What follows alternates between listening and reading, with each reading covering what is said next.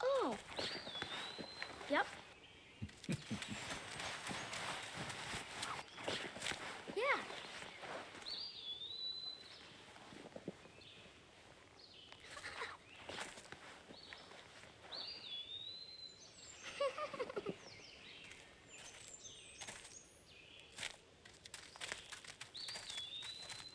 It's dangerous to run around here, boys. Grandpa, hurry. Hurry up. Grandpa, you're too slow.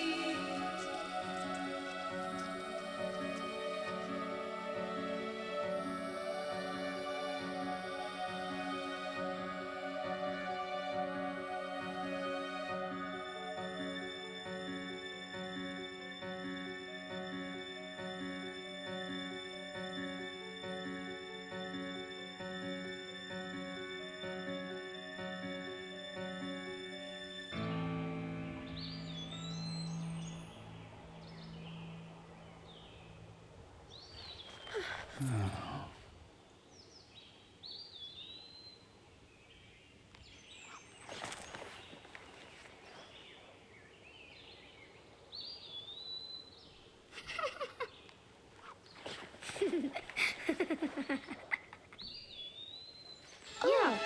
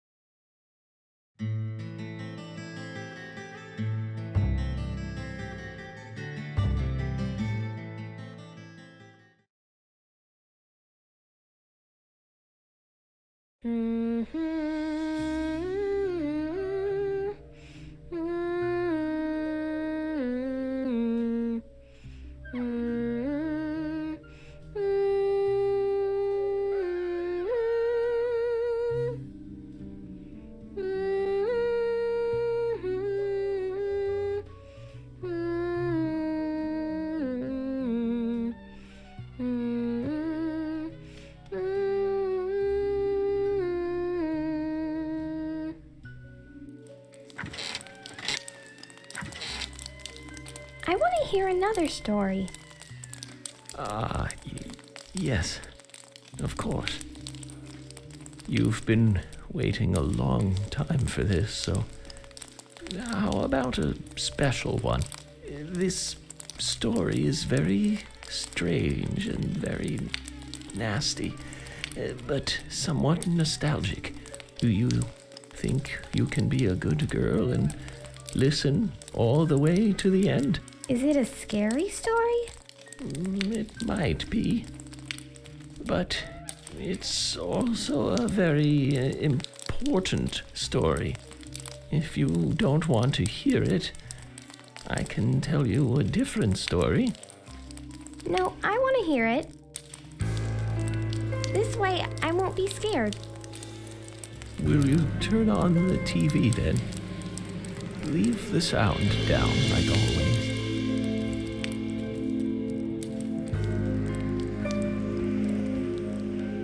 Now, listen. This is important. At times, we must purge things from this world because they should not exist. Even if it means losing someone that you love.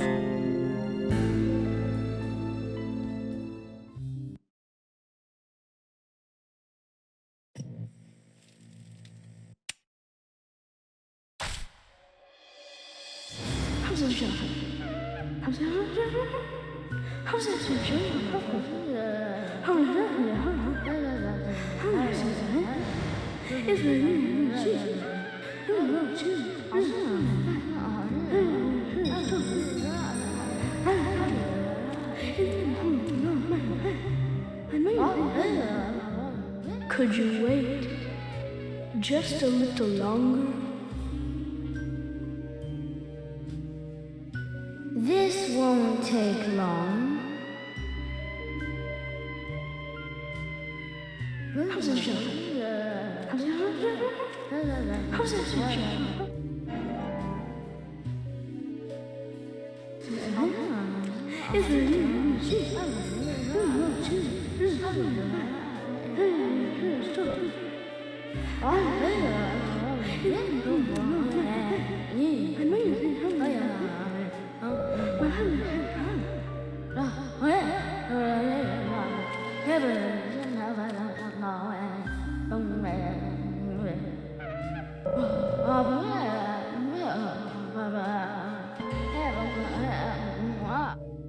Sorry to keep you waiting.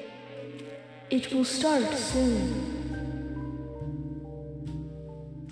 It's about time to get started.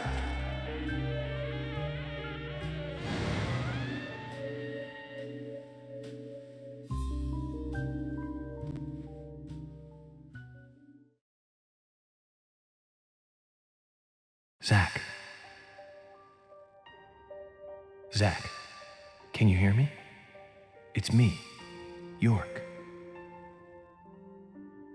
If you can hear my voice, could you respond? Good. thought you went to sleep. Zach, don't be surprised.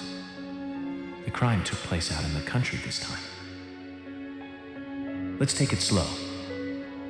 Okay, Zach?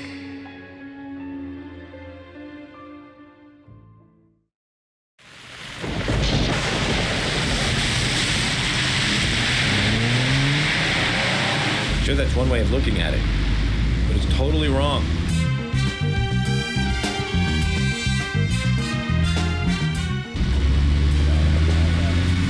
Listen, they both need each other. It's called interdependency, and they both know it. Yeah, I know.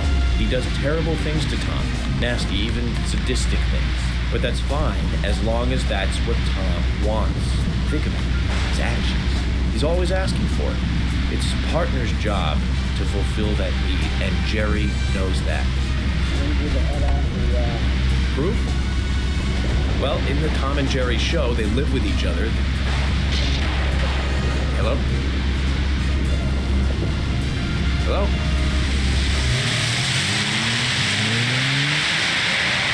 Zach, I can't believe the Bureau still can't get me a satellite phone. These puppies are making me go to another town in the boondocks again. Well, I'll be a happy camper, even if it ends up being a waste of time. At the very least, it'll get me out of the cramped city for a while. Right, Zach? The perpetrator from the last case really was something. Who'd have thought there'd be razors laced into your nails? Crazy. Just crazy. Well, at least I now have a scar to show off. See this? I got this when I arrested the Catwoman wannabe. Women. They're crazy. Don't you agree, Zach?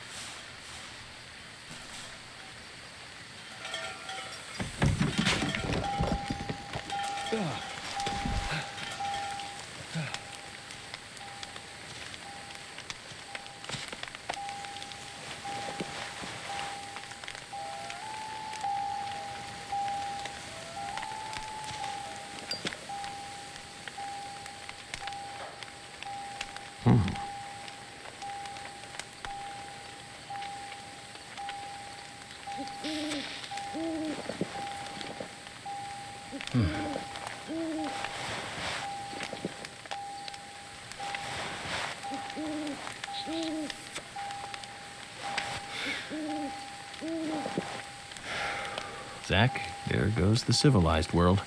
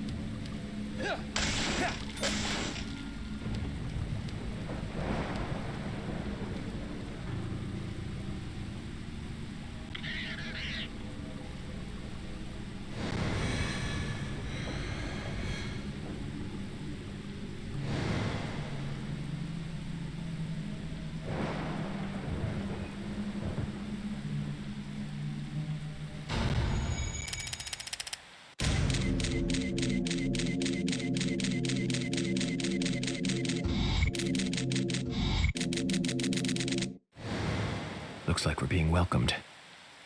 Zach, I'll let you handle the meet and greet.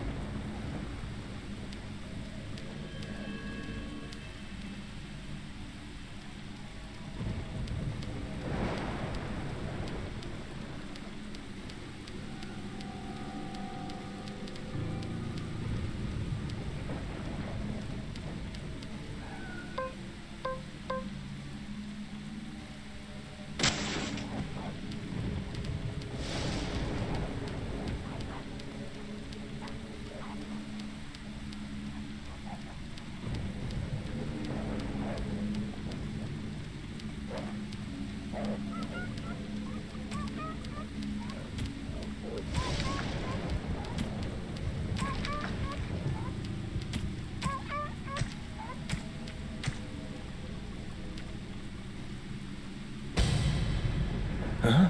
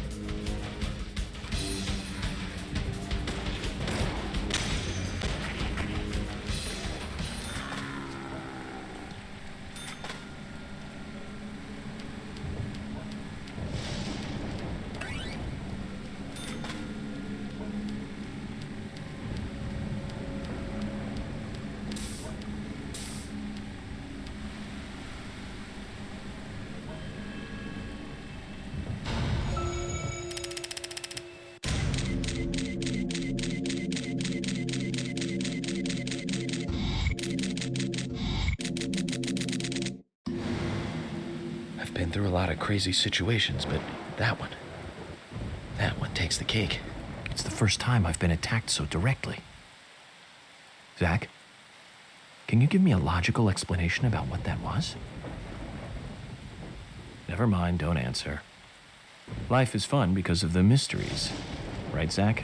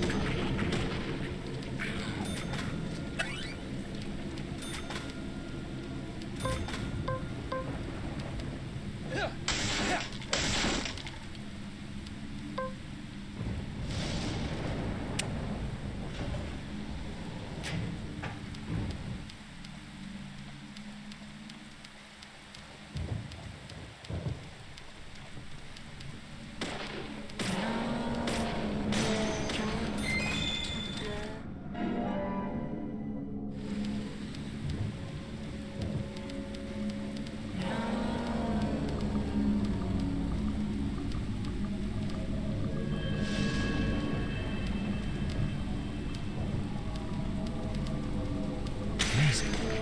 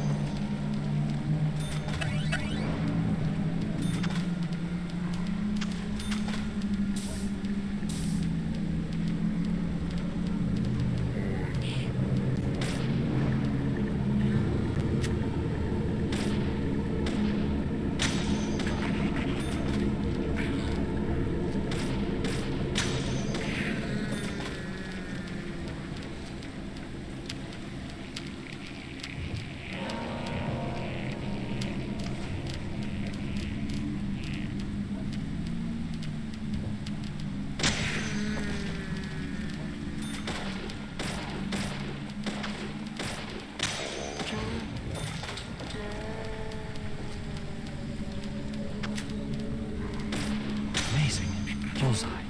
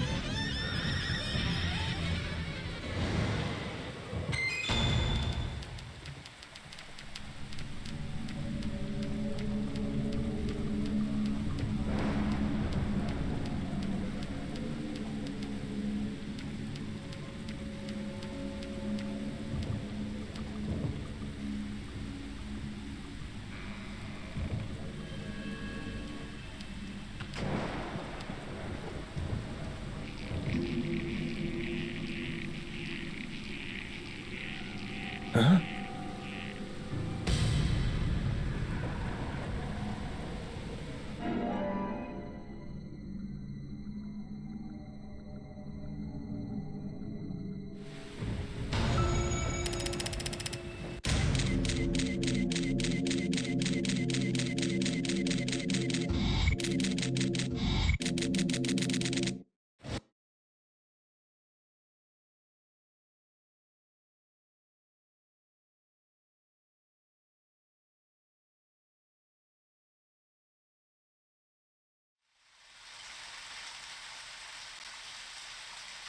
There's definitely something in this town.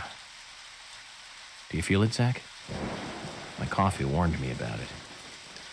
Yesterday morning, the milk I poured in my coffee made a sign.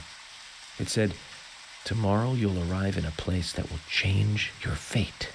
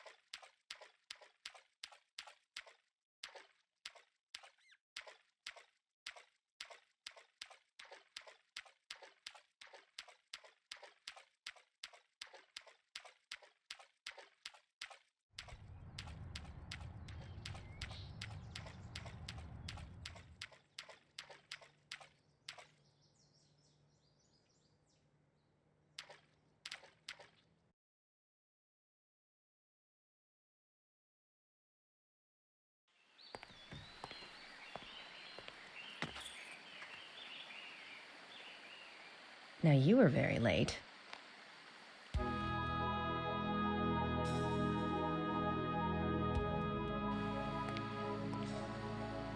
I didn't think you'd keep me waiting in the rain for so long.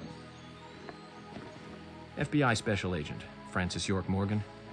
Please, just call me York. That's what everyone calls me. Agent York? Good, that's good. Are you the sheriff? No, I'm Deputy Sheriff Emily Wyatt. George, he's the sheriff. He went looking for you, actually. He should be back soon. I see.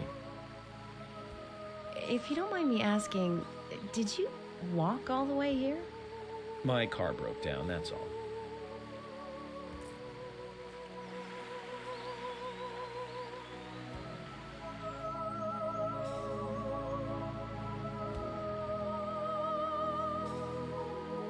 She's easy on the eyes.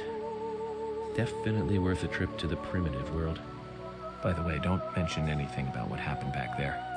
She'll think you're a psycho.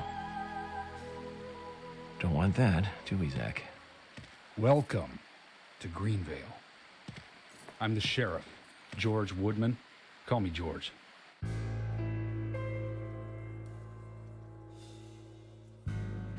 FBI Special Agent Francis York Morgan. Please, just call me York. That's what everyone calls me.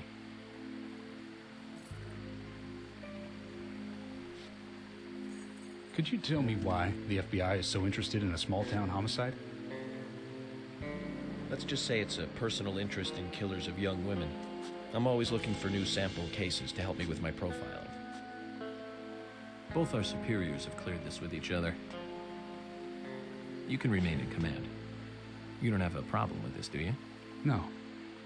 No problem. Just want to set things straight. Our small town has its share of problems. I'm the one fixing them one by one and maintaining peace and order. You can have your profiling sample, but I need you to understand that. Of course. Of course. By the way, George, I had a little accident with my car. Could you send someone to take care of it? Oh, and my clothes and luggage are still inside. All right. Don't worry. I'll get my assistant Thomas to take care of it. Do you need anything else? Thanks. That'll be all. Well then, I think I'll rest up first at the hotel. Then I'll join you on your investigation. Don't know how to say that. We really don't need your help. Unlike some of your corrupt city police officers, I play it by the book. I hope you'll come to appreciate that, Agent Morgan. And we'll handle the investigation. You just think of this as a vacation. Take it easy. Enjoy the nature here. You don't have to be a tree worshiper to appreciate the wildlife here.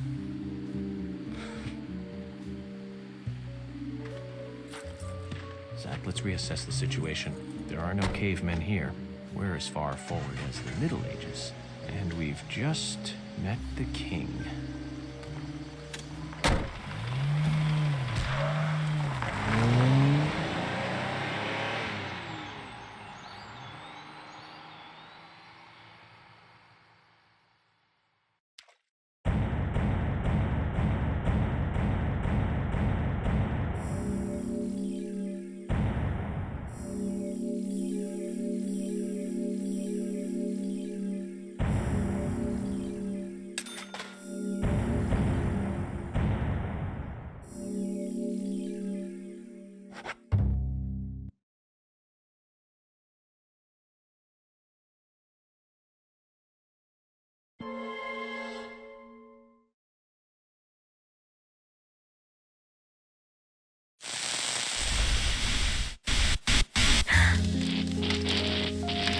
It's broken. I've been using that one for a long time. Why don't you get it repaired? This TV is important to you, right? It's got some memories attached to it, sure. I used to watch movies on this thing with your grandma all the time. Grandma liked movies? Of course she did. Everyone loves movies, right? I love movies too. I've never been to a movie theater though.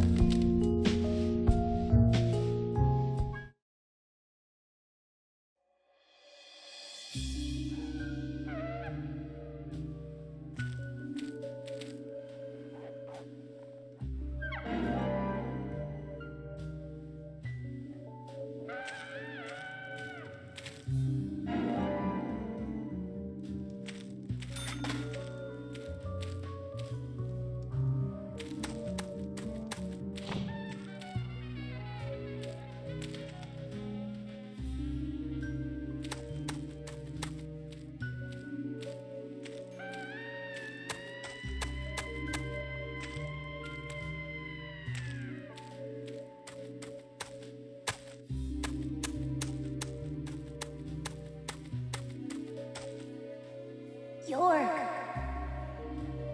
York!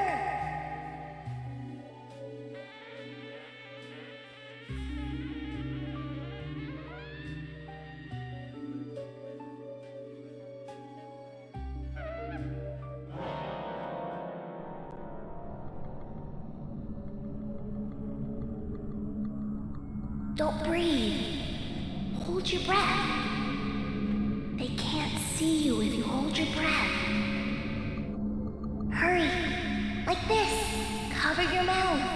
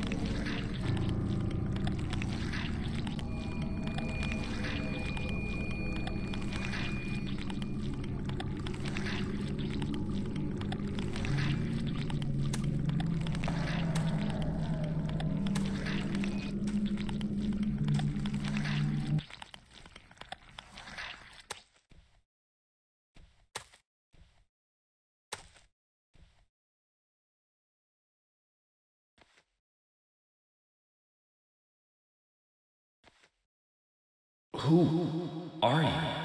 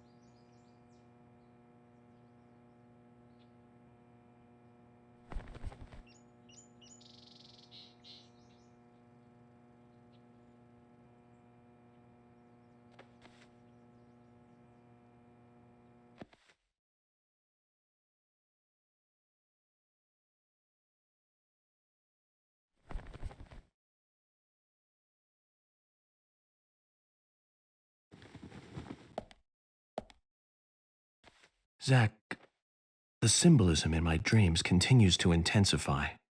A forest of red trees, a carpet with red leaves, a strange doll, and twin angels. But that child is what bothers me the most. I swear I've seen him before. I just can't remember where. Well, it'll probably come back to me eventually. For now, we need coffee.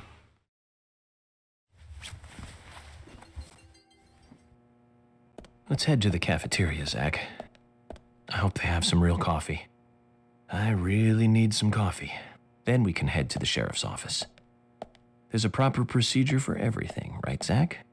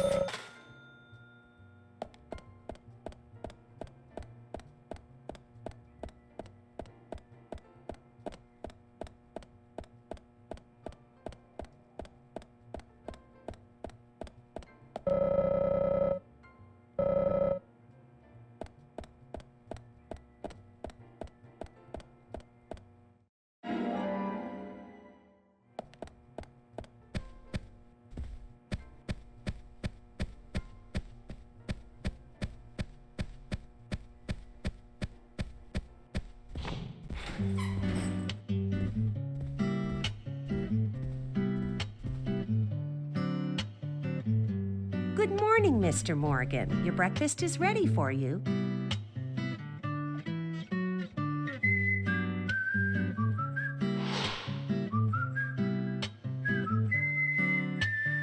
Thank you, Mrs.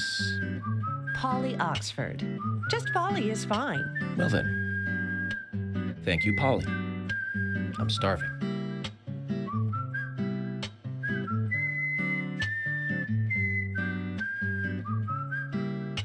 Is everything all right, Mr. Morgan? Yes, it's delicious, Polly. My compliments to the chef. I'm hoping my cooking will bring back repeat guests. Honestly, though, it's been a while since anyone has stayed here. I couldn't help but notice. Aside from you and me, there seems to be no other guests or workers around. What's that? The salt's in that white shaker there. Thank you. I was wondering if there were any other guests or workers here. Oh, no one else. My husband and I used to run this place, but he's in heaven now. You've been working here alone since then. Must be hard by yourself. Oh my, we're all out of pepper. I'm very sorry. It must be difficult to run a hotel by yourself. Well, yes, I suppose. I could just live on my pension. But I have to admit, running a hotel is kind of like a hobby of mine. That's nice. Polly, it might help to hear you better if you could sit a little closer. Oh my, Mr. Morgan, you're embarrassing me. So early in the day, too. I think I'm a little too old for you. And I still love my departed husband. May God rest his soul. I appreciate the invitation, but I'm fine over here. Polly, I can hardly hear you from all the way over there. You're exaggerating. This is fine. It won't do to be all clumped together with such a large table and cafeteria. We have to make use of all this space. Now tell me, that wound on your face, what happened? Let's just say I had some trouble during the last case I was working on. I'm sure it'll heal. It's just a flesh wound. Oh my, well, there's no need to be the tough guy here. I want you to be able to relax here. I've prepared a special room for you. A famous rock star once stayed in the same room, you know. Really? I feel honored. If you need anything at all, just let me know. I'll help you out in any way I can. Zach, the lady is offering to help. Do you want to ask her about the town? Say, Polly, what can you tell me about this town? Well, let me see. You might know this already, but the town is called Greenvale. It rains here quite often, but it's a nice place, surrounded with nature. It was a big and prospering lumber town until not so long ago. We used to have a population of over 6,000 people. Less than a tenth of them left now. This hotel was built back then. We saw plenty of guests in those days. That's why this place is so big for such a small community. I have so many fond memories from back then. I suppose the clock on the community center is quite famous too. The clock? Oh yes, it's lovely. It rings in the morning and at night to let the whole town know the time. You'll hear it many times during your stay. It's a beautiful sound. And you'll love it too, I think. I look forward to hearing it then. Anything else you'd like to know about? Yes, actually, Polly. Could you tell me about the shops around here? Shops? Well, there aren't many. It is a small town, after all. You can do most of your shopping at the Milk Barn convenience store. The couple who run it are a unique pair.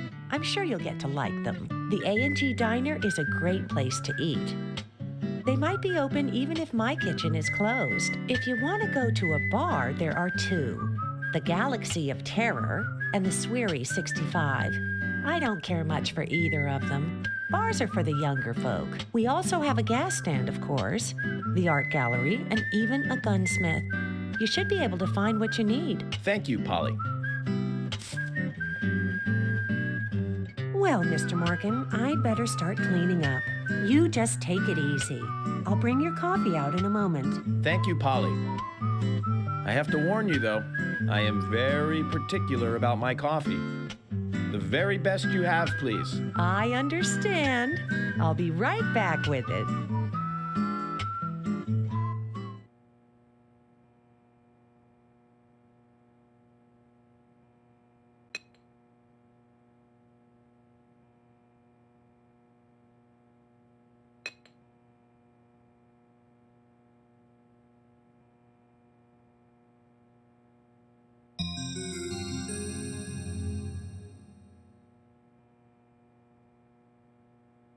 Did you see that, Zach? Clear as a crisp spring morning. F.K. in the coffee. I knew I could count on it. Never fails. Now then, let's get going.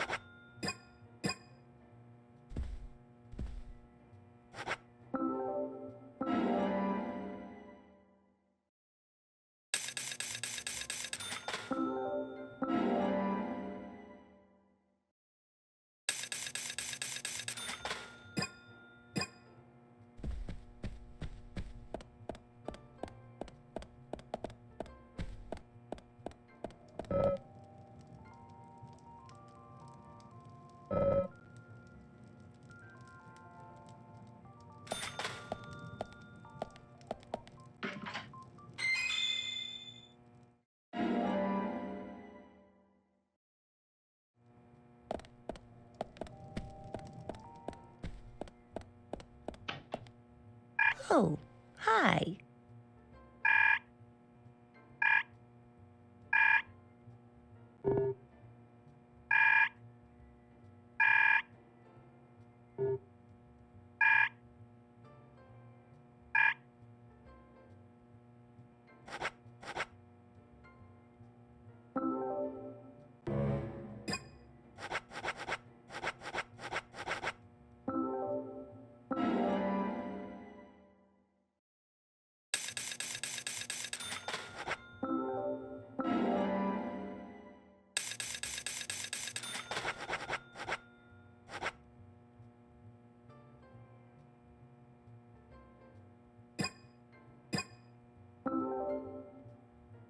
Oh, hi.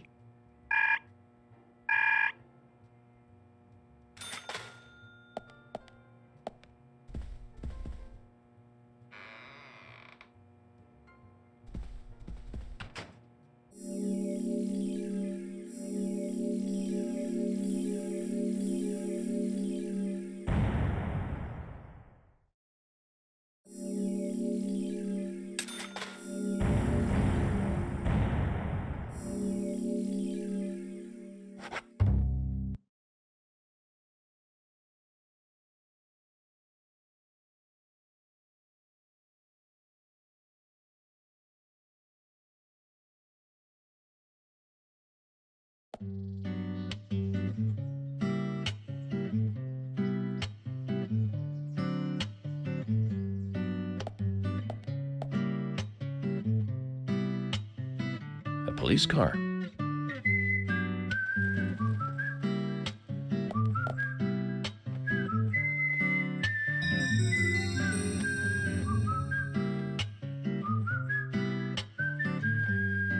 So we have King George to thank for preparing a car for me.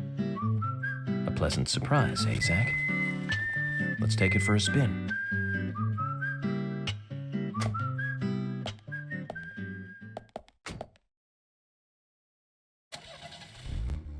I have to tell you, Zach, this place simply amazes me.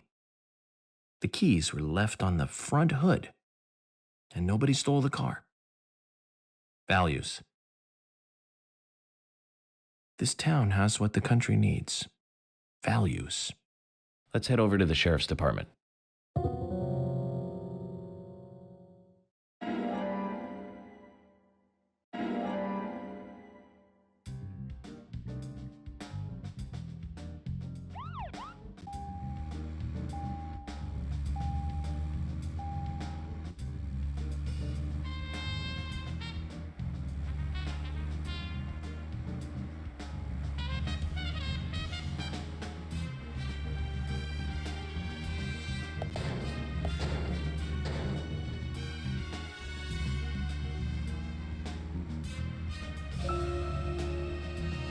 So, Zach, about those bonus features in DVDs nowadays.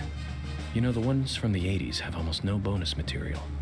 Even if they do, it's a trailer and the visual quality is pretty bad. Well, that visual quality is a good reminder of those days. So many new audio and visual appliances were coming out back then. Do you remember the first video deck we bought? We bought it to record one of the Star Wars movies on TV. And remember when that video store opened, we spent hours there, just trying to find a good movie to rent. There weren't that many to choose from back then. I remember renting some really bad ones after reading those back cover taglines. Hey, remember? Attack of the Killer Tomatoes? Filmed in 1978. Produced, directed, written, and edited by John DeBello. It was really awful, but for some reason I still remember it pretty well. It had so many sequels, and the original was re-released in '95. The 87-minute-long theatrical release bumped up to a whopping 90 minutes. But that was around the time I joined the Bureau. I never have a chance to see it. I know, Zach. Once this case is over, we can watch it together. I bet we can buy a copy on the internet pretty easily.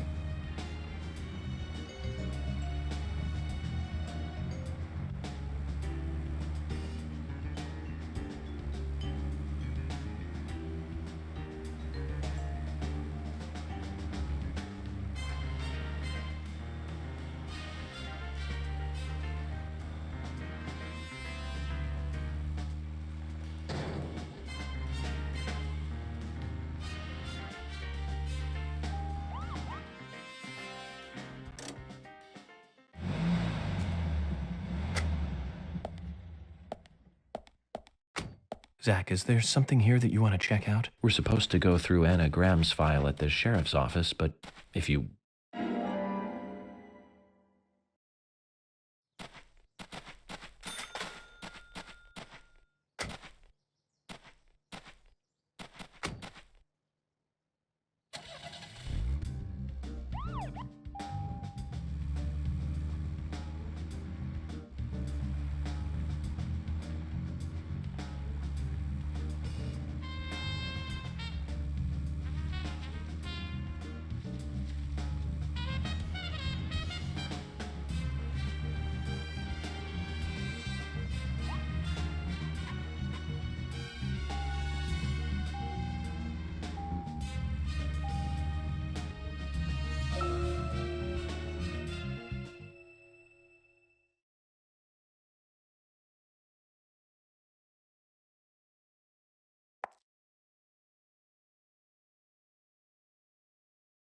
Oh, I've never seen you here before.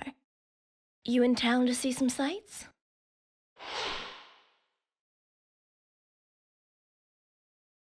What's your name? I'm Gina. Folks call me the Rose. I'm Francis York Morgan, FBI Special Agent. I'm investigating the death of Anna Graham. FBI? Wow, how cool. And ooh, I like that scar. Do you have any info on Anna or any suspicious individuals? I hate that complex stuff. Let's have a more simple conversation. Simple. Yeah. Do you want gas or not?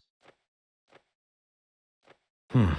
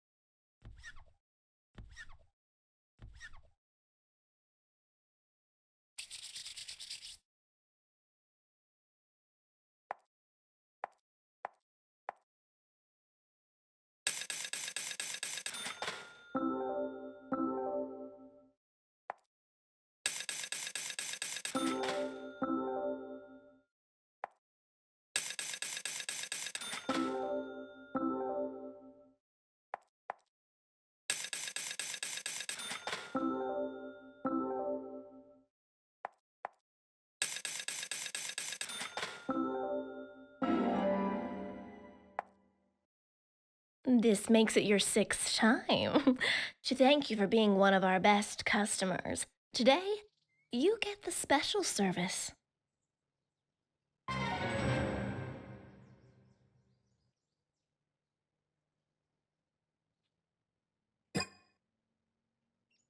Here we go.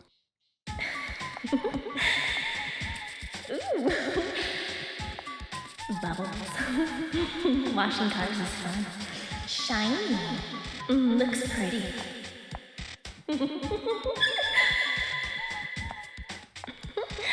All through.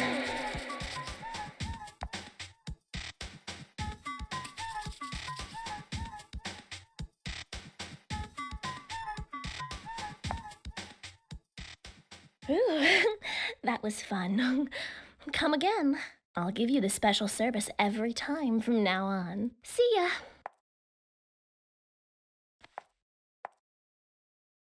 Zach, that was some aggressive car washing. She's crazy. Like a cat in heat. You may have liked it, but I never want to go through that again.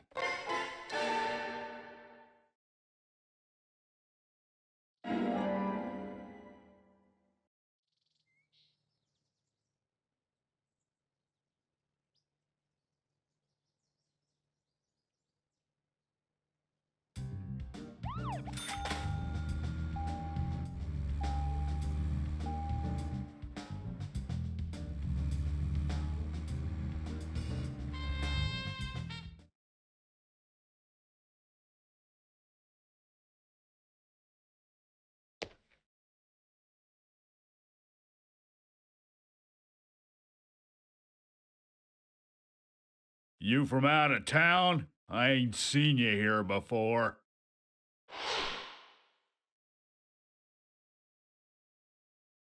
I'm Francis York Morgan, FBI Special Agent. I'm investigating the death of Anna Graham. Do you have any info on Anna or any suspicious individuals? I ain't got nothing to tell the cops. What about the FBI? Shut up. At least give me your name. I'm Jack. They call me Raging Bull. That's a manly nickname. Shut it. If you're a customer, act like one and shut the mouth.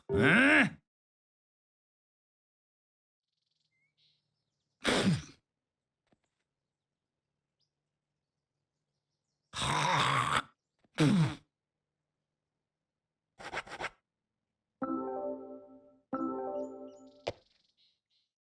Jack, here's the Ben Franklin you wanted. Give it to me.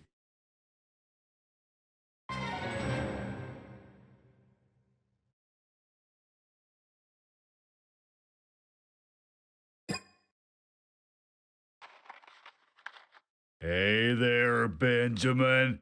I wanted to talk to you. Have you heard this yet? I'll tell you another one when I see you again.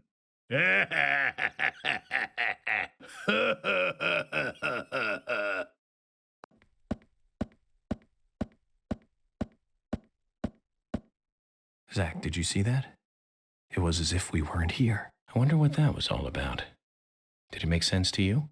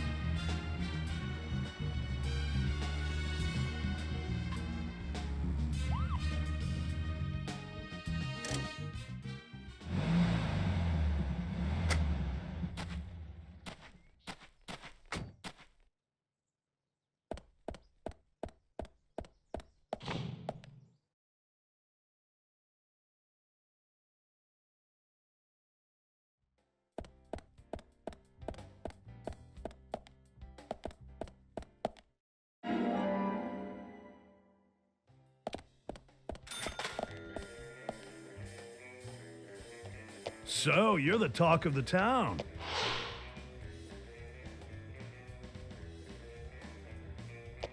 FBI Special Agent Francis York Morgan.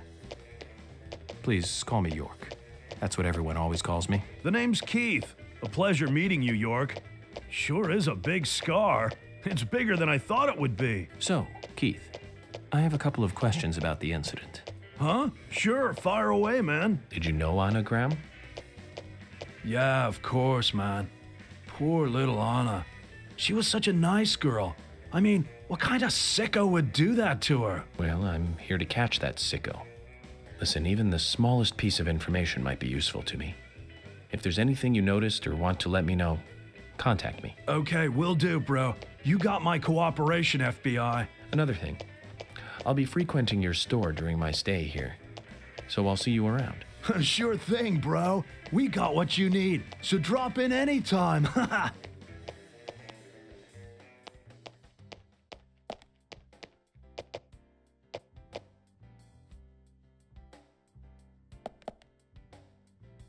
Hey, bro.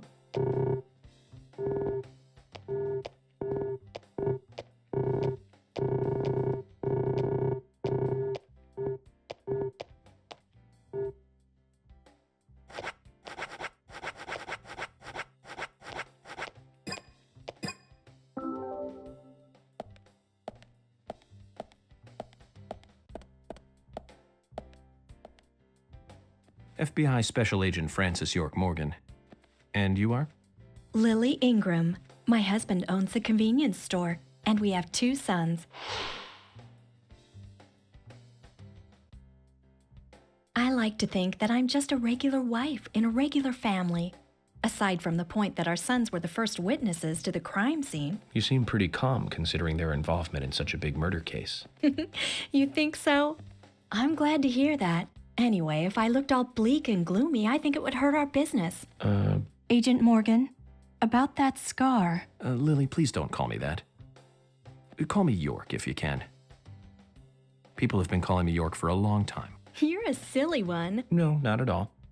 I'm just a regular special agent. So what were you about to say, Lily? Huh? About my scar? I'm sorry. I seem to have forgotten. It's because you said something silly. I see. Well, if you remember anything important, just let me know. I will. I'll probably be making use of your store during my stay here, so I'll see you from time to time. Okay, I'll see you soon then.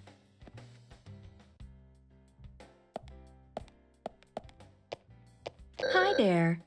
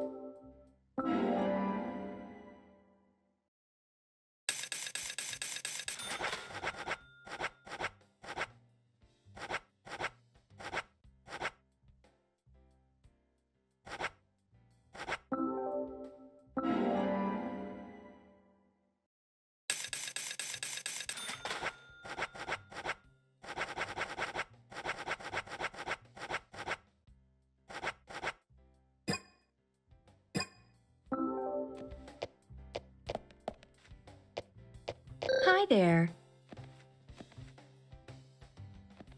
You always look like a busybody. Is the job working you that hard? It's not so bad, hon. I've gotten used to it now, really. You seem to be taking it easy. Sometimes it's important to take a laid-back approach. Pressing forward too quickly can be a recipe for disaster. You're being silly. Oh, yeah. Hon, if you have time on your hands, can I ask you a favor? Such as? Nothing major. It's just our storage room is a total mess. Keith just makes it worse every time he tries to clean it up. And I can't move the heavy boxes in there. I used to ask my father to help us out, but, well, he's not that young anymore. Of course, I'll give you something in return. If you tidy the place up, I'll give you this. What's that? A bronze card. It's a discount card for the milk barn. You'll be able to buy things cheaper with this. I think it'll help you lower your investigation expenses. So you're saying that helping you out will ultimately help the investigation. Zach, what do you think? I don't mind if you want to help her. Thank you, hon. The storage room is this way.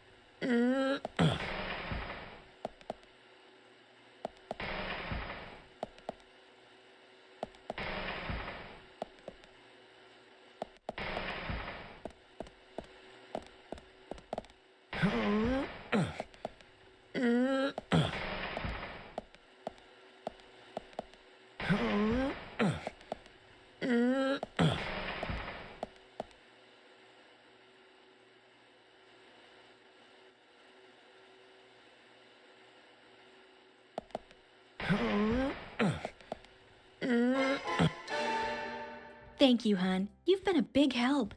You're a real hero. A hero? You just can't leave those who need help alone, can you? I can tell you no, hun. You're that kind of guy. Anyway, here's your reward, hun. You've earned it. We'll give you a discount from your next purchase. Thank you, Lily. We'd better be careful not to get carried away and overspend, Zach. Agent York, you're a good person. My father doesn't seem to appreciate you yet, but I do. And I'm sure Keith and the boys feel the same. Come by anytime, okay?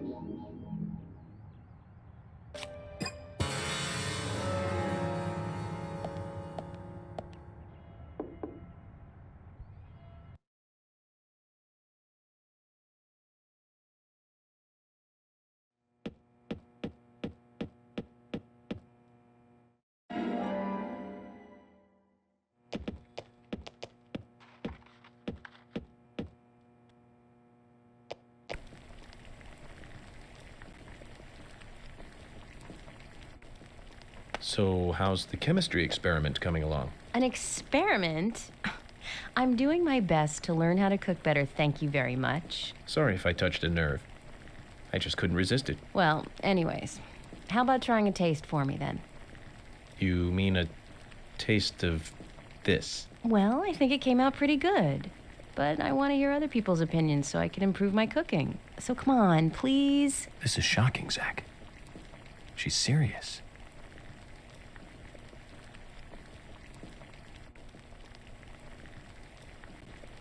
So, what do you think? Come on, tell me. It isn't entirely inedible. What's the best way of saying that then, Zach? Ah, of course. It tastes like a nice try.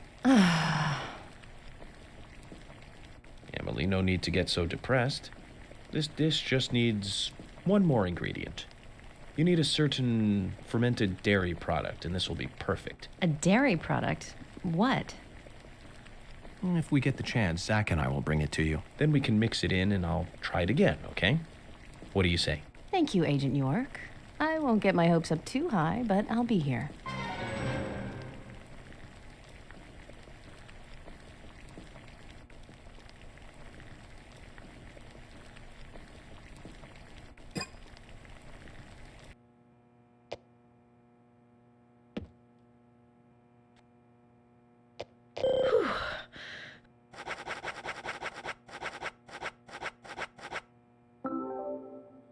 Emily, the answer is cheese. Cheese?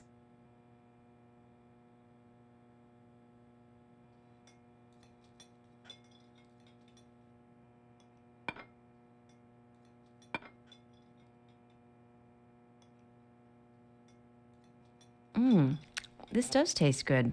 Like something Thomas made.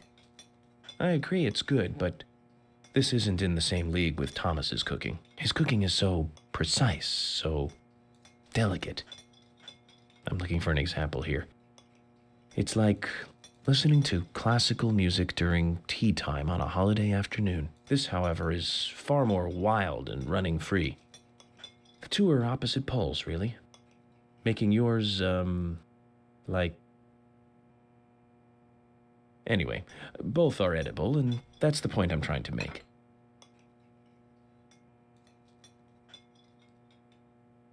Enough. But how did you know the cheese was the answer? I was looking at the ingredients, and it hit me. Milk, macaroni, flour, butter. You were trying to make macaroni and cheese, right? Macaroni and cheese? Of course not. It's Italian beef stew. Zach, have you ever heard of a beef stew with no beef in it? I certainly haven't. At least not until today.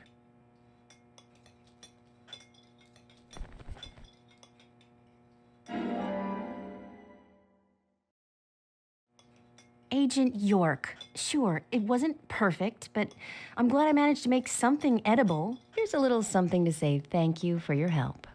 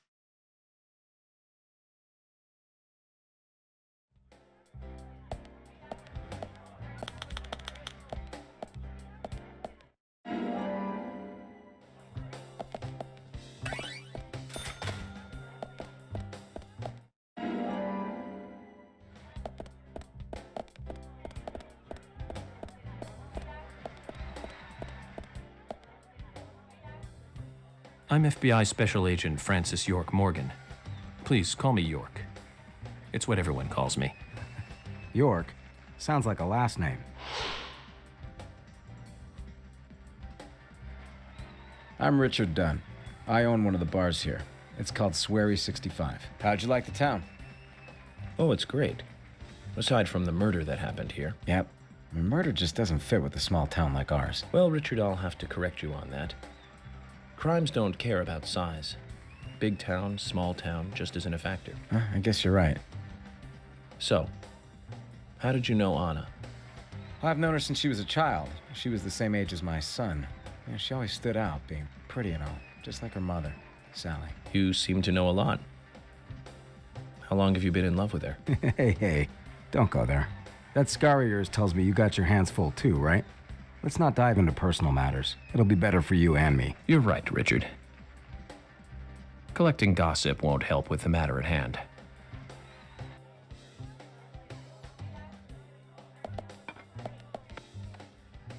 Hey!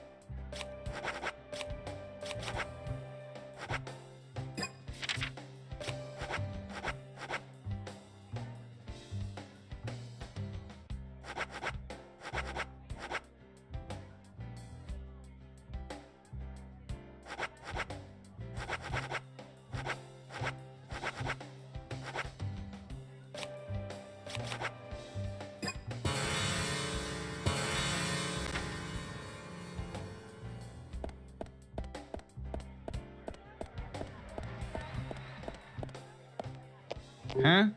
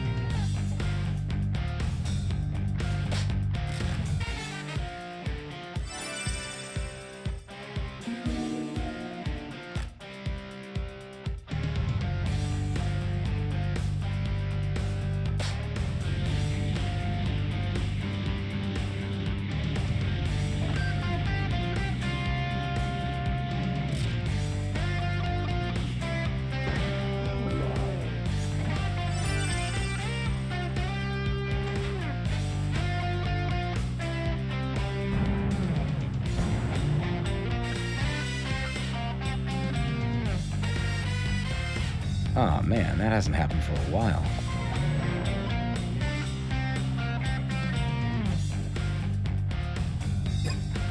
Did I do something bad? Oh yeah, bad for me, but good for you, you son of a gun. I'm not sure that I follow you. You just broke the record I set a few years ago. Is that so? Hey man, show a little more excitement, will ya? Are all FBI agents as stuffy as you? Anyway, I had no idea you were so good at darts. When did you start playing? I started when I came to this town. Since you came to Greenvale? You're kidding, right? The thing about darts, you know, is that it's 20% technique, and the remaining 80% is all in the head. You need a powerful mind that's able to concentrate for long periods of time. You see, humans can only concentrate on one thing for so long, so you have to really stay focused and concentrate on the moment you release the dart. You must have a very powerful mind. We went through mental training at Quantico. Hey, here's your prize. What's this for? For getting the highest score. You won't see many of these around. Take good care of it.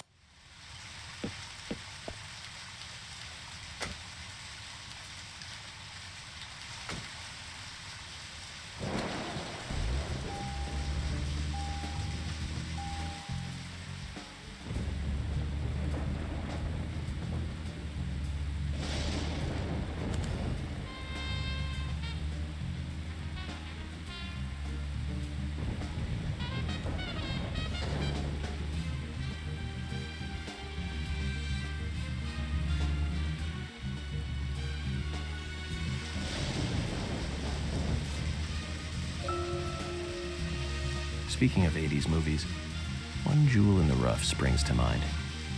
Deadly Spawn. Do you remember that one, Zach? Back in '83, directed by Douglas McCown. Right, it was filmed pretty cheap, but still it was pretty good. The monster design with the mouth crammed full of teeth, I loved it. So many delicious B-movie cliches. Did you know that they made a sequel? But I never got to see the sequel. The rental store didn't have it for some reason. They said the staff for the sequel was totally different from the original. Wonder how the sequel turned out. You know, the monster in that one responded to sound. Wait, Zach. Sounds a lot like the movie Tremors. I think that one was back in '89, directed by Ron Underwood. Now that was a great role for Kevin Bacon. Masterpiece. Zach, that one had sequels like crazy. I remember there was a fourth one. I've only seen the first one, though.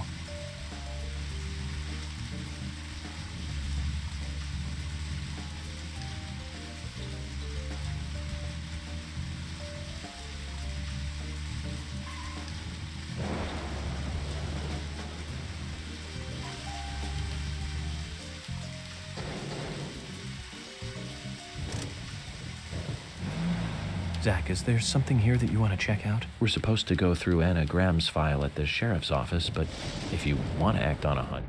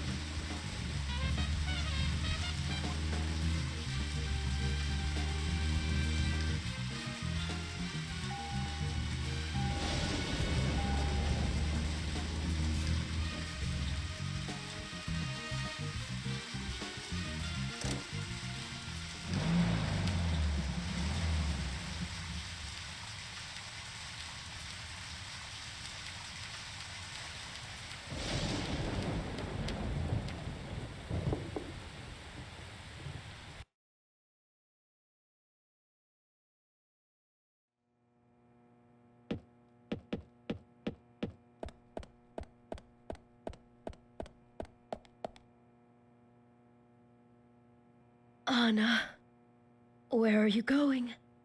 Don't leave me.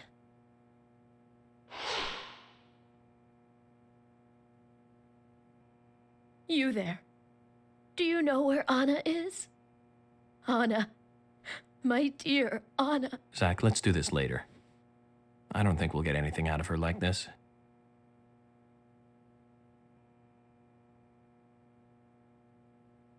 I'd like to ask you some questions about Anna. Anna. Oh, why did she have to die? She was so happy, so full of life. Anna, she loved that dress in the picture so much. She looked so pretty in it, but now she won't be able to wear it again. Yes, that dress. I can't find that dress anywhere. That dress? Her dress. Where is it? Without it, She looked so pretty when she wore it for prom. She was the prettiest girl in town that night. So why did she? Where's that dress? Where?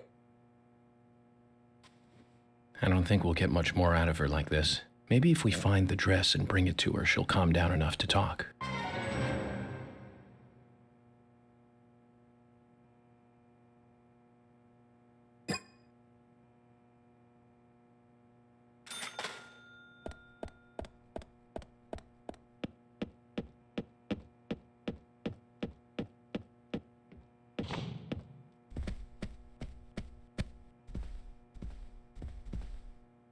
Look, Zach. It's a picture taken during her prom night. There are no other pictures of Anna in a dress. This blue dress here, then, must be the one Sally is looking for. She does look like a goddess. Sally was right. She sure is pretty.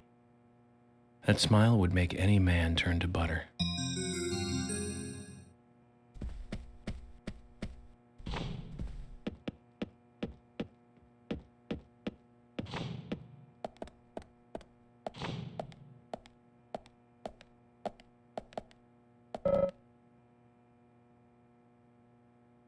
Zach, this is it.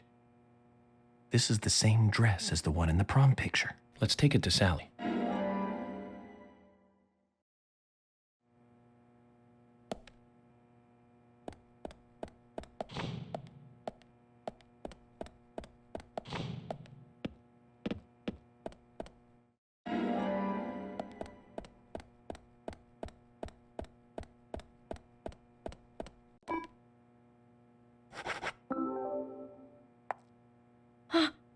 This is it. The dress. This is Anna's dress. Anna. Oh, Anna. Anna. Sally, we found the dress. So please tell me more about Anna. She was such a good girl. She was the most beautiful girl in town, with pretty blonde hair. Everyone around her just loved her. On the night of the murder, was Anna at home? Yes, I think so. You think so? That day, the day she died, I stayed over at a friend's place. If only I'd been here, Anna might not have gone through. Where did you stay that night? I was... Aha. So, in other words, you have no idea what Anna was up to that night. That's wrong.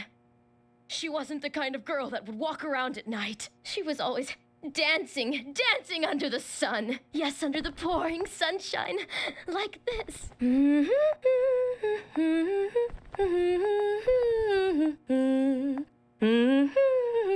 Zach, look. A key fell from Anna's dress. Maybe we can use this to get into Anna's room. Sorry, Sally, but we're going to have to take a look in there.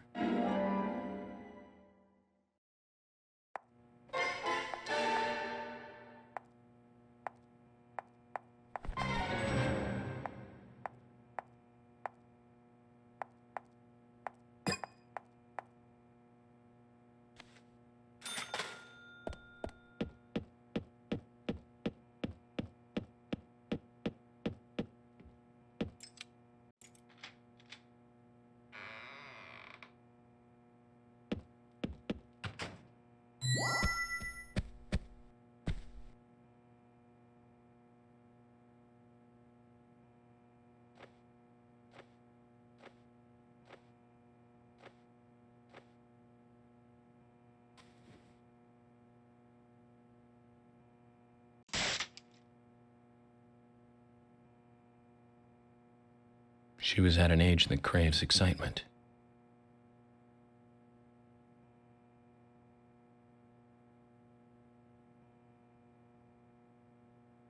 Doesn't matter what town you're from. Girls will be girls. You know, Zach, in this wonderful country of ours, there are no good old-fashioned towns left. None at all.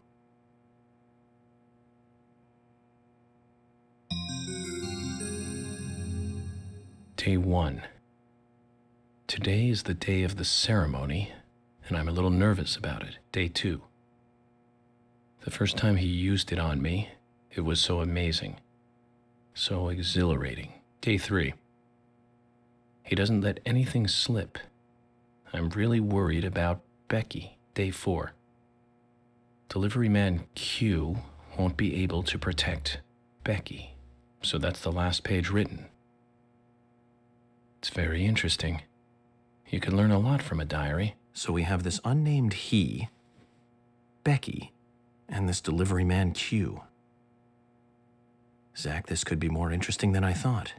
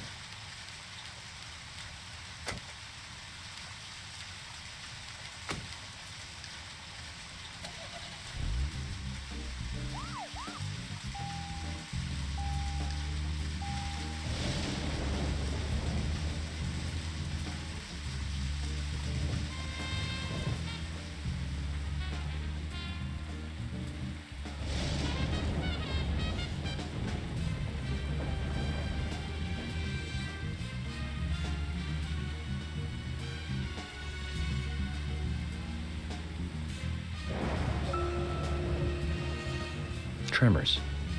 I think Fred Ward was in it. You say Fred Ward, and I say Remo Williams, The Adventure Begins. That one was back in '85, I think. Directed by Guy Hamilton. Guess Hamilton was aiming to start a series like 007, but it had no sequels. A real shame. Do you remember the martial arts they used in that film? Called Sinanju? The ultimate in martial arts, using no weapons at all. Remo's Master Chun ran across water, remember? And he loved soap operas. Man, that was a good character. He was played by Joel Grey, the best supporting actor in Cabaret. Of course, in Remo, he had so much makeup on you couldn't tell.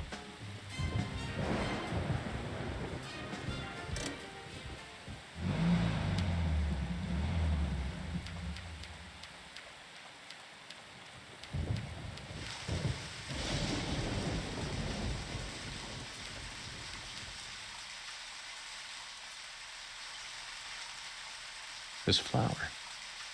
There's something very mesmerizing about it. I wonder what it's called. I'll take one with me and ask someone later.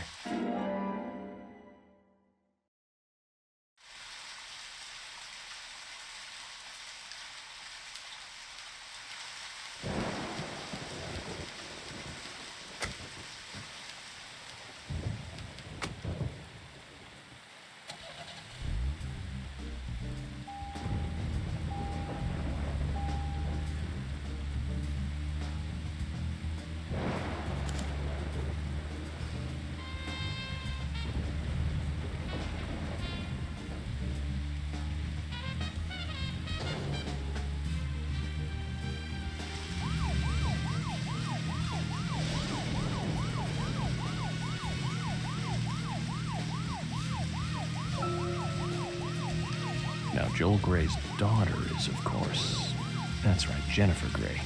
You knew that, right, Zach? Jennifer Grey. She's in one of my most favorite movies, Ferris Bueller's Day Off, 1986, directed by John Hughes. Huh, that one was so 80s. Zach, you're not the most cheerful guy I know, but you really do like those cheerful movies. We used to love those teenage movies back then, didn't we? Breakfast Club and Pretty in Pink, St. Elmo's Fire, and Fast Times at Ridgemont High. That last one was in 1982, directed by Amy Heckerling. Now that was an impressive film. You've got Sean Penn in the lead, with Jennifer Jason Leigh and Phoebe Cates. Not to mention Nicolas Cage and Forrest Whitaker were in it too. And the original book and the script were written by Cameron Crowe. How could that not be a great film? Do you remember, Zach? When that movie ended, the last words, the end, was from an arcade game. That's right, it was from Missile Command. That stuck in my head for a while. The memories. I feel like I have a lot of movies to catch up on. Let's just hope we can get to the end of this case soon. Then maybe we can catch up on a few. Give some thought about what movie you want to see next, Zach.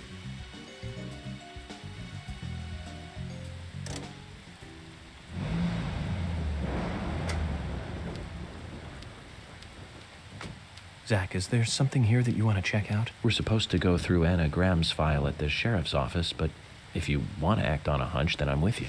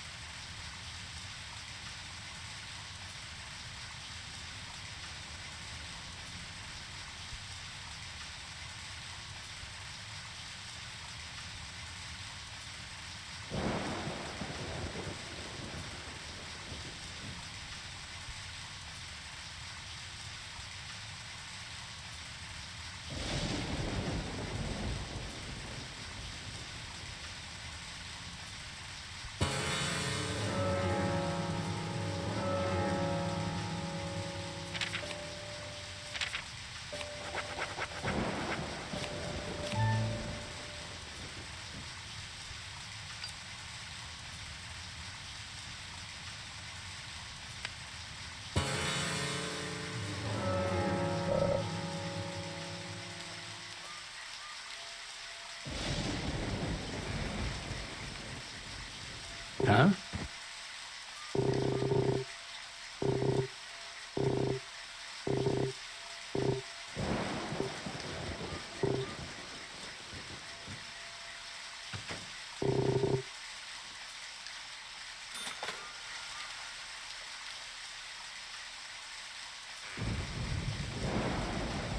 Huh?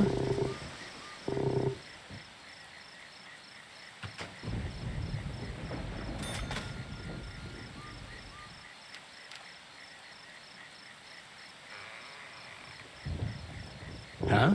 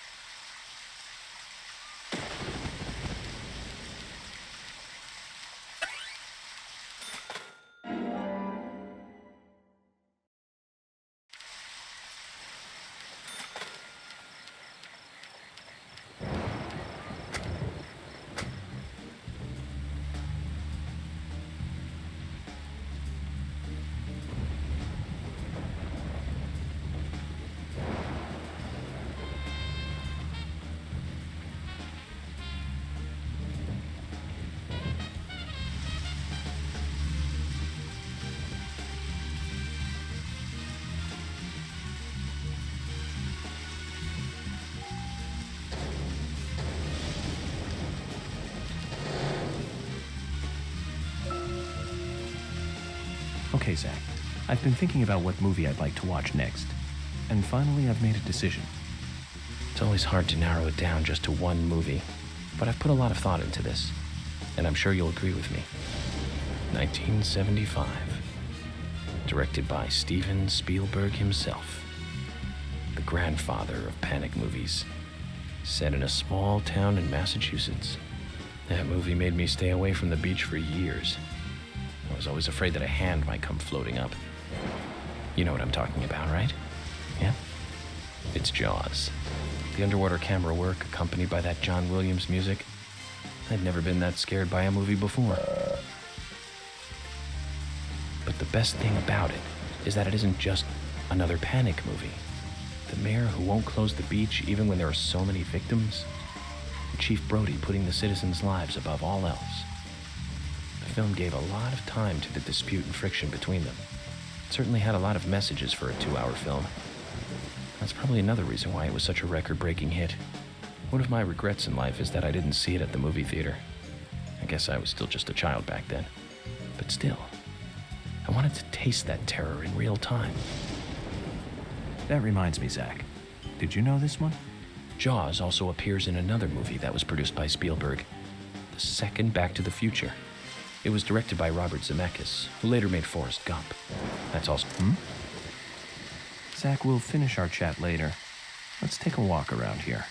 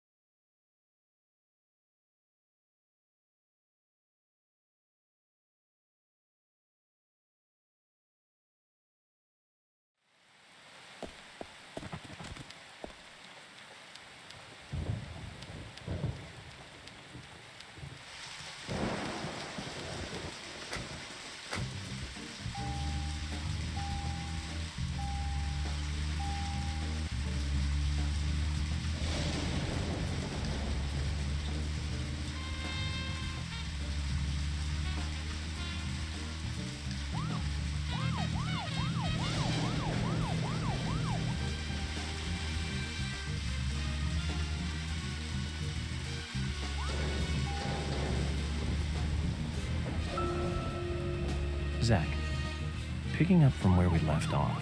Okay, Zach, I've been thinking about what movie I'd like to watch next. And finally, I've made a decision. It's always hard to narrow it down just to one movie, but I've put a lot of thought into this, and I'm sure you'll agree with me. 1975. Directed by Steven Spielberg himself. The grandfather of panic movies. Set in a small town in Massachusetts. That movie made me stay away from the beach for years. I was always afraid that a hand might come floating up. You know what I'm talking about, right? Yeah? It's Jaws. The underwater camera work accompanied by that John Williams music. I'd never been that scared by a movie before. But the best thing about it is that it isn't just another panic movie. The mayor who won't close the beach even when there are so many victims. And Chief Brody putting the citizens' lives above all else.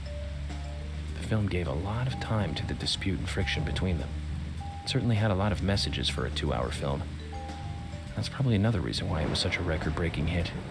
One of my regrets in life is that I didn't see it at the movie theater. I guess I was still just a child back then. But still, I wanted to taste that terror in real time. That reminds me, Zach. Did you know this one? Jaws also appears in another movie that was produced by Spielberg, the second Back to the Future. It was directed by Robert Zemeckis, who later made Forrest Gump. That's also a masterpiece, of course, but we'll discuss that another time. So, the scene where Jaws appears is right after Marty McFly goes 30 years into the future. He passes by a movie theater and is attacked by a holographic shark. Marty is shocked, of course, but looking closer, he sees the words, Jaws Part 19. The director is credited as Steven Spielberg Jr. In reality, there were actually only 4 Jaws movies, but it was still a great joke. 30 years from 1985 would be 2015. We'll be there pretty soon. I wonder what life would be like by then, Zach.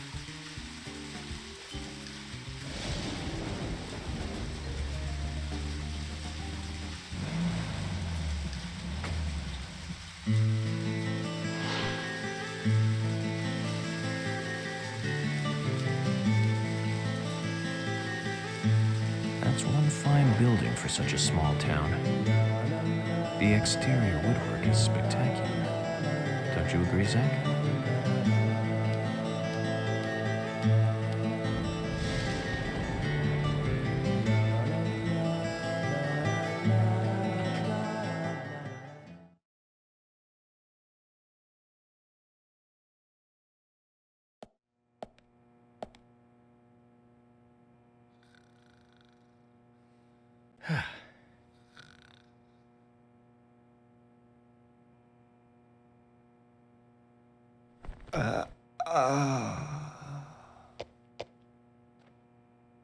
Pleasure to meet you, Agent Morgan.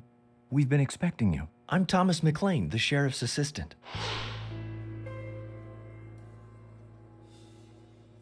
FBI Special Agent Francis York Morgan. Please just call me York. It's what everyone else calls me. Very well then, Agent York. I believe I owe you a thank you for retrieving my belongings from my car. Thanks. Oh, no, just doing my job. I want to help do everything I can to help the investigation.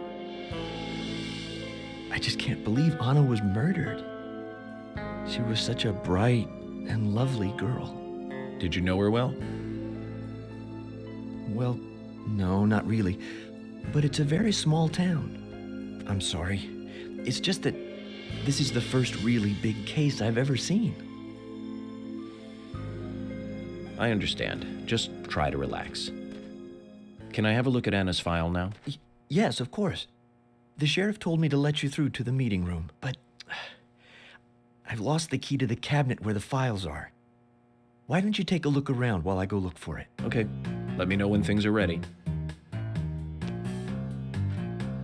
Zach, Thomas appears to be the kind and sensitive type, totally at odds with the monarch. Almost a good setting for a cartoon.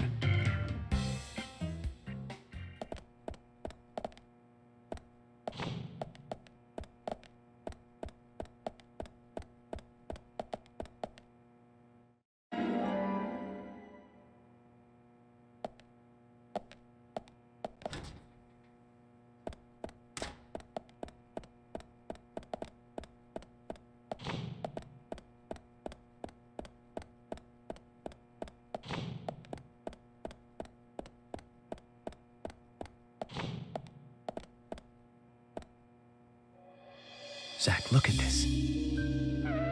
Oh, now this is something special. It's the epitome of the old frontier sheriff's office. It's perfect. A stuffed deer's head on the wall. A flag, a hunting rifle.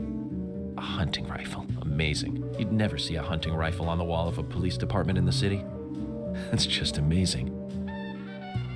Wonder if the sheriff would ever let me shoot it.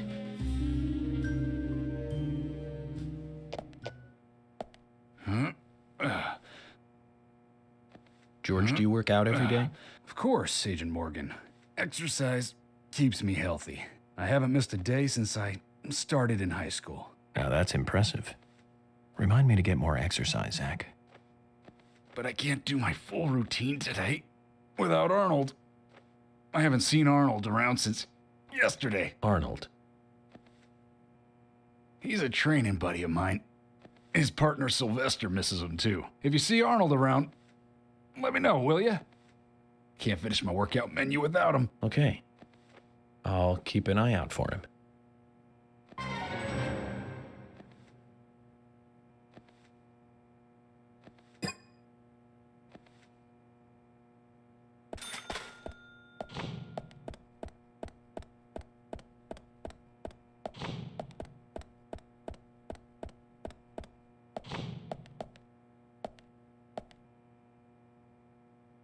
Zach, we've found Arnold.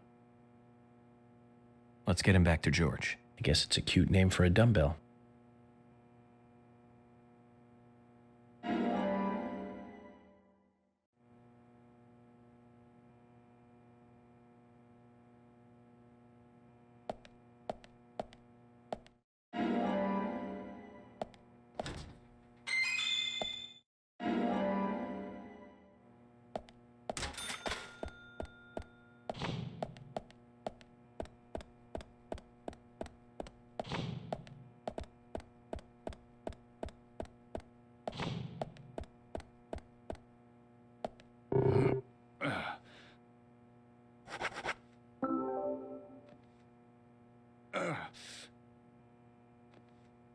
George, I found Arnold. Really? He was a bit hard-headed, but I got him to come back.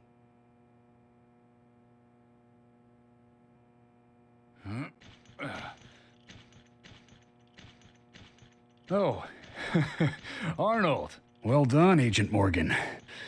Now I can work out using my normal workout menu. Good to hear that. Here's a little something to show you my appreciation.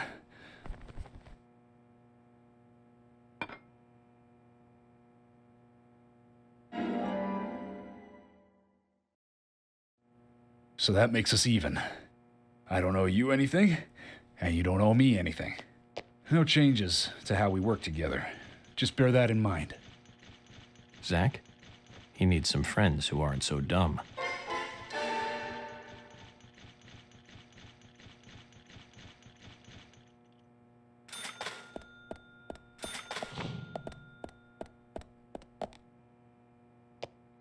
Hi.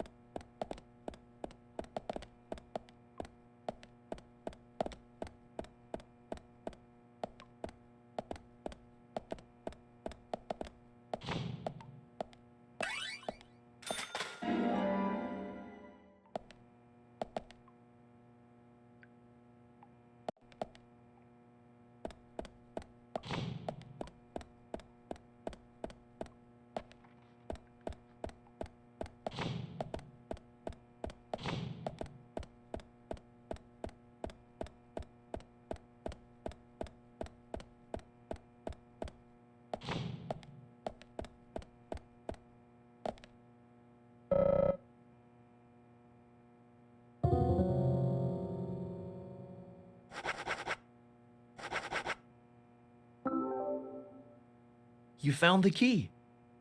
I think so. Is this it?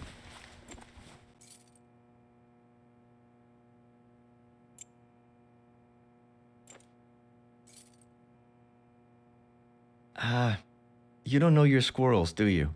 This isn't the right key holder. This is a Siberian flying squirrel.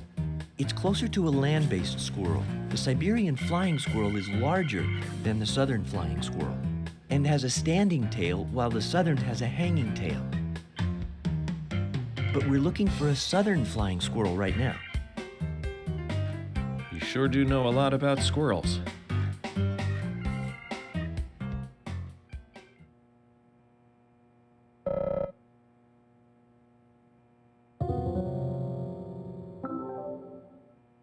You found the key. I hope so.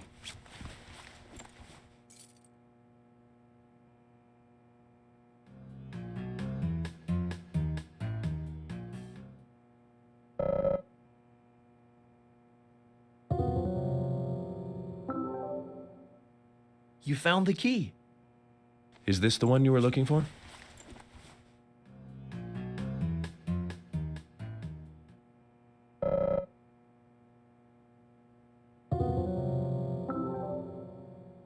You found the key.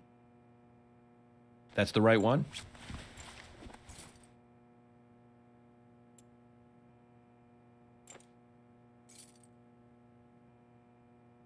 Yes, a southern flying squirrel.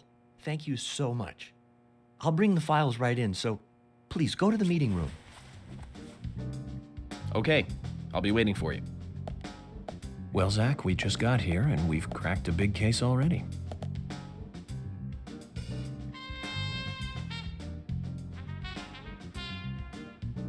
The victim's name was Anna Graham. Age 18, she just recently graduated from high school this year. Her dream was to move out to the city and become a model. But for the time being, she was working in the A&G diner here in town. She lived with her mother, Sally. Anna's father died in an accident in the lumber mill when she was a child. Her mother is unemployed and lives on the insurance money from her husband's accident. After all, it's a small town with a low cost of living. Financially, they seem to get by fine, and they led normal lives. A normal life is exactly what a curious teenager doesn't want. It's all starting to make sense, Zach.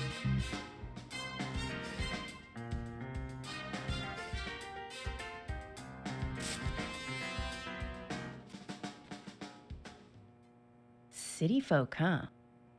No, I take that back.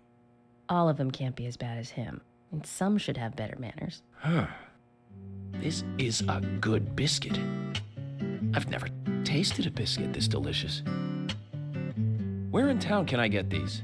Well, actually, I baked them myself. That's amazing. What are you doing in law enforcement? I'm very particular about biscuits, I'll have you know. The balance of milk and butter you've achieved here. Oh, my. Agent Morgan, the autopsy's ready. You are welcome to accompany me to the Greenvale General Hospital. Emily, you come too. Thomas, stay here and tidy up these files. Yes, sir. We're going to use the car outside. Let's get going. You might think this is just a small-town police investigation, but our inspections are thorough and solid. I'm hoping you won't slow us down.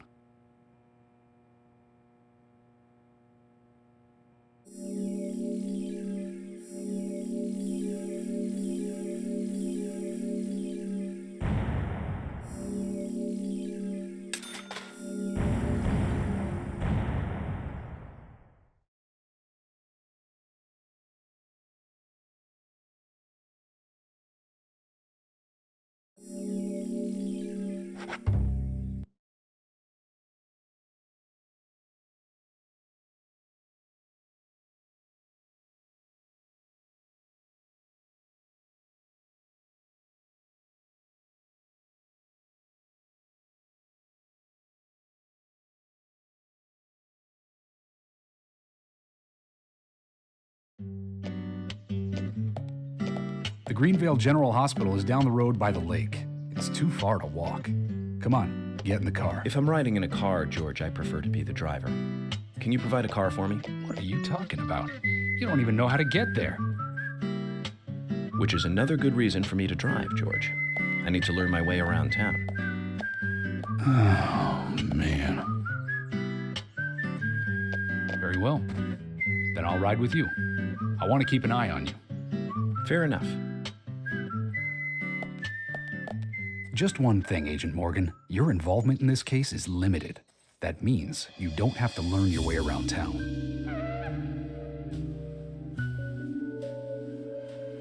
George, we'd better get moving. The hospital closes at 2100.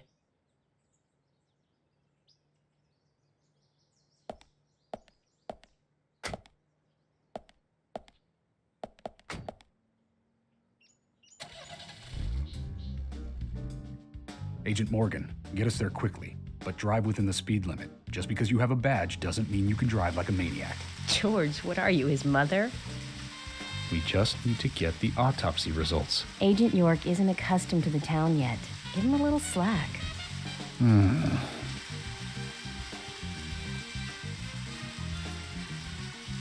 Well then, Agent York, let's get going. Sure, sounds good.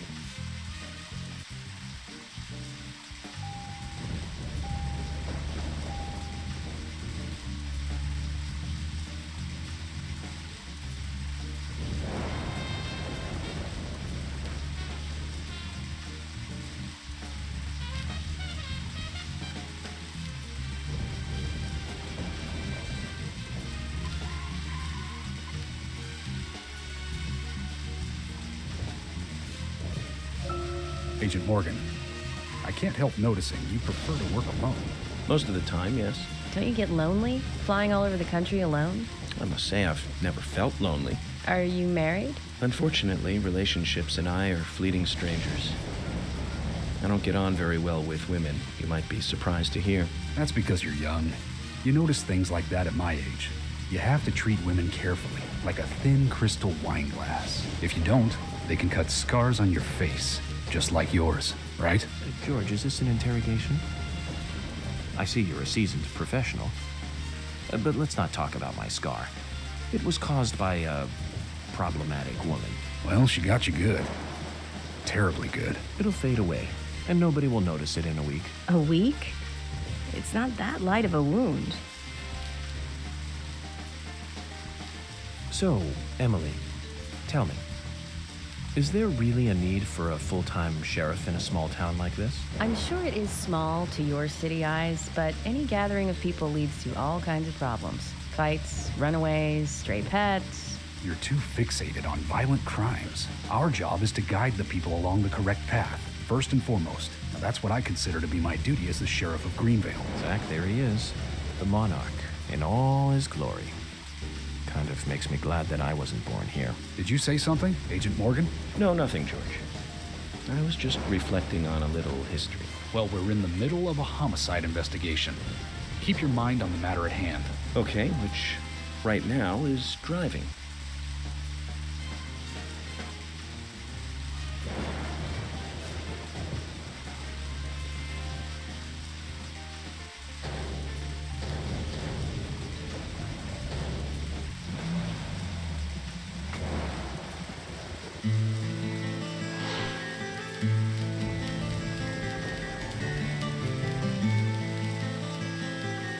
That's a pretty big hospital. I guess they wanted to be ready for town-wide food poisoning? No, it's another leftover from the town's prosperous slumber days. Hard to imagine now, though, isn't it? My mother always talked about how energetic this town used to be. Almost like a gold rush, she used to say. Impressive. But the hotter the fever, the faster it cools. And so now there's hardly anyone left to use this place. It pains me to watch my hometown lose so many citizens. Beyond your understanding, I'm sure. Yes, I'm sorry to say that it is. Indeed. And that's why this case is our problem. There really isn't any need for you to get too involved.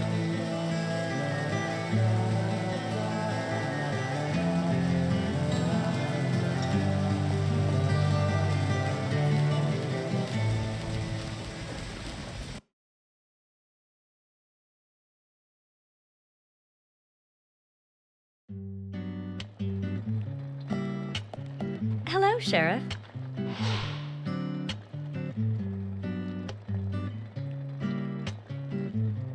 Hi there, Fiona. We're here to see Usha. Do you know where he is? I think Dr. Johnson is in the computer room. A computer room? In a hospital?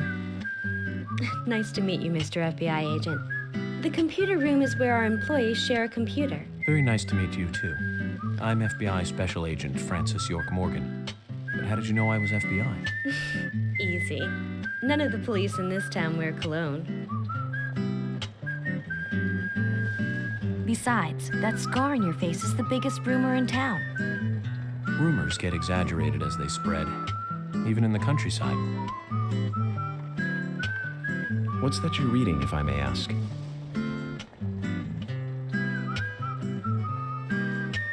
You haven't heard of this yet?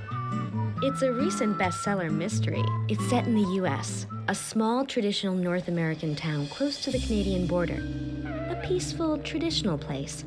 However, that peaceful town is shattered by a terrible crime, the murder of a local girl. And that incident causes grief and sadness to everyone in town. But everyone feels the seditious, heinous evil still lurking, alive. Yes, much like the situation right now here in Greenvale. Fiona, don't say that. Sorry, I shouldn't have said that. With Anna dead and all. Don't worry. Books are written to entertain, and it's good you're enjoying it. What we're faced with here is a terrible crime committed in a real world. Much different from that of a novel. So there's no need to apologize. Thank you, Agent York.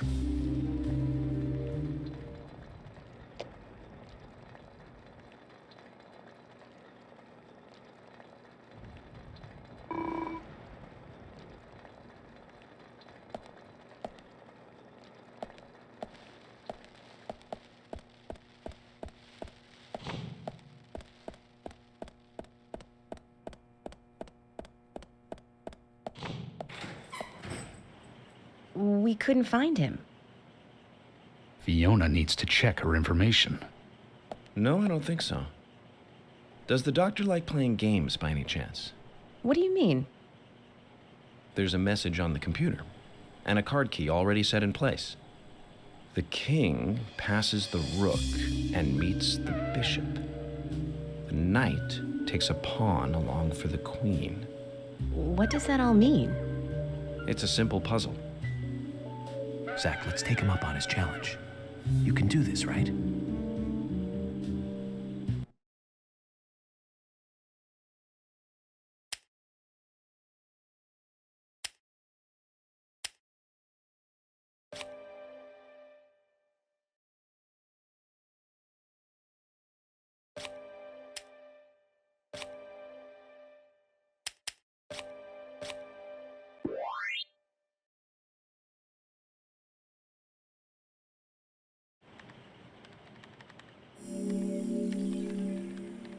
The doctor awaits below with the deceased. Another code? But there's nowhere to insert a password. More games. I'm going to get Fiona to call Usha up here right now. No need, George. The message appeared with the card key. It's telling us where to use it. This is not the time to be joking around, Agent Morgan. Dr. Usha is below with the deceased. With Anna. Below being underground, I take it. Simple. Simple. Then it's time to meet the mischievous architect of this little game. Nah.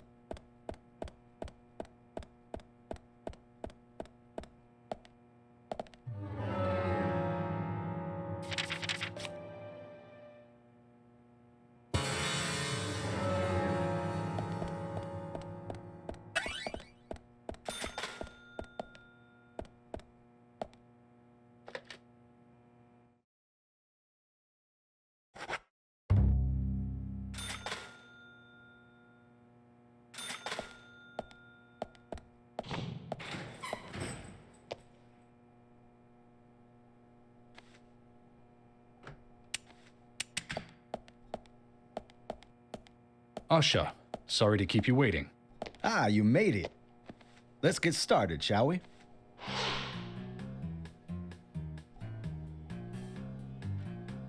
This is Agent Morgan from the FBI. Nice to meet you. I'm Usha Johnson, the doctor in this hospital. FBI Special Agent Francis York Morgan. Please call me York. Everyone calls me that. Very well, Agent York. Are you a forensic practitioner? Let's just say I've dealt with corpses before. That battle of wits, by the way. Did you create that yourself? Mm-hmm.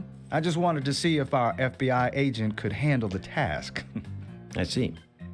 Well, it was pretty fun. Oh, I'm glad you liked it. We don't have much time. We need those autopsy results.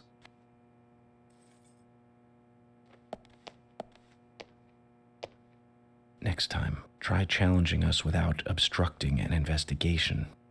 You've angered the monarch.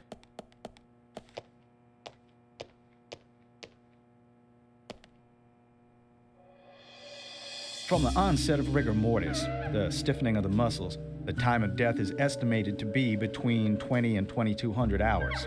That's still quite early for such a crime to take place. Note that there are 2 exterior wounds, pressure marks around the neck, and a long cut running from chest to abdomen.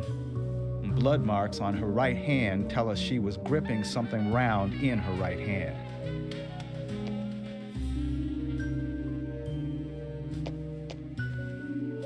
Her skull is also fractured, but that is unrelated to the cause of death. It probably happened to her after she was killed.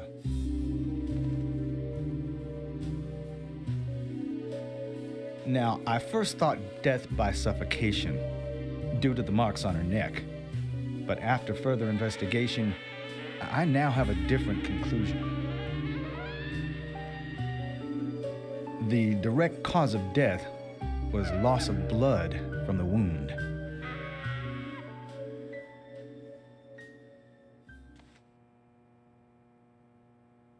Which means? She was cut up while she was still alive. Yes, a sharp knife was used. It was inserted beneath the sternum and then quickly sliced downwards. The excessive loss of blood from her internal organs is what actually killed her.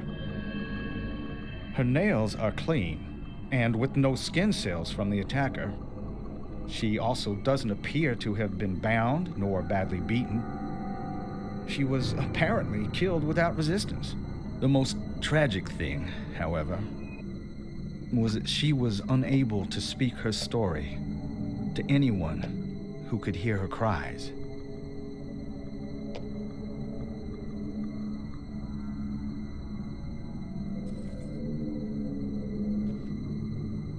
The perpetrator cut out Anna's tongue.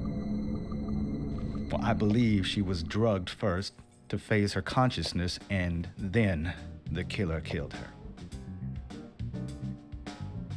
Now, the killer most likely has a deep, traumatized past concerning women. He probably cannot converse with them normally. Cutting out the tongue suggests a very lonely individual. Either that or a truly hardcore sadist. He must get off on watching women suffer, especially when they can't answer back. He watched as the blood pumped from her body, as she gradually grew cold. A case in Seattle in 1985 was much like... Usha, please, limit your report to your findings as a doctor. Criminal profiling is my job.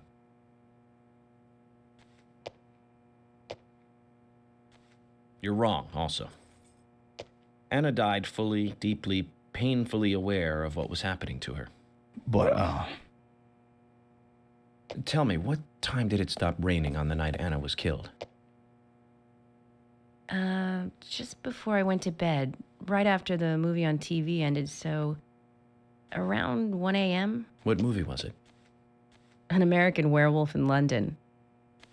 Directed by John Landis, 1981. So the rain stopped, accompanied by the ending song, Blue Moon. George, would you mind if I examined Anna myself? What more do you hope to find? I'm sure I mentioned that I have a personal interest in cases like these.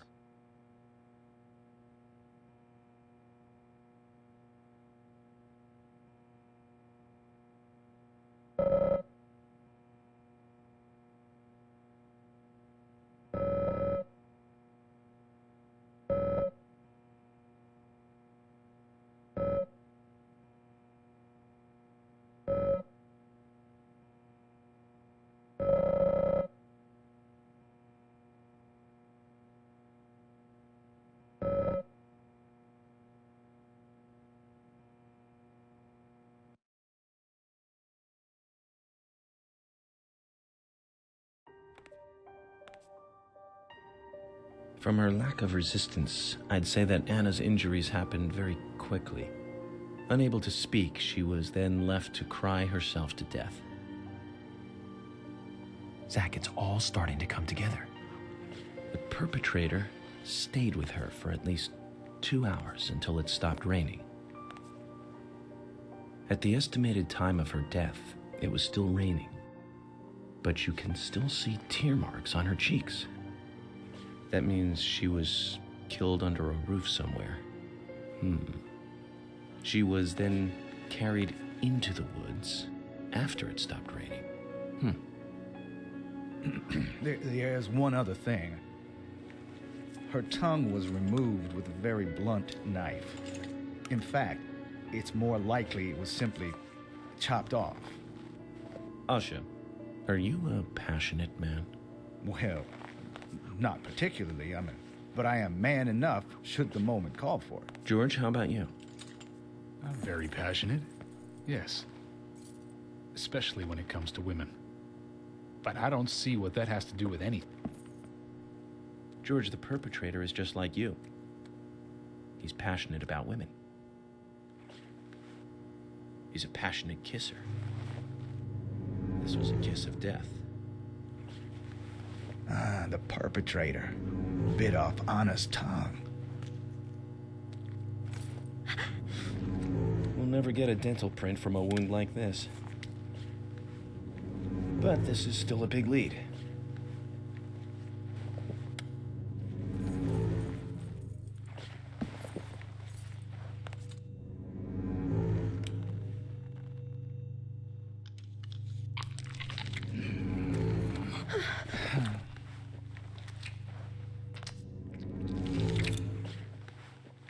Jackpot, Zach.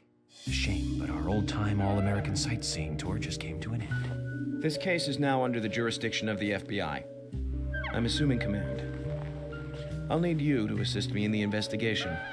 What in the hell do you mean, Agent Morgan? I know I said I was passionate, but you can't think I did this. That's not why I'm assuming command, George. You're a suspect just as much as every other passionate man on Earth. Let me show you something.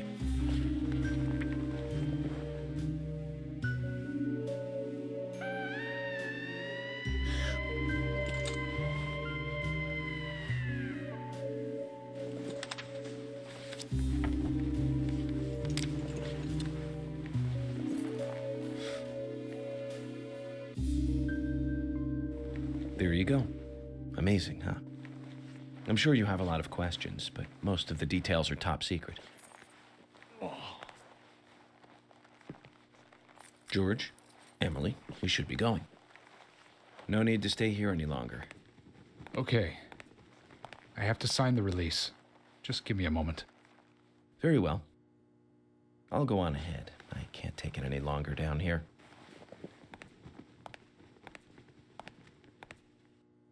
Bishop takes queen. His rook takes your queen. Then your knight takes rook. And checkmate. Huh?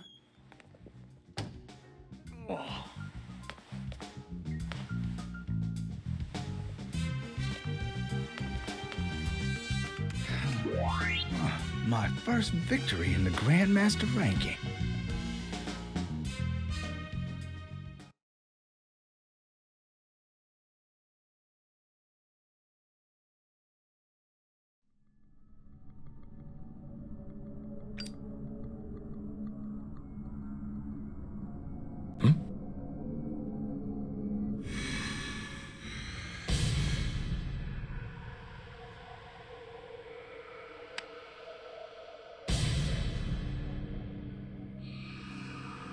Zach, they're here.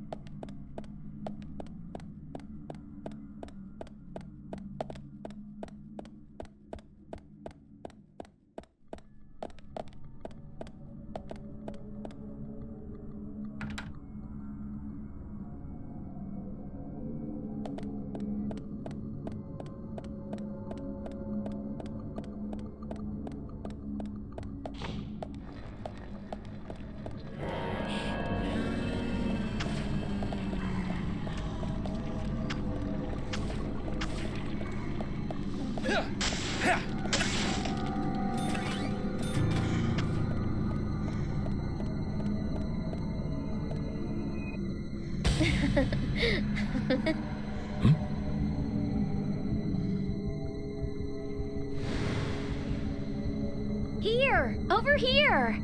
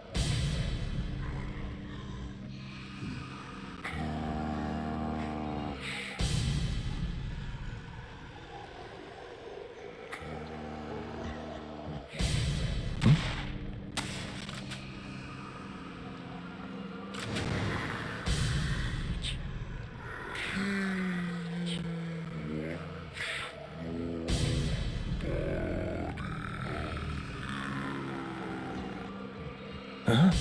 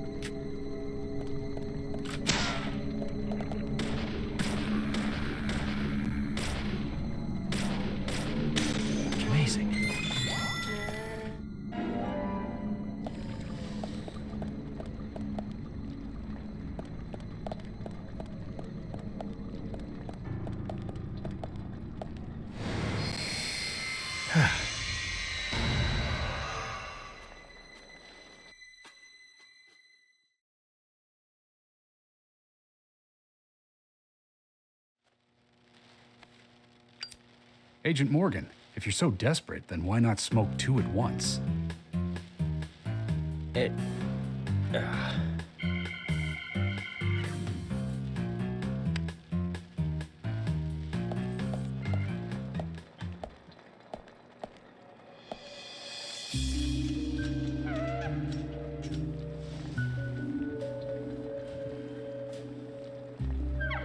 Who's that old man? That's Harry. Harry Stewart. One of the bigger problems around here. His father started up the lumber trade and founded this town. But he's a weird one, as I'm sure you can see. Always dressed like that, never speaking to the townsfolk. And just FYI, he owns almost the entire town. Not that that makes any difference. So long as I'm around, he won't be getting away with any funny business.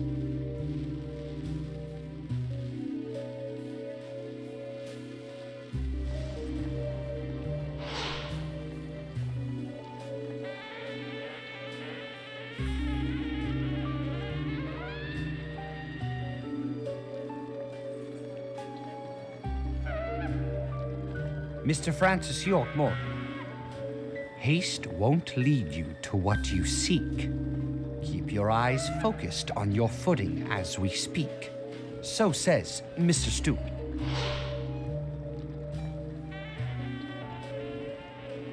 Nice to meet you too. How did you know my name?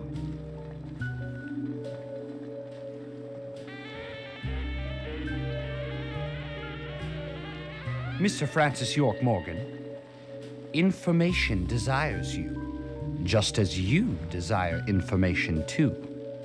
So says Mr. Stewart. Harry, stop trying to get in our way. Keep this up, and even you'll have to answer to the law.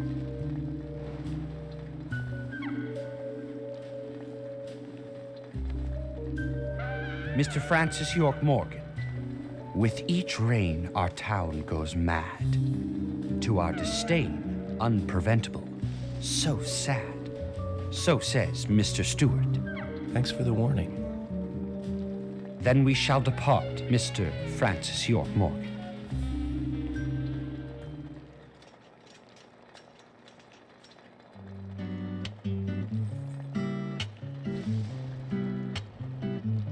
That's how he always is. Always spouting that nonsense. Don't give it any thought. It's all gibberish. Emily here. Uh-huh. Oh. Okay, thank you, Thomas. Agent York, we've contacted the first witnesses to the crime scene. You can interview them where they found the dead body. Excellent. I was just about to ask if you could take me there.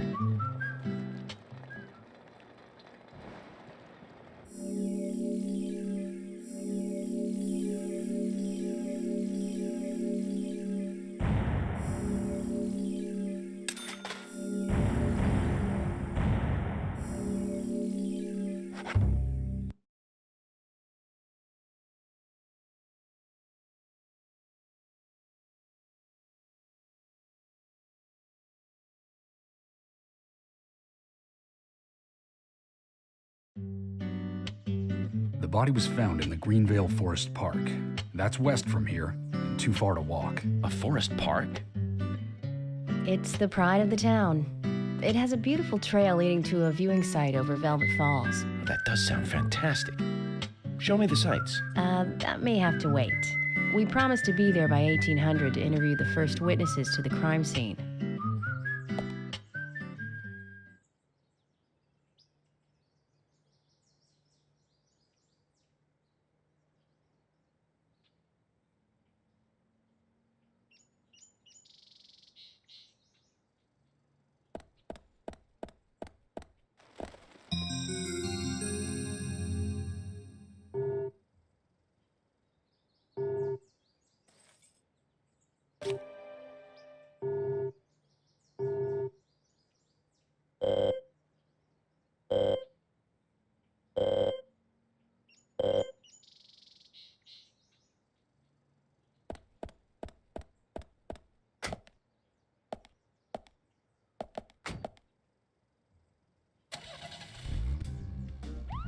Zach, we need to get to Greenvale Forest Park.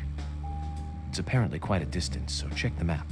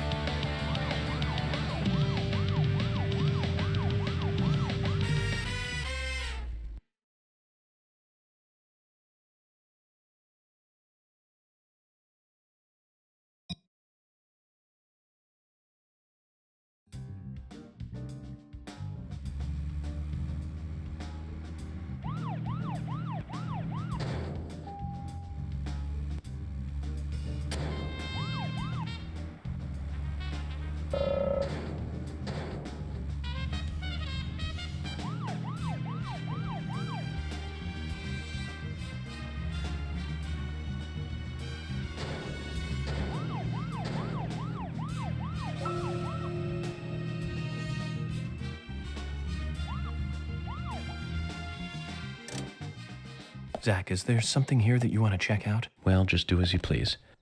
We can head to the forest later.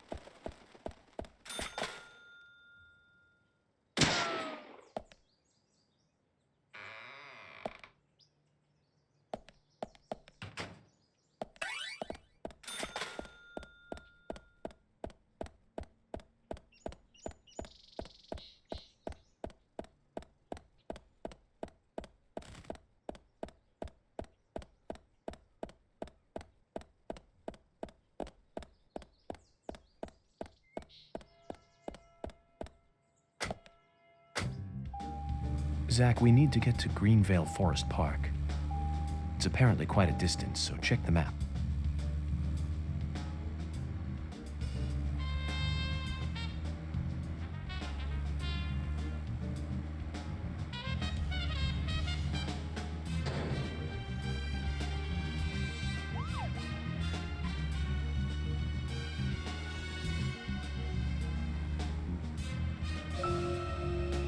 Zach, if you notice anything, just stop me.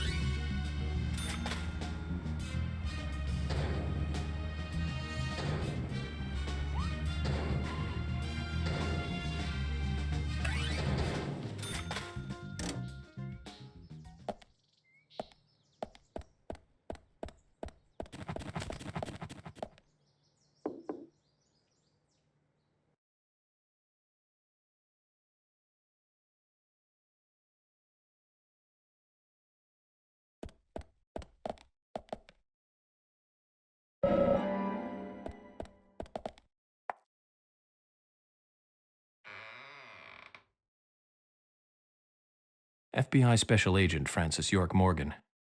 Please, call me York. That's what everyone calls me. FBI? The police? I've got nothing to say to you. Please, go away.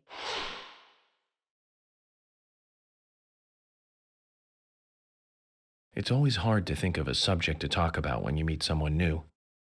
But wouldn't Anna's death be a common subject we can talk about? I don't want to talk about it. No matter how many times you try, okay? Just leave me alone. Go away. Is there some reason you want to be alone? Anna, my best friend was just killed. How would you feel? I see. You and Anna were really close. I'm sorry. But I'm just doing my job. If you think of anything you want to talk about, contact me, okay? That'll never happen. I don't really like the police.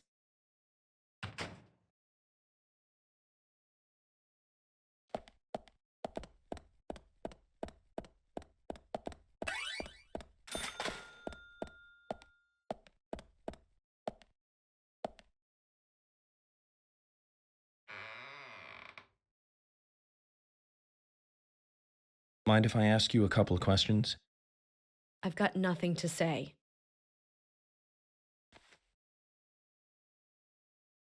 Maybe this will change your mind. And that's? Anna's diary. Let me read you a part that I find very interesting. Dear Diary, today's the day of the ceremony, and I'm a little nervous about it. Any idea what this ceremony is? No idea. Okay. What about these then? He doesn't let anything slip. I'm really worried about Becky. Delivery man Q won't be able to protect Becky. Your name twice. An unnamed he, and then this delivery man Q. You don't want to talk? Or are you too scared to talk? Stupid cops. Just leave me alone. Zach, this is a problem. How can we get her to open up? Maybe we should start with the easy one and look into delivery man Q.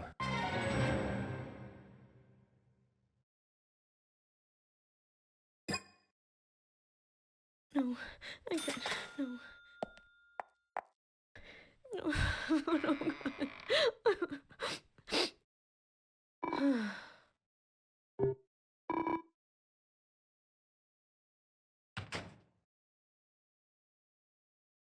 No, God.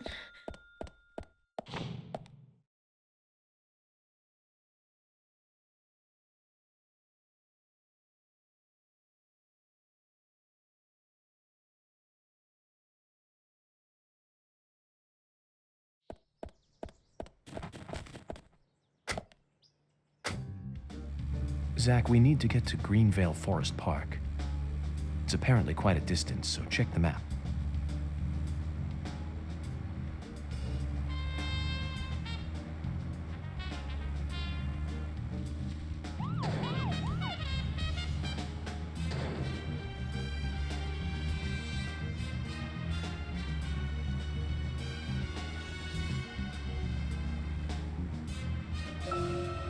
Zach, if you notice anything, just stop me.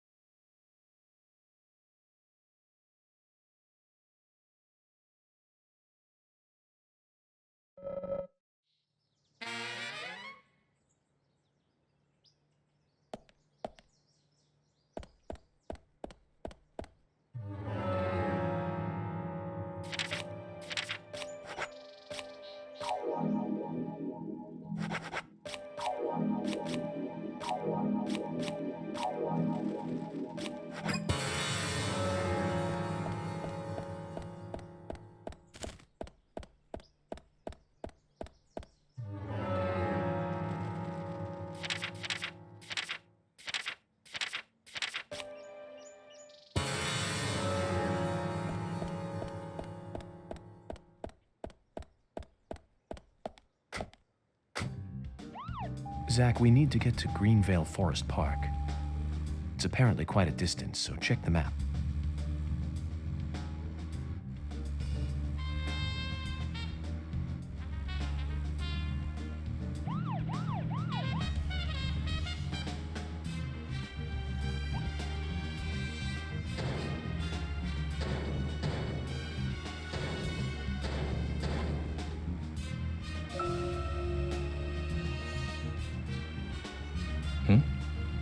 No, nothing.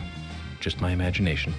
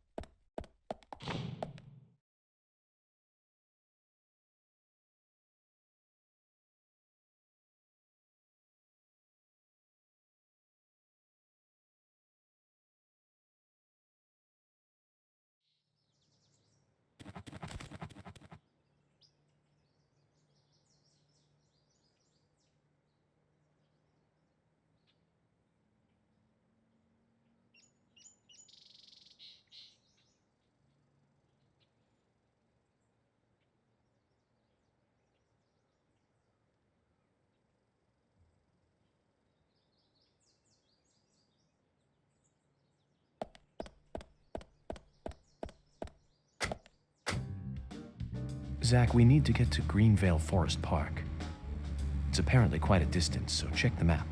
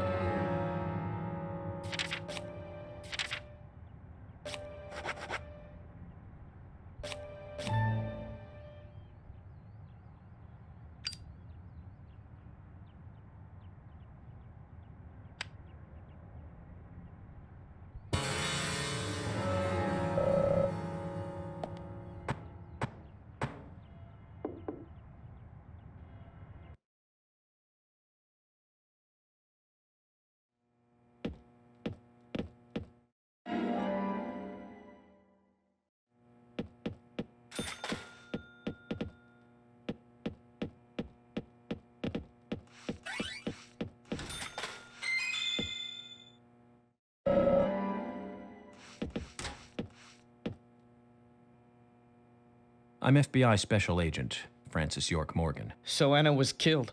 But why does that bring the FBI here?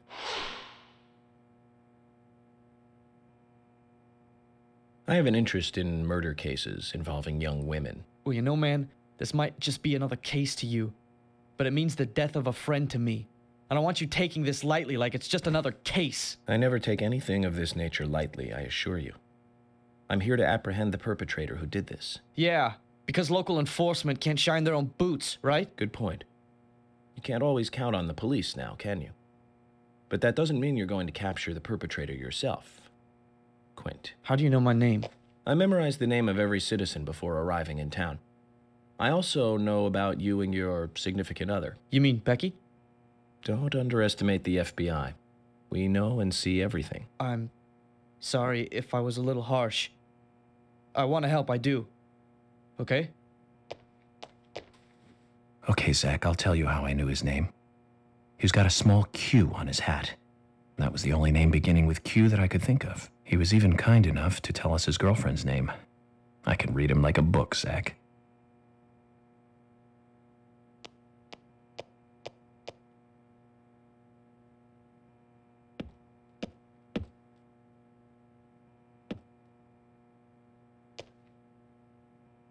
Hey, hands off!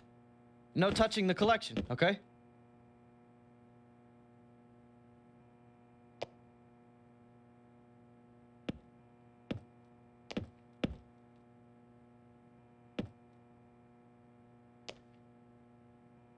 Hey, hands off!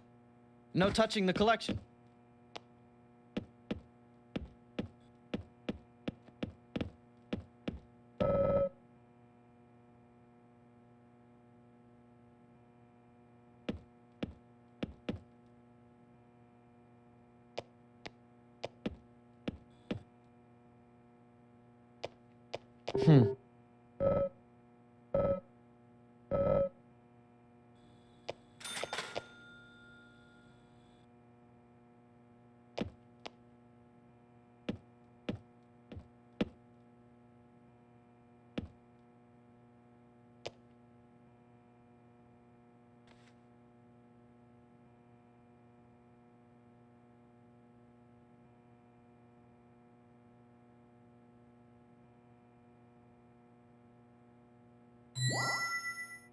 Zach, look at this red powder.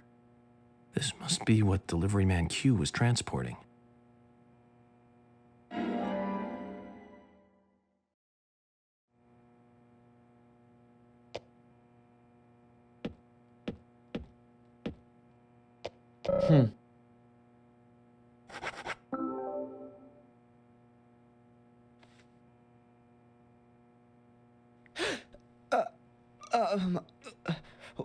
I found this in your bike. What is it, Quint? It's just health food. Health food? That's right. Grounded like coffee beans made from the seeds of a plant. Totally legal, all right? So why was it in the tank of your bike? I couldn't find anywhere else to keep it while I was riding. I just forgot that it was in there. You know, riding along and you suddenly get hungry? Or maybe you find someone on the road who really needs food. Can't you give me an honest answer? I'm telling you the truth. Very well. If you must persist in lying, you won't mind if I take this and get it looked at, will you? Hold on. You said it was totally legal, right? Then there's nothing to worry about. Am I wrong about this? No, it's nothing. Just do what you want. Go ahead, just take it.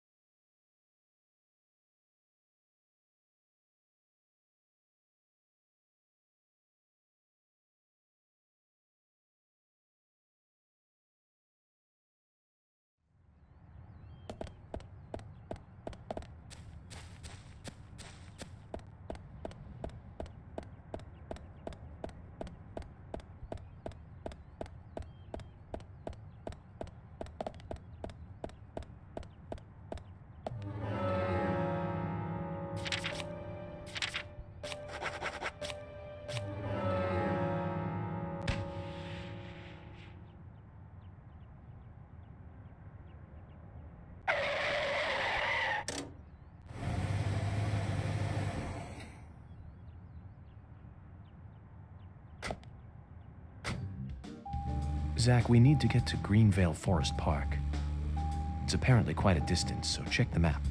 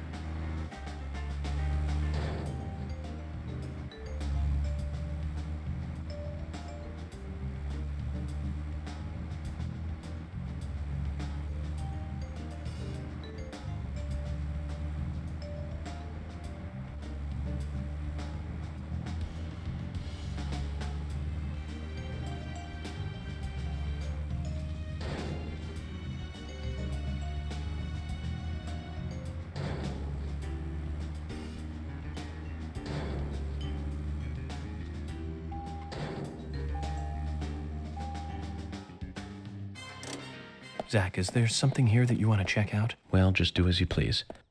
We can head to the forest later.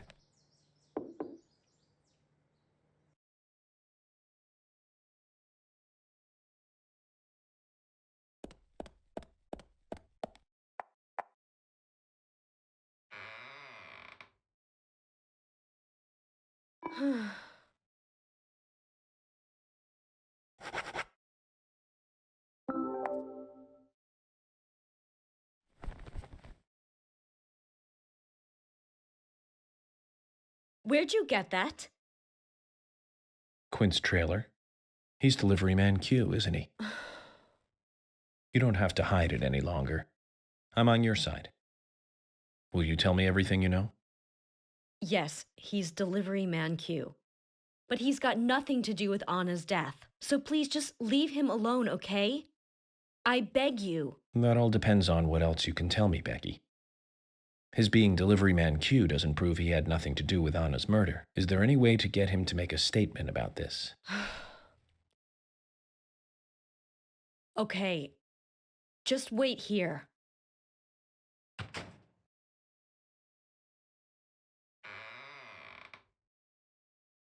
Give this to Quint and tell him I can't accept it.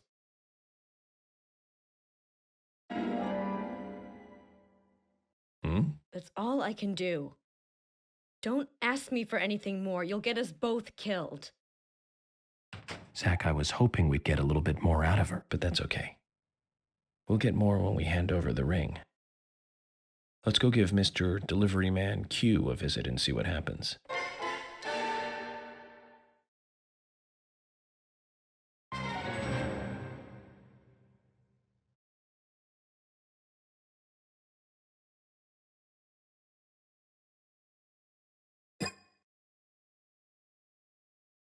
No.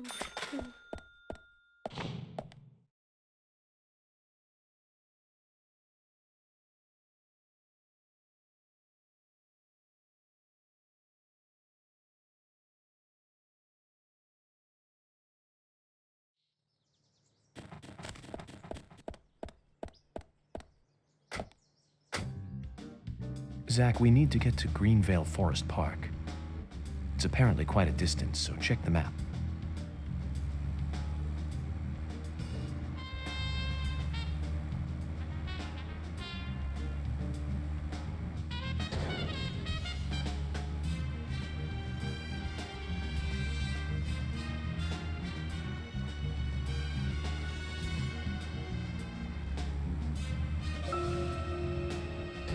Zach, we can take a rest if you're tired.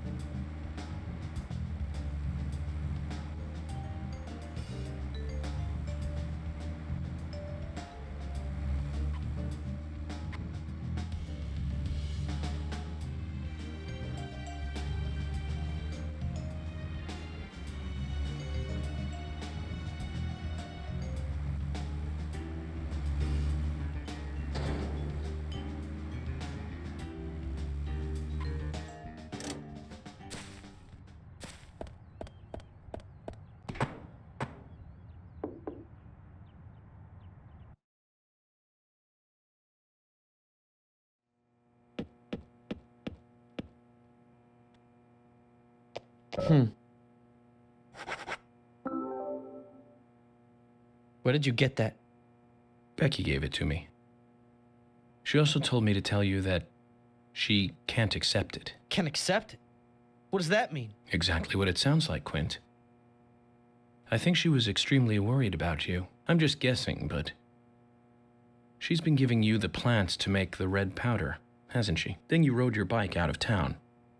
You went on a trip, and you sold the powder somehow. You bought that ring with the money. That's why she gave me the ring. She wants to stop you from making any more trips. She doesn't want you to get involved anymore with this. But I did all this for her. I started out delivering because I wanted the extra cash. But you know, things like this change over time. As you can see, her family is loaded, and I live in a trailer house. She's out of my league, you know? And so I wanted to be the kind of guy she could be with. Quint, you already are. You didn't need money for that. Have things gone too far? Because of me? Not at all, Quint. You can do things over. You're still young. Can you hold off on arresting me just for a little while? I want to apologize to her and promise her that I'll never carry that junk again. Just give me a little time, please? I'll turn myself in once I've talked to her, okay? Zach, what is he talking about? Huh? Why would I arrest an innocent youth such as yourself? Quint, I'm busy with a murder investigation here. We can talk about health food another time, okay? If you really want to confess, you could always try a church. What do you think, Zach? It isn't much, but I want you to take this as a thank you gift.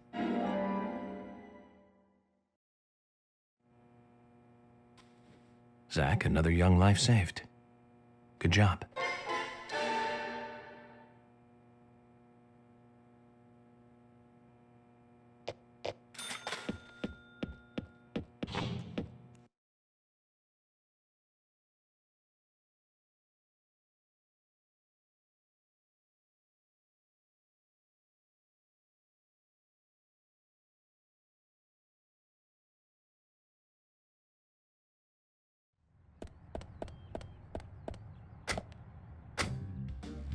Zach, we need to get to Greenvale Forest Park. It's apparently quite a distance, so check the map.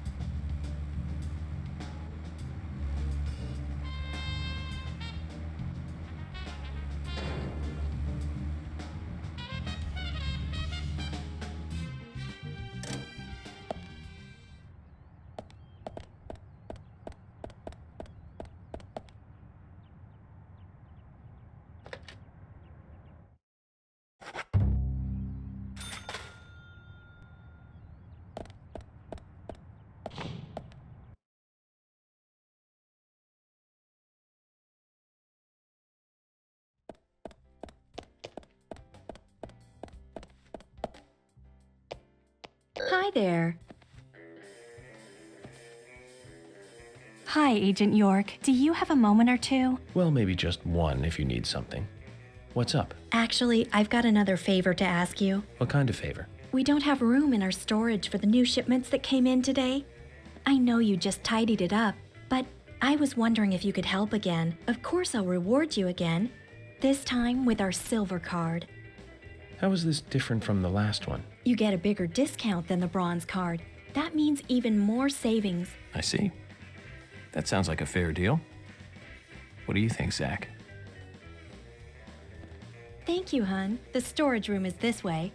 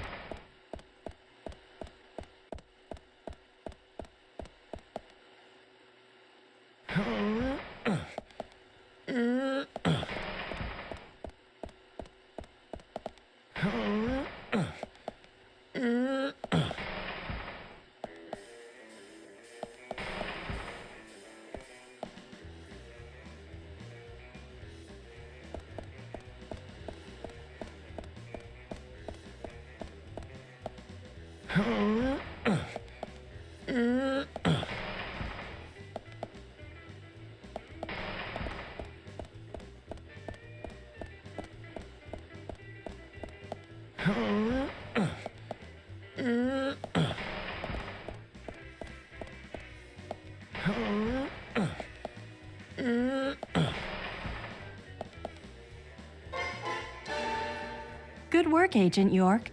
I knew I could count on you. Oh, it wasn't that difficult. We were taught in school that the police are there to help the people. It turns out they were right. Here's your reward then. I'll exchange your bronze card for a silver card.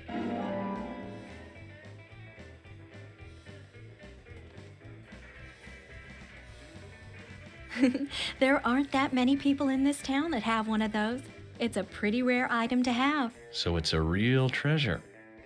I'll be sure to keep it safe then. You should use it to buy a gift for that special someone. We'll give you a big discount. Unfortunately, I don't have anyone to give such a gift to. Really? Come on. Well, anyway, be sure to come by again.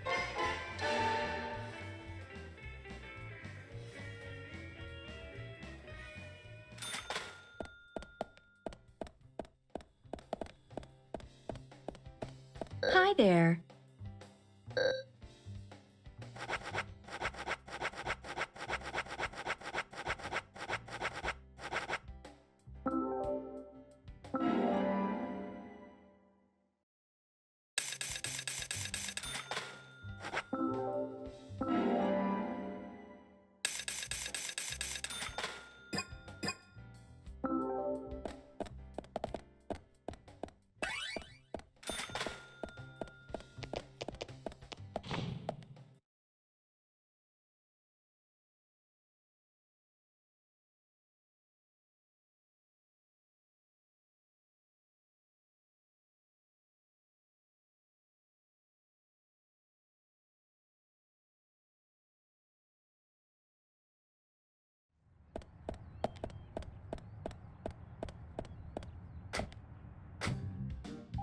Zach, we need to get to Greenvale Forest Park. It's apparently quite a distance, so check the map.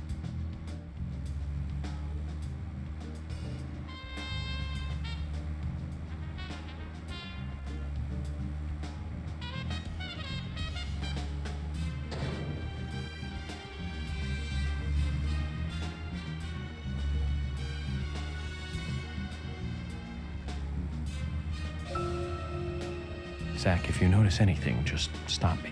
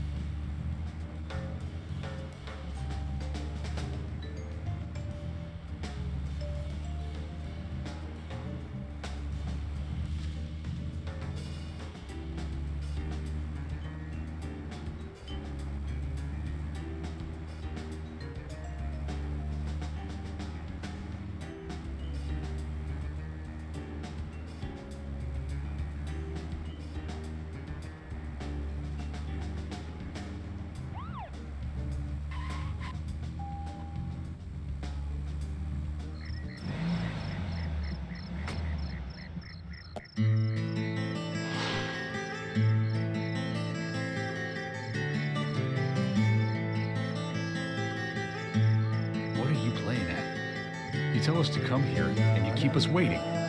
Is this the way the FBI treats their own people? Hello, George. I just had some things I had to do. You really are pushing it, you know that? I'm sorry if I upset you, but it was important stuff. To me, at least. That isn't the issue here. We are in the middle of a homicide investigation. He's not listening, George. I think we both know by now how little he thinks of other people's feelings. I'll be more careful from now on. I promise.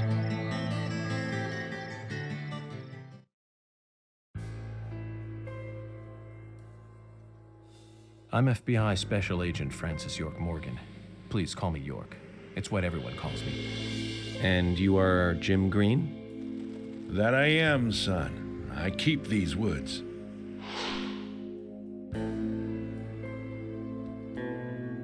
Well, you're doing a fine job. Well, I used to be a tree surgeon. And these two discovered the body? Yes, my grandchildren, Isaac and Isaiah.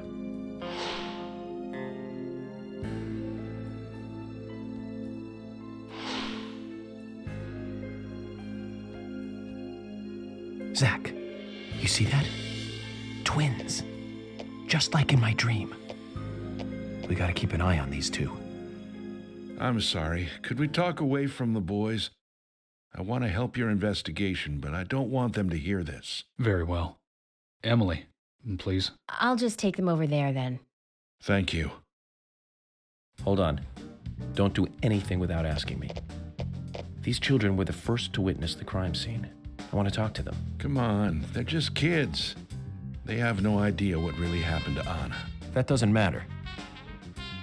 You agree with me, right, Zach? How heartless. Do you ever think of other people's feelings, ever? Emily's right. That's stone cold, even for the sake of investigation. Children see things in pure, simple terms. They may have seen something we adults would never spot, and they are here at our request as well. We could at least chat with them and see if they want to make a statement. Are you serious? I never joke about matters like this. Oh my God. Don't worry. They aren't as fragile as you think. Look at them, standing so upright there.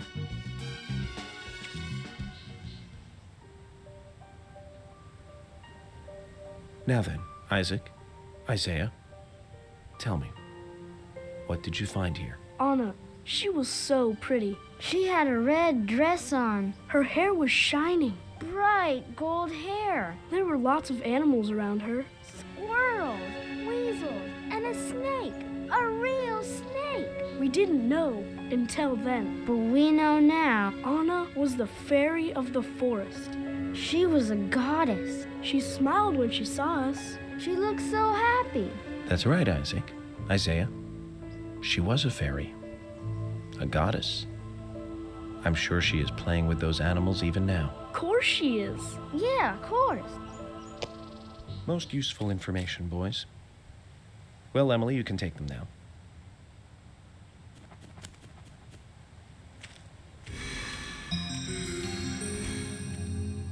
Okay, Zach. This is where Anna's body was. And that means our unsub, our unknown subject, was here too. So, what happened here?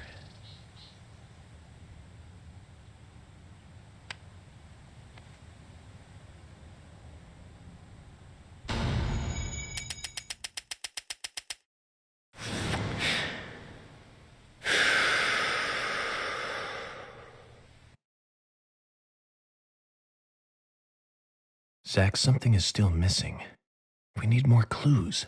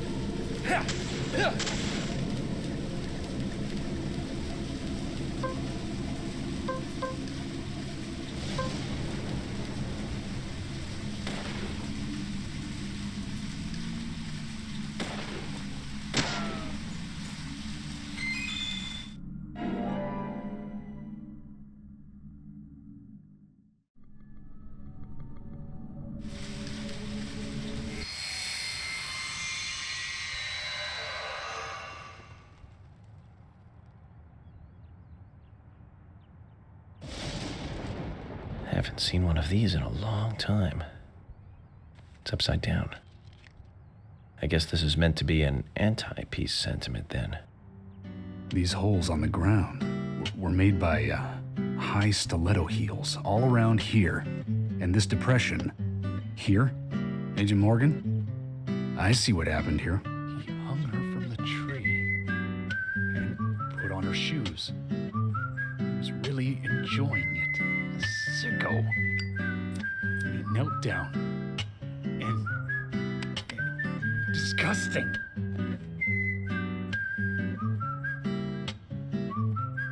George, you certainly have a vivid imagination. An interesting theory. Don't you think, Zach?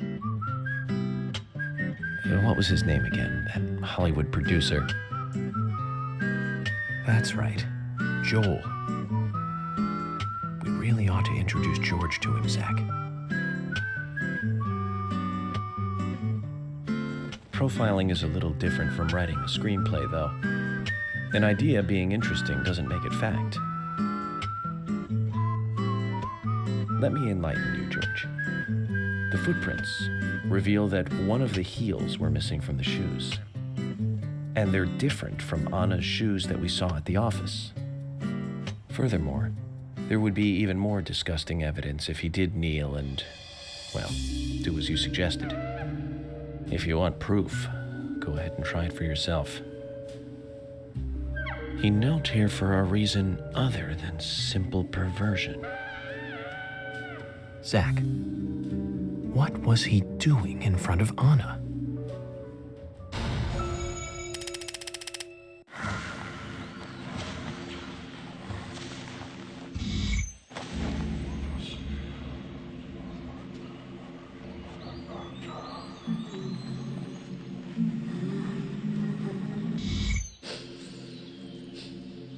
Anna.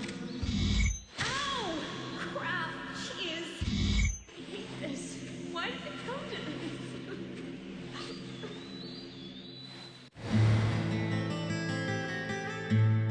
Now I get it. He was kneeling to pray in front of her. Just like the twins said. She was a goddess. The unsung, or unknown subject, offered prayers to Anna's body. With its bitten-out tongue, massive body wound. Once dead Anna was transformed from an object of despite into one of worship. So who is Miss Stiletto Heels?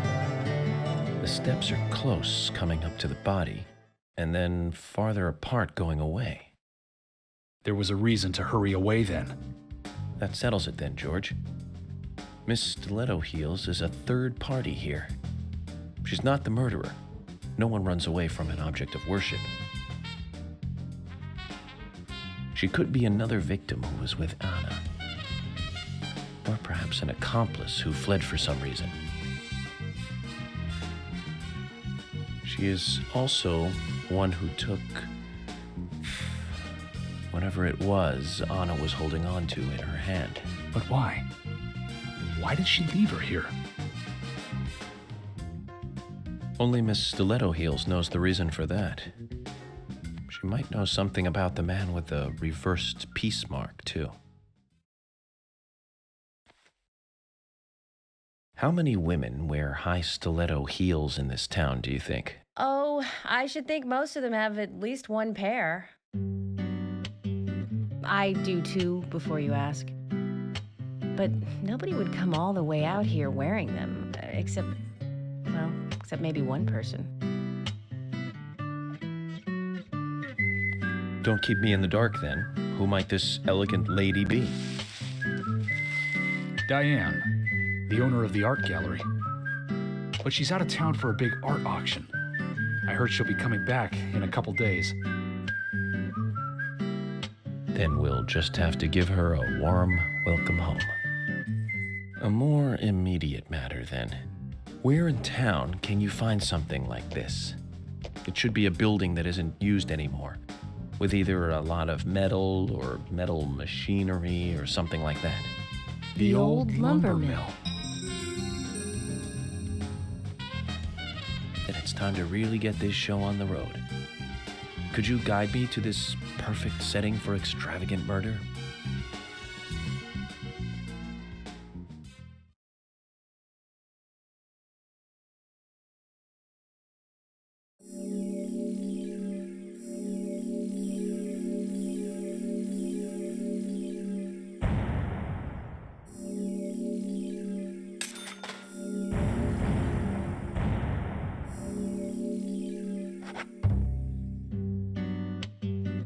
The lumber mill is pretty far from here.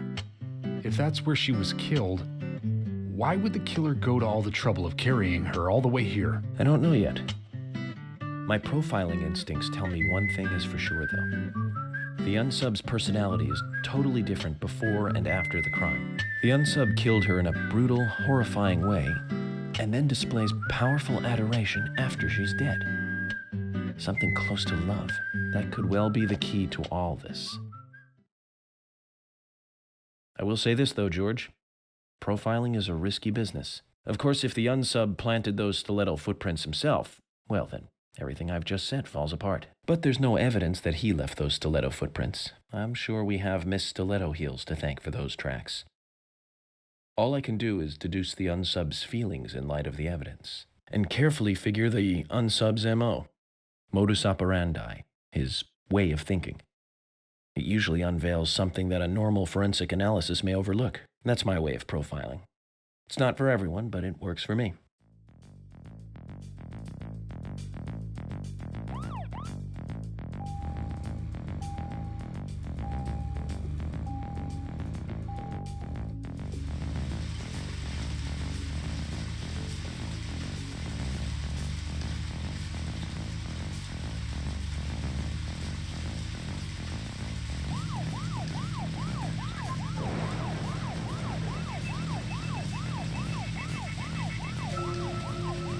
When I first joined the force, this lumber mill was still in full swing.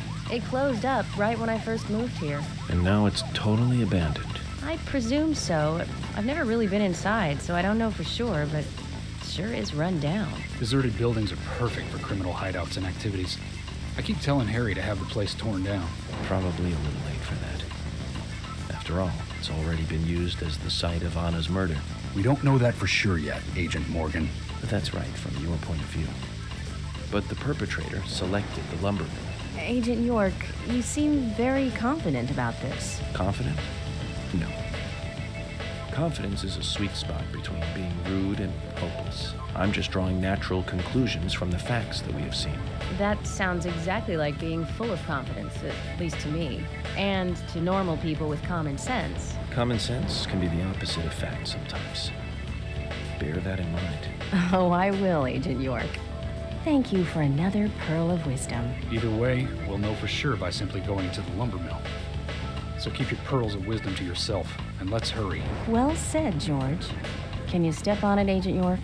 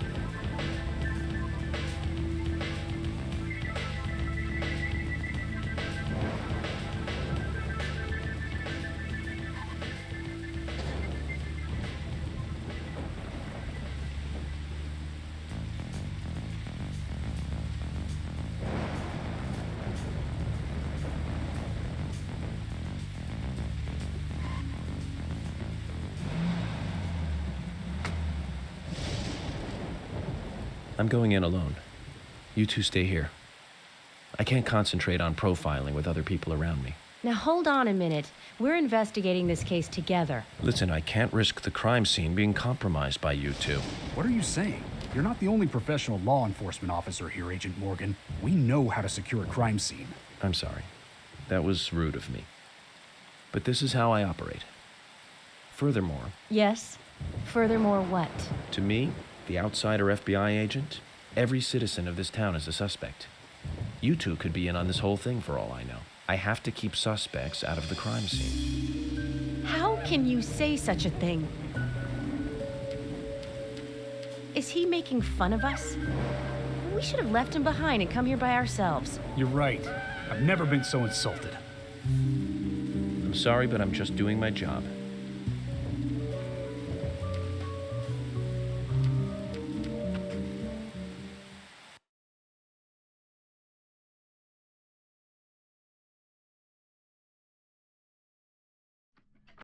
Did you hear that, Zach? If they're pros, then we should let every first-person shooter gamer out there join the SWAT team.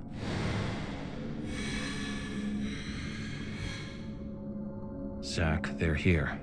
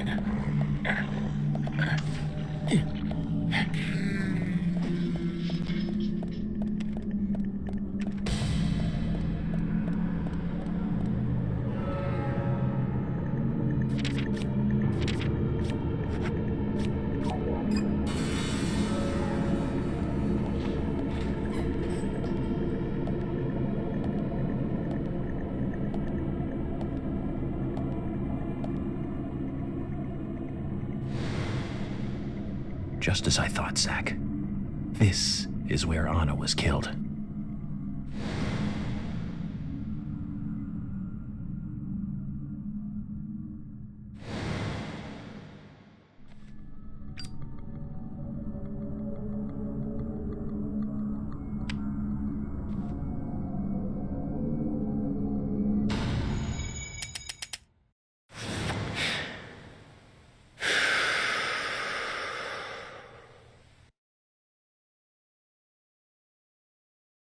Too much noise. We're still missing a vital piece of the puzzle.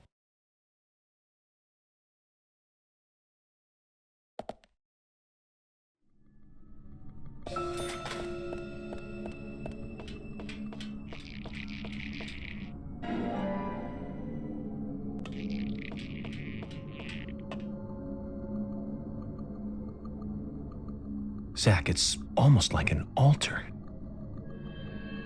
Was the murder some kind of ritual?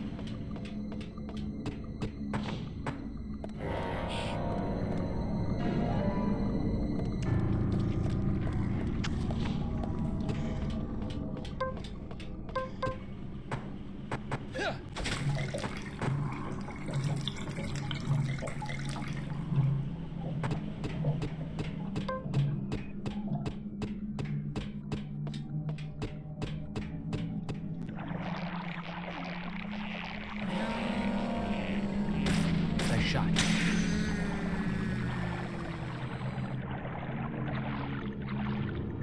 Nice shot.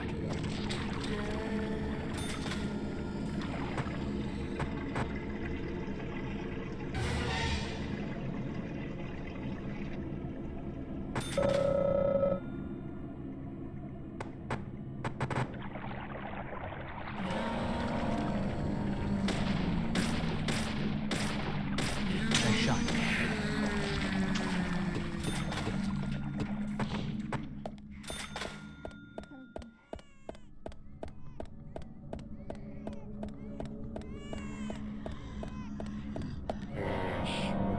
Nice shot.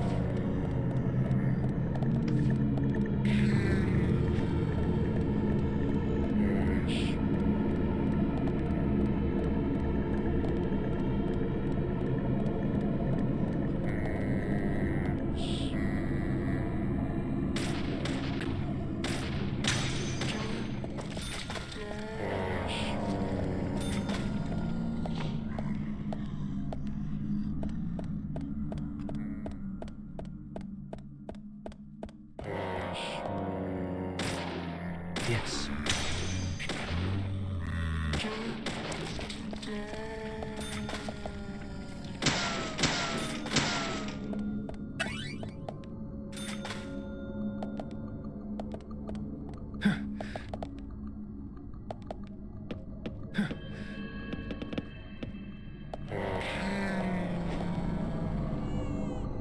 amazing.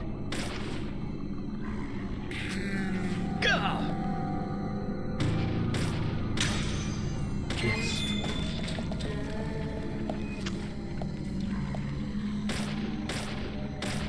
Yes.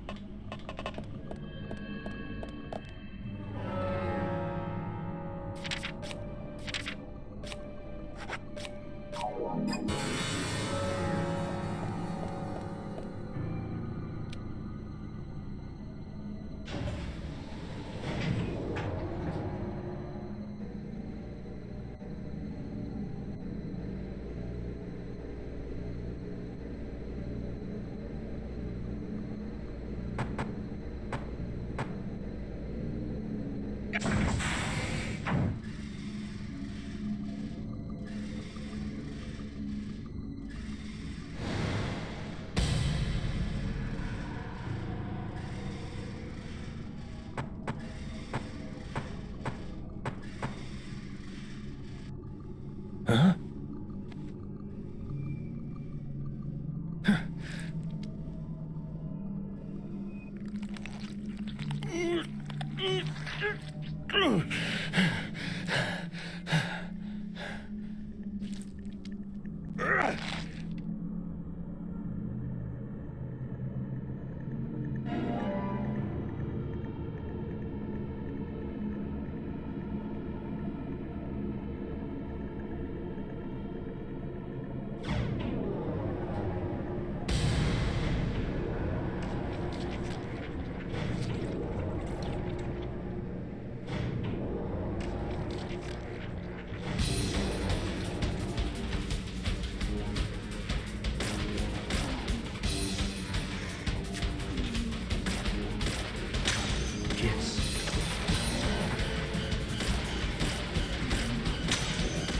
Closer.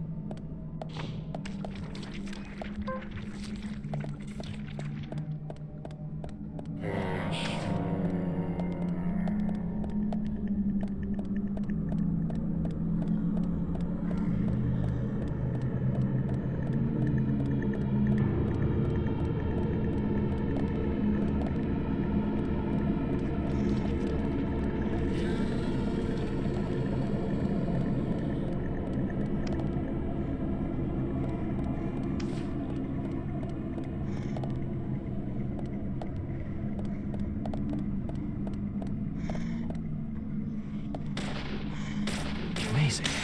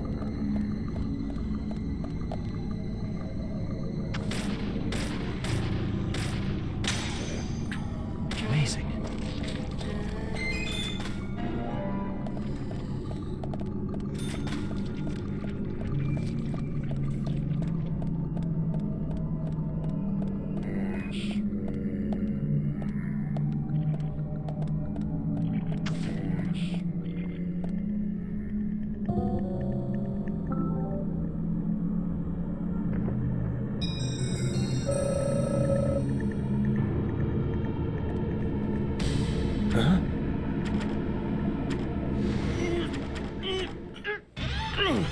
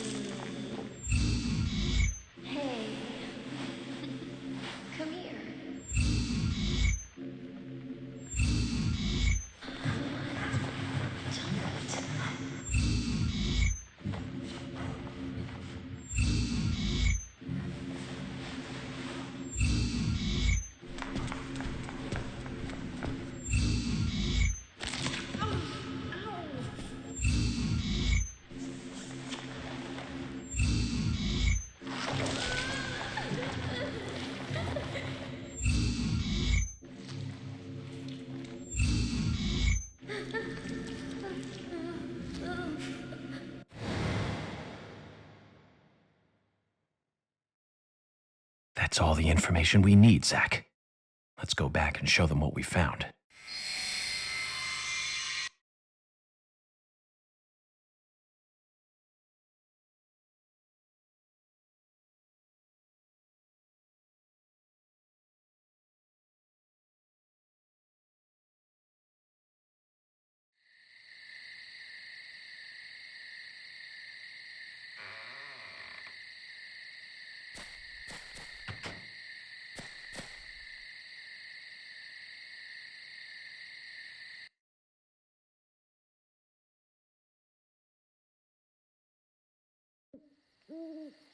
Have you seen any of these things before? No, not that I know of. But that raincoat is a little odd. Odd? In a town where it rains so much? Well, the people here rarely go out in the rain. I moved here during high school, and I never really understood why. Can you shed some light on this, George? Oh, well, there's an old story, folklore. It's a fairy tale to me. Something about a killer in a raincoat who appears on rainy nights. A vicious killer in a bright red raincoat. Yeah, that was it. Just a foolish piece of superstition. A rubbish story someone made up. Not many people still believe it, but I guess it's a traditional place. Most of the shops still close up when it rains. School's out too. And since there's no reason to go out, not many people ever wear raincoats. And now the raincoat killer has leapt out from his picture book. Oh, by the way, would you two kindly show me your backs? Our backs? Is this related to the case? The person with the upside-down peace mark in that photo we found. He's our killer. And what makes you so sure about that? Zach and I saw him kill Anna in the lumber mill. He killed her. Right in there. Oh, one thing. Please don't ask me about Zach. That's a private matter. Anyway, by showing me your backs, we can clear up most of my concerns about you. Isn't that for the best? You do want to remove yourselves from the suspect list. It will make things a lot easier. This is insane. Your methods are rude, insulting, and out of the question. And Emily is a female officer. Forcing her to show you her back is harassment. I don't care if you are FBI or not. You are out of line.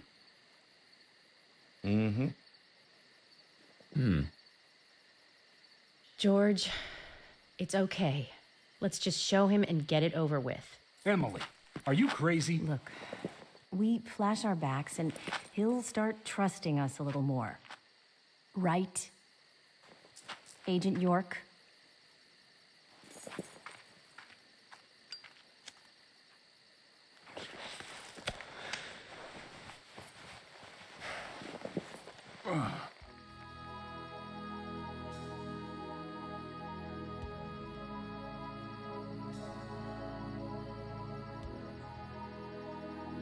Are you satisfied now? Yes. My apologies. Now you, George. Yeah, okay. I can't refuse it now, can I? But don't expect to get your way all the time, Agent Morgan.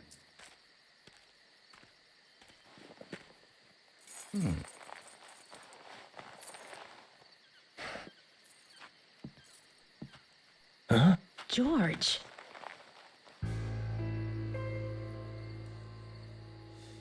What are these scars? Just like your Mr. Zach. Something private. I don't have to tell you about it. Of course. Just like Zach. We can understand that, right, Zach? Anyway, this will make things a lot easier from now on. I'm glad to say you're both pretty much off the hook. Thank you for your cooperation. If anyone is suspicious around here, it's him. He's the most suspicious. No, I don't think so. But he certainly is the most irritating. We've studied the crime scene. You know what we have to do next, Zach. George, can we arrange to have the townfolk gather in one place? There are some things I want to address with the townfolk. Very well. I'll arrange to have as many as possible gather in the community center tomorrow. Thank you, George.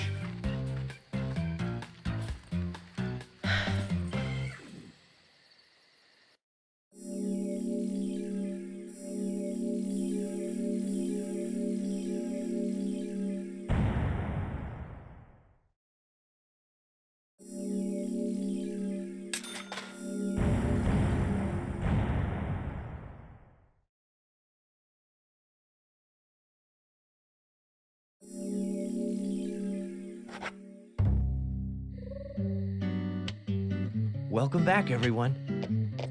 Thomas. Agent Morgan, it's past 2100. Let's meet up again at the community center tomorrow. I haven't been sleeping much since this all started, to be honest. I'm exhausted. I was just about to suggest the same thing. I'll make arrangements for people to gather between 1500 and 1700. I'll try and get as many people as I can to come, so don't be late, okay? Don't be late. I'll be there. The community center's on the south side. I've marked it on your map. Thanks, Thomas. Well then, see you tomorrow.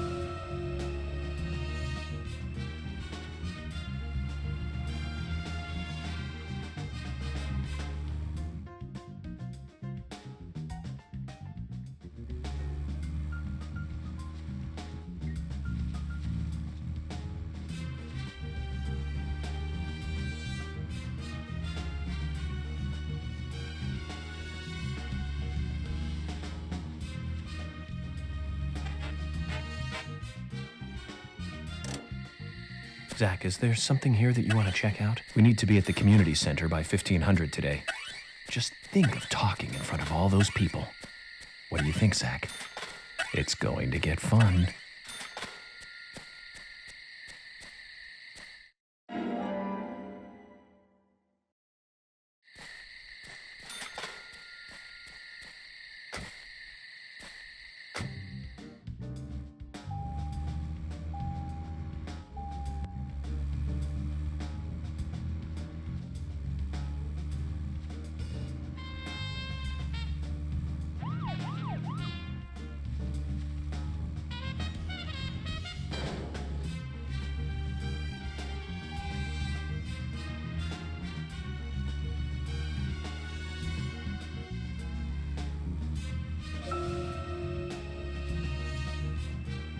Zach, if you notice anything, just stop me.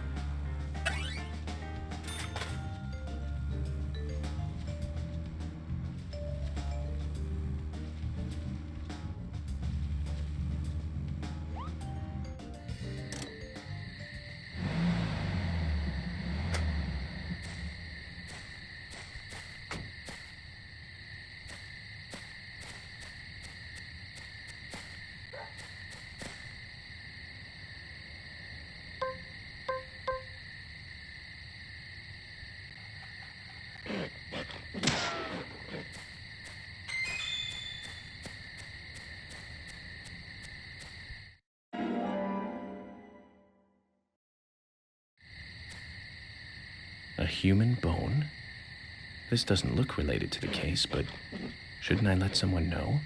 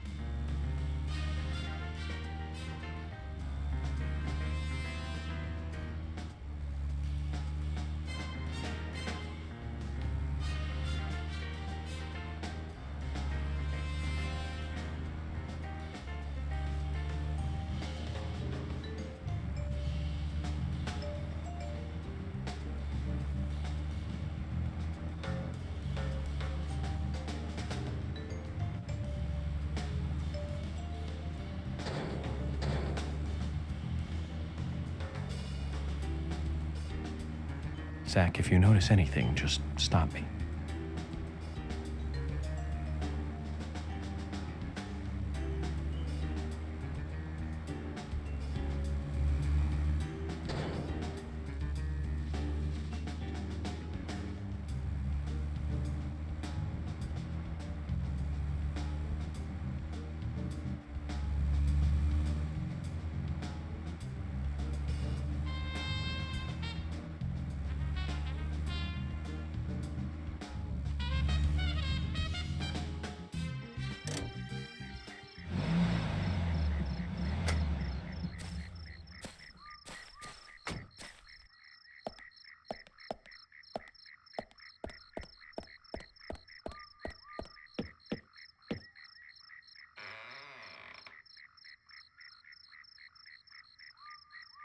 George, which do you prefer, mustard or hot sauce? You didn't come all the way to my house just to ask me that.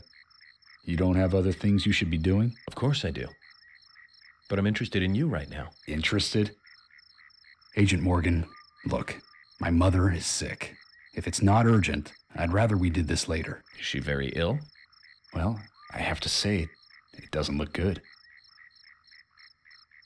I'm sorry to hear that. Anything I can do? No, this is a private matter. I can't ask for your help. You know, back in D.C., people always came to me for personal advice.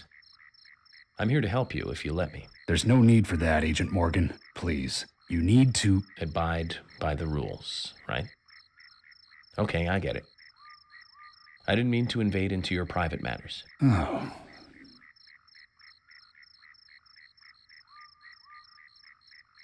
George, I just thought you could use a friend who wasn't a dumbbell.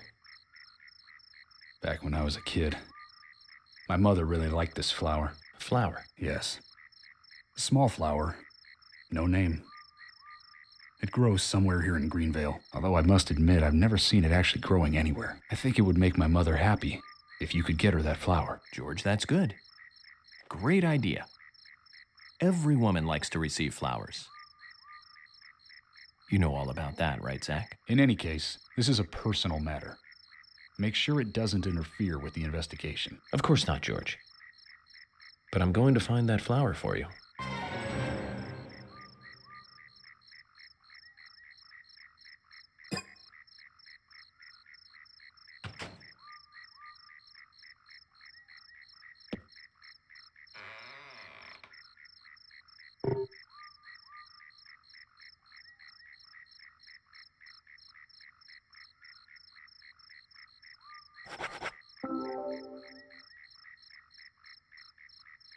George, here it is. The nameless flower. Agent Morgan. No need to thank me. I did this on my own, during my private hours. Tell your mother I hope she gets well soon. Yeah, I'll do that. This will make her feel at least a little better. I sure hope so. I really do.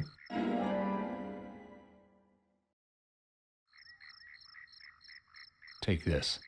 It's an emergency police radio. If you're ever in trouble, use it, and I'll be right there. Thank you, George.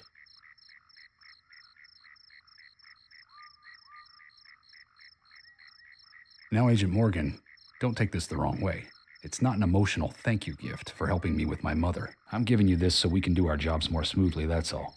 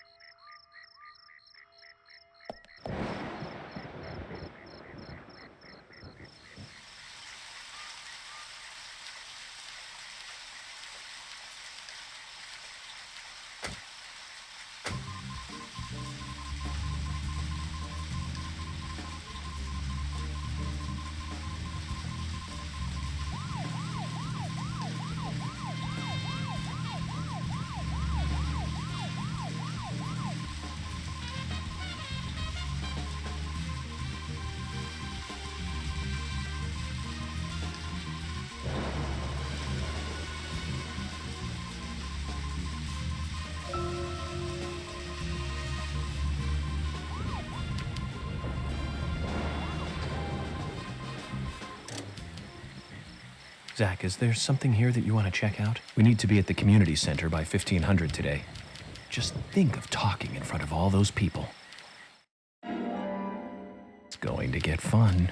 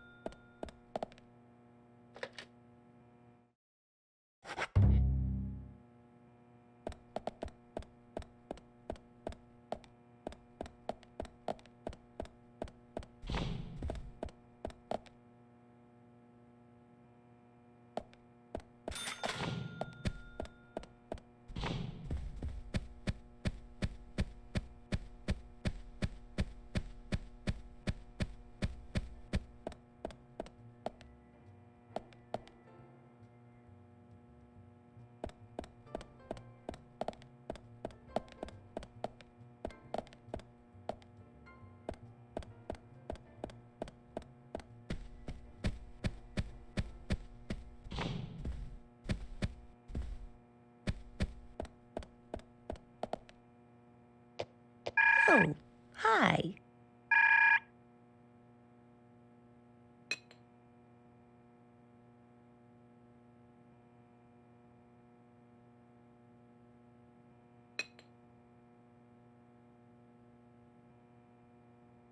There's always trouble heading my way in this job. But I'm always up for a little excitement, too.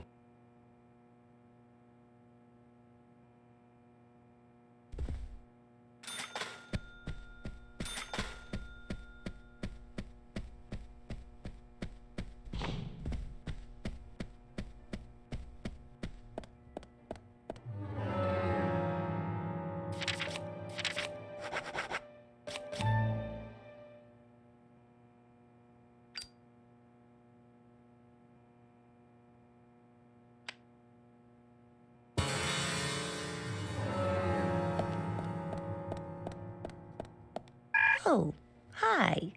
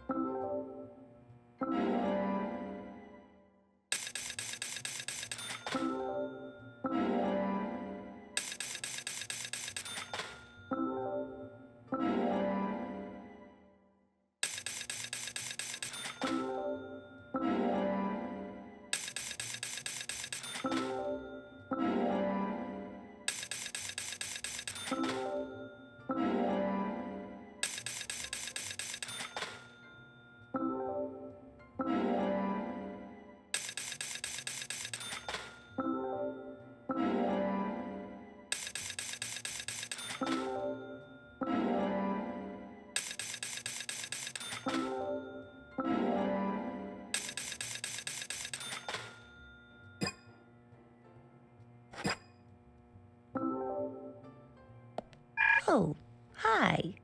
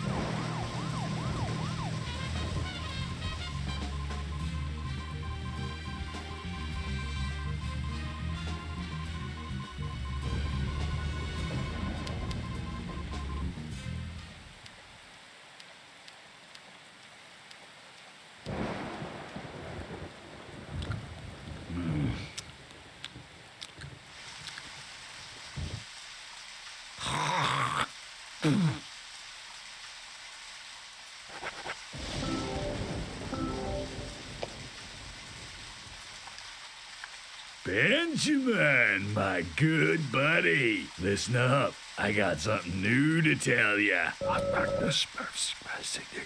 I'll tell you another one when I see you again.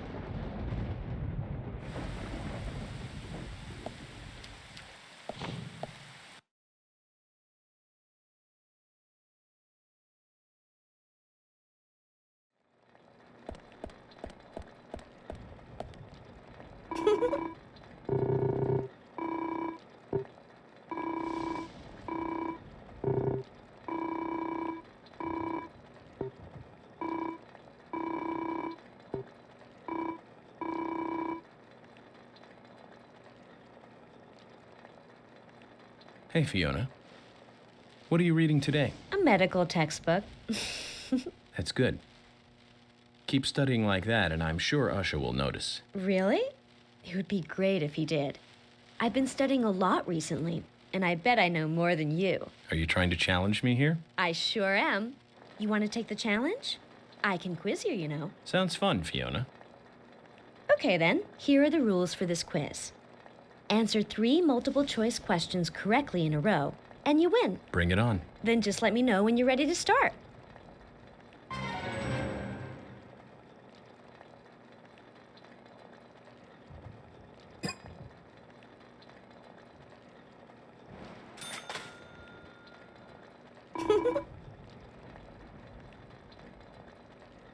You want me to start the quiz? Get ready then. Question 1.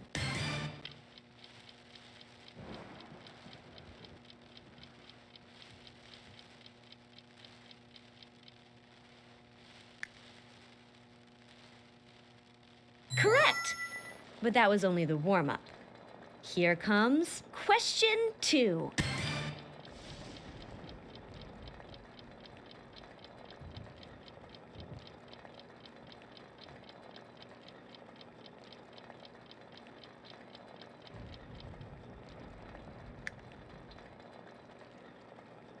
Correct again! But now, time to bring out the big guns. Question 3.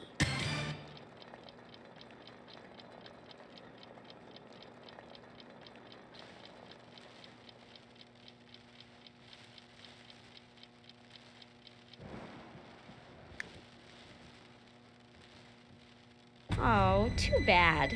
Was that one too hard for you? I just didn't get enough sleep, that's all. Uh-huh. I used to say that when I was a poor loser, too.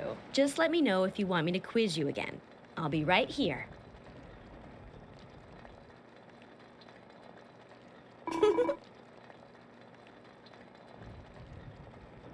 You want me to start the quiz? Get ready then. Question 1.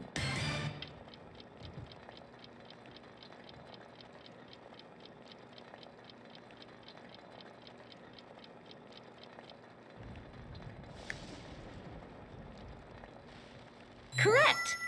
But that was only the warm-up. Here comes question 2.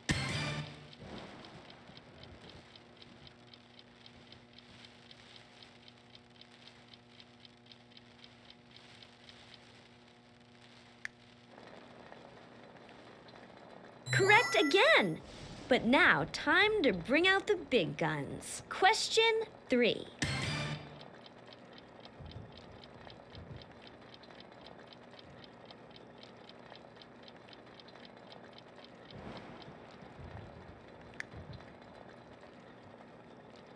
That can't be. Why? How? I thought those questions were pretty tough. I'm sorry, Fiona. Was it childish of me to answer them all correctly? No, but it's childish of you to stand there smiling like a winner. I hate to admit it, but you win, Agent. Here, take this as a prize. Aw, man. I don't feel like studying anymore right now.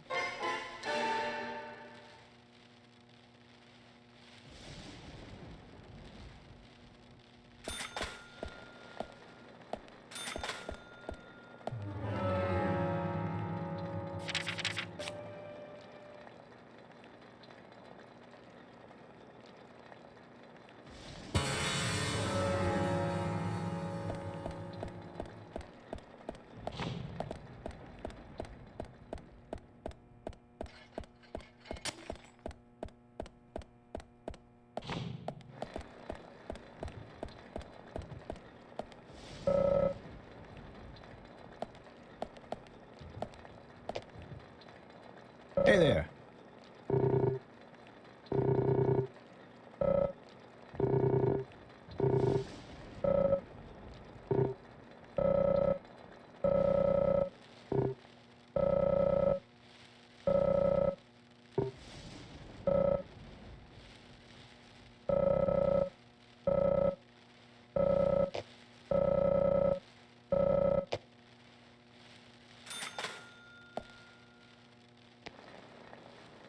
Hey there.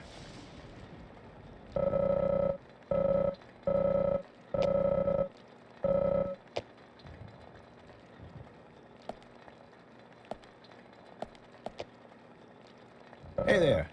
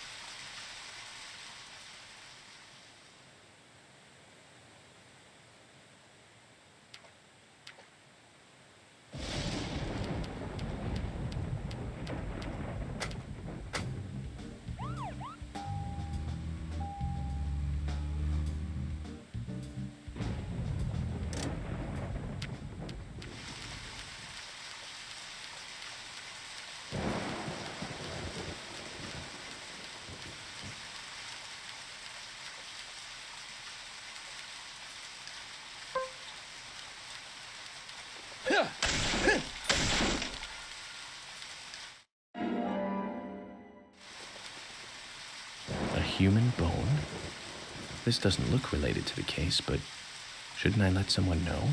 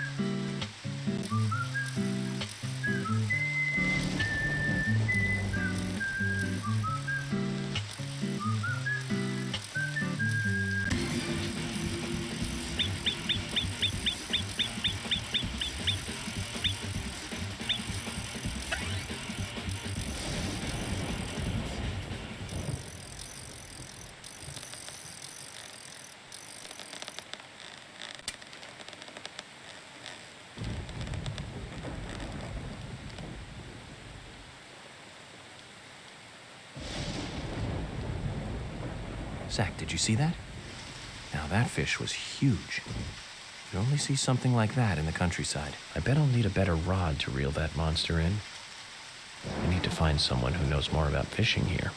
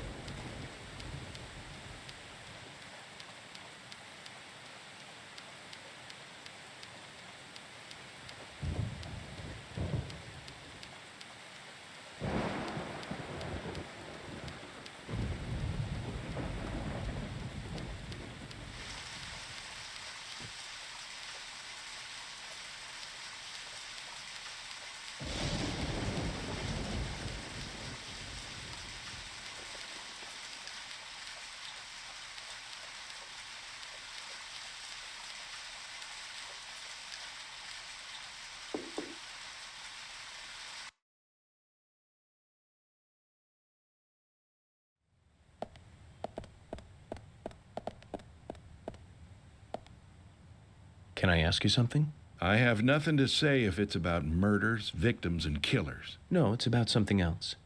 About fishing. Fishing? I saw a behemoth-sized fish in the river. A real whopper. Did you catch it? Oh, no. It was far too strong for my line. It ripped the lure right off. Yeah, just as I thought. No human would be able to catch her, at least not that easily. You know the fish I'm talking about? Her name is Tabitha. She's been protecting the peace of the river for many years now. Tabitha? She's a special one. Probably some kind of king salmon. A variant or a mix of something. She's been seen in these parts for over a decade now. A normal king salmon would only live about 7 years, of course. There's no real explanation for it. I think there's a special reason for her existence. You know, like nature trying to warn us about something. You said that she's kind of like the keeper of the river. Catching the keeper is every fisherman's dream. You gonna try and catch her? If I get the chance. Just hold on a minute, then. I'll lend you this. It's the rod I used when I was younger. Real sturdy piece of work. Are you sure? Yeah, if you fight Tabitha with a weak rod, you might end up just getting hurt. If you do manage to haul her out, though, I want to see her, you know. Could you bring her to me? Of course.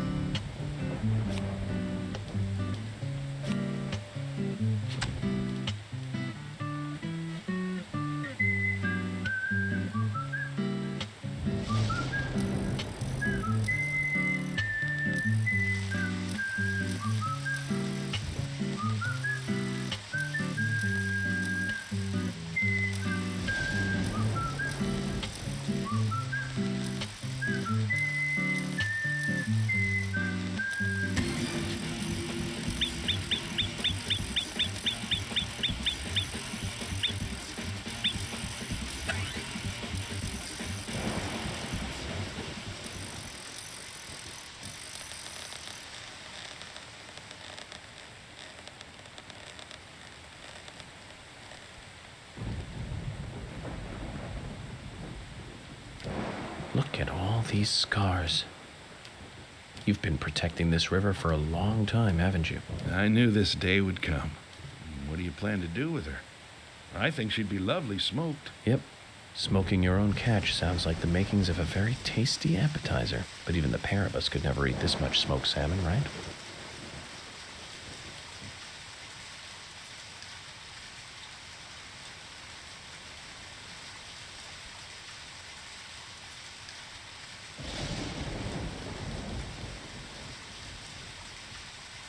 You might regret that later. You're not gonna see a fish that big again anytime soon. Oh, I have no regrets. I capture criminals, not fish. I bet she was glad, you know. Glad that you're the one who caught her. Just keep the rod. Think of it as your trophy for catching Tabitha.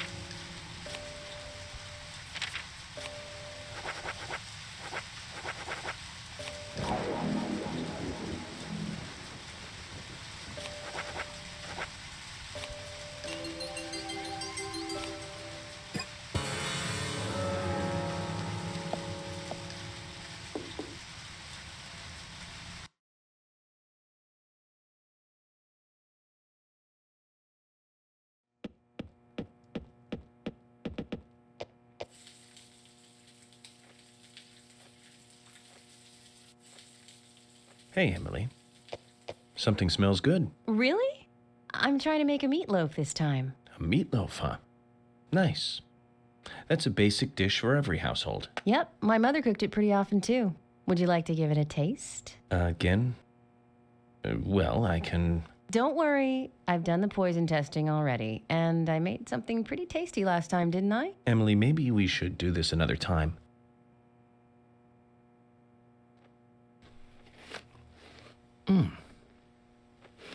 So, how's it taste? Emily, I have to admit this one is hard to comment on. One can insert it into their mouth, that much is certain. But I'm not sure if the human digestive system can handle this and digest it. Oh, come now, Emily, no need to get depressed. It's just like last time. We just need to identify the missing ingredient, and that might turn today's cooking into a tasty dish. So, what is it this time? I'm thinking a vegetable.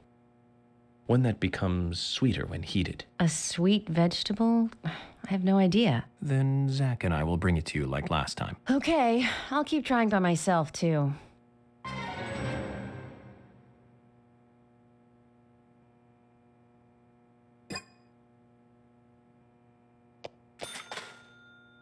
Whew.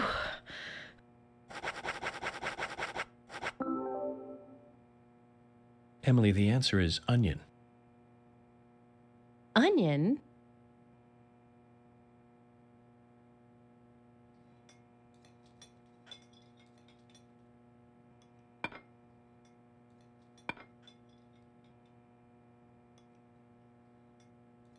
The meatloaf is finished. And it tastes good, too. It really is good, isn't it? Probably good enough to sell. Emily, this certainly tastes good. But if I were you, I wouldn't quit my job to become a cook just yet. It'll be a tough career move. You think so? I'd like to get other people's opinions, too. I can't recommend that. I'm trying to be polite about this, you know. Then you should stick to being polite until we finish eating. I can't believe you're the only person I have to eat this fine meal with. Zach, we search for ingredients for her, and we help her with her cooking. We even went as far as to praise the taste. And yet she still gets angry. Are all women this way? Do they all just snap like this? Either way, I can't figure her out.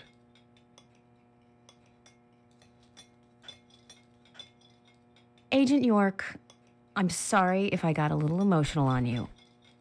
But I'm glad I was able to make a good meal today. I know this isn't much, but please, I want you to have it.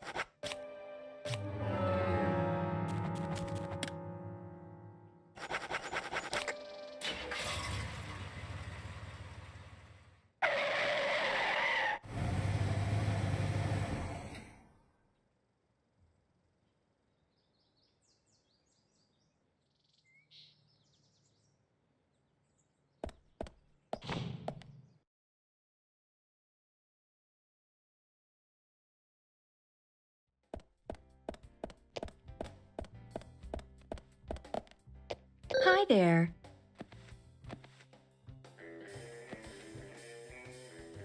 Agent York, just the person I wanted to see. Oh, really? It's about our storage room again. Hun, it's a mess. But this time, the mess was caused by Keith. Is there any way I could get you to do another favor for me? Let's get one thing straight, Lily. Just for the record, I didn't come here to organize your storage room.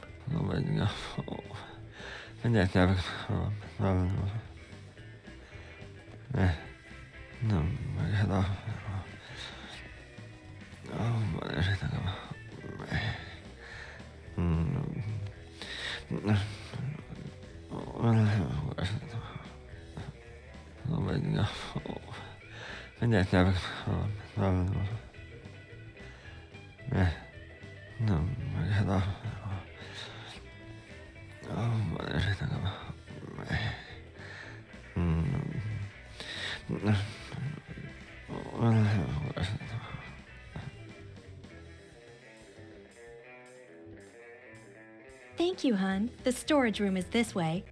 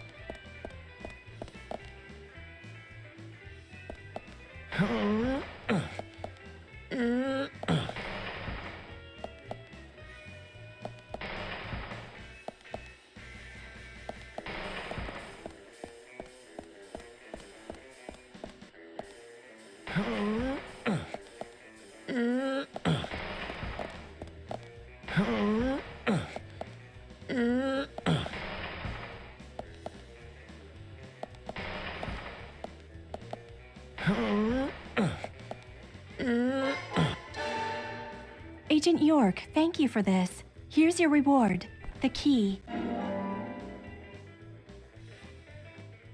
And what does this key open? It's the key to the closet in our garage. Closet? Yes, and there's something in there that's really valuable to Keith. He says it's the most important thing in his life, second only to his family. I don't really see it in the same light. There are lots of other things in there too, and you can help yourself.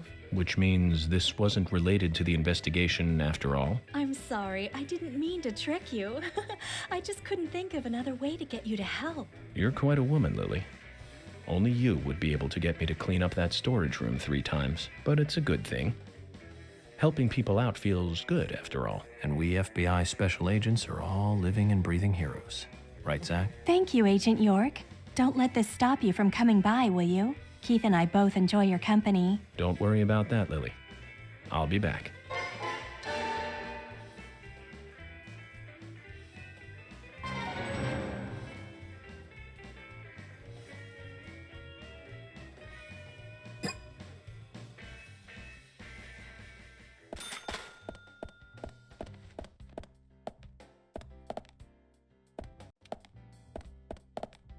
Hey, bro!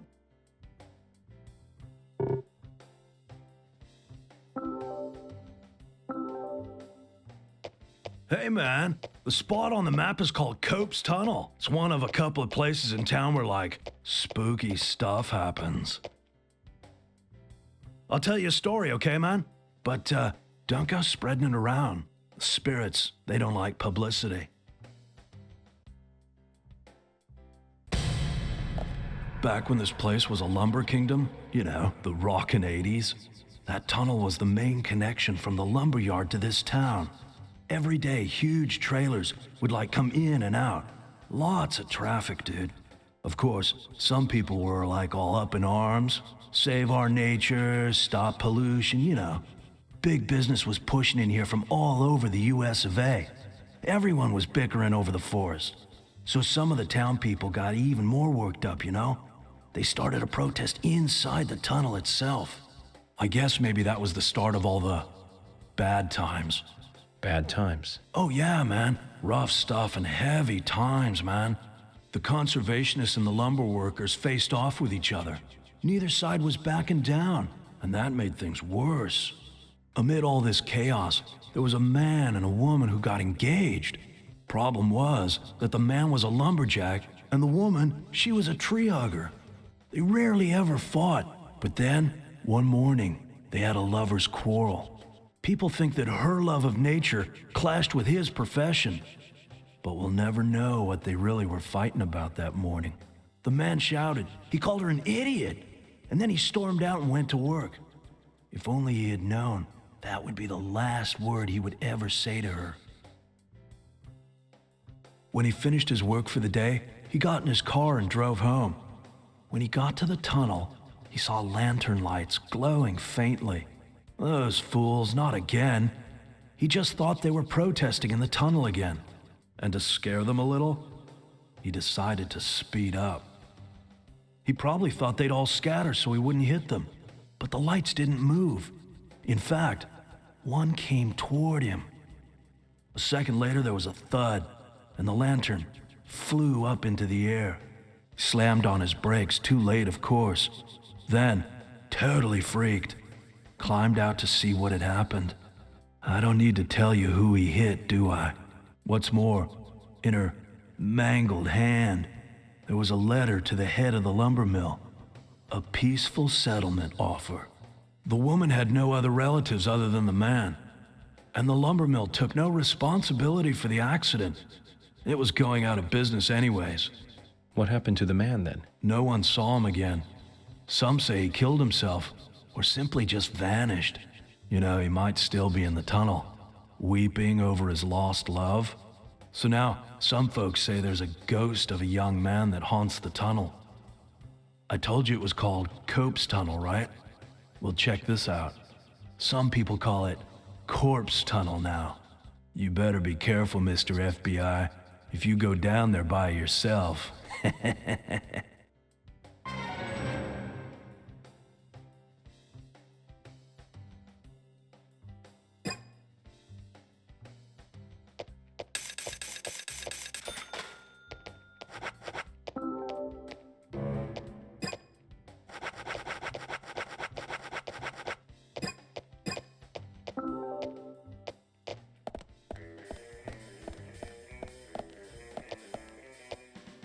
Hi there.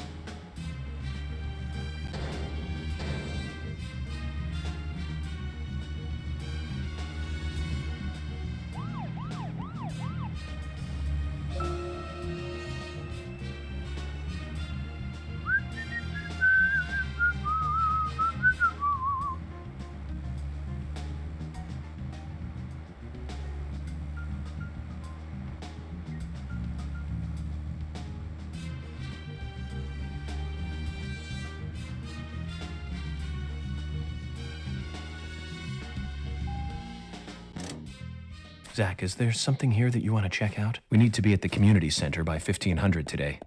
Just think of talking in front of all those people. It's going to get fun. So this is Keith's most important possession, second only to his family. Makes sense, I guess. Greco chime. Looks like quite a sturdy instrument. I hope Keith won't mind me using this in a more violent way.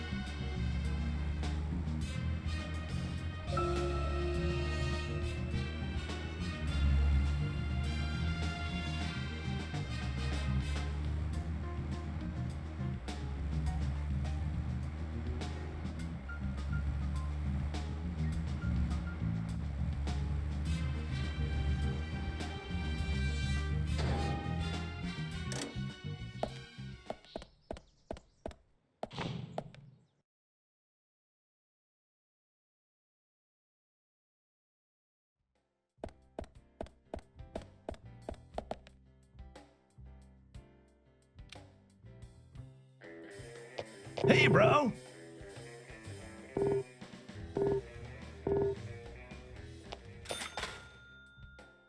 Hey, bro!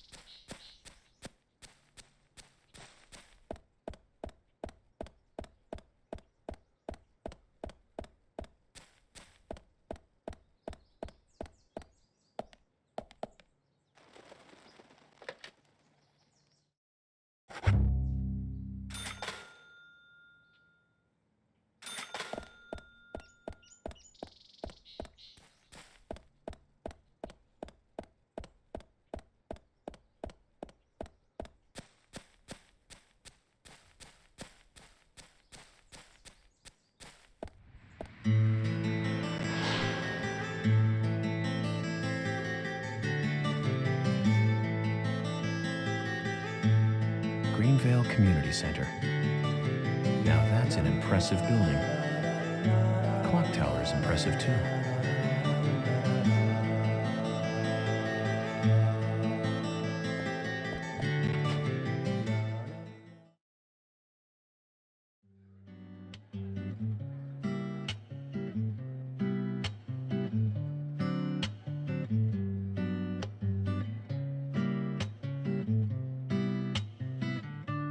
Zach, I haven't been on stage like this since elementary school. I'm not some tree in the wind this time either. That was a tough role. That was a piece of scenery. Bright red tree. Thank you all for coming today. Getting right down to business. Agent Morgan from the Federal Bureau of Investigations wishes to speak with you. Good afternoon. I'm Special Agent Francis York Morgan. Some of you are already aware by now of the tragic murder of Anna Graham. Truly a heinous, terrible crime. I've come to this town to solve the murder of this young, beautiful girl, and to bring the one responsible to justice.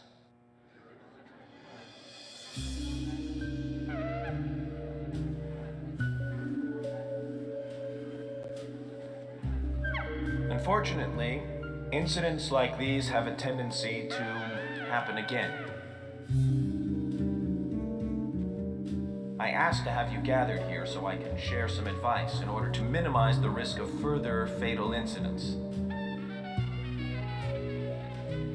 Firstly, please, stay away from any dark, dangerous, isolated places. Those of you with children, especially of Anna's age, please guide your children away from such places at all costs. Secondly, avoid going out when it is raining. Now, I've heard the folklore story of the raincoat killer. There is a chance that the murderer is mimicking the story. Women should also be especially careful. I would hate to see more victims.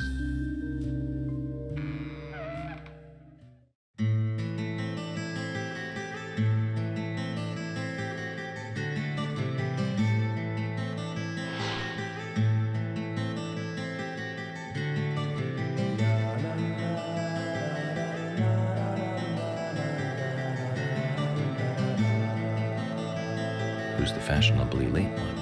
That's Carol, Thomas's sister. She owns a bar. Thomas's sister.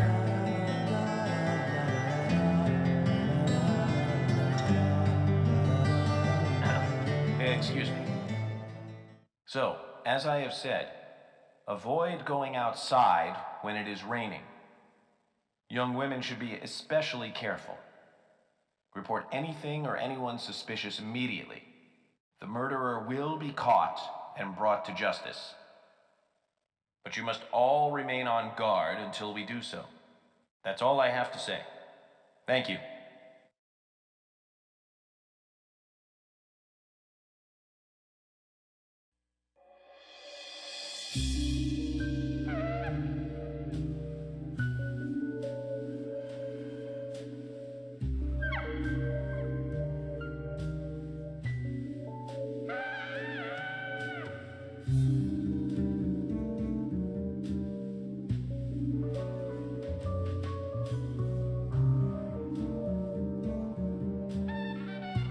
When paying for our sins, we must not frown. The loss of Anna was for that debt.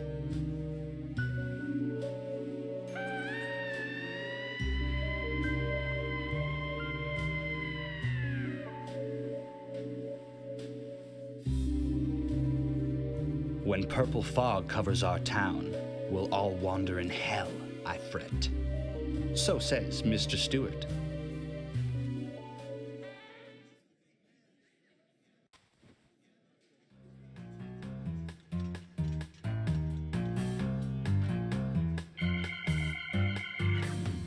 Sure knows how to steal thunder.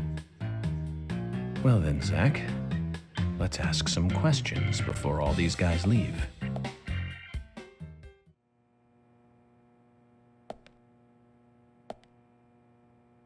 Agent Morgan, here's your chance to get to know some of the townsfolk. Don't let it go to waste.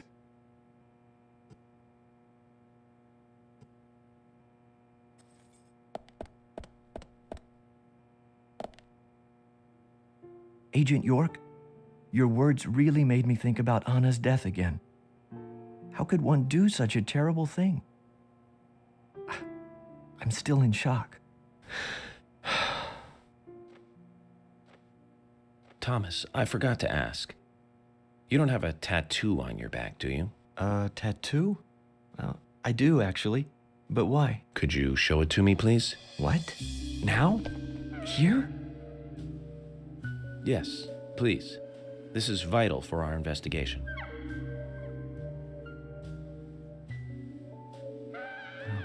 Okay, if it's gonna help you any.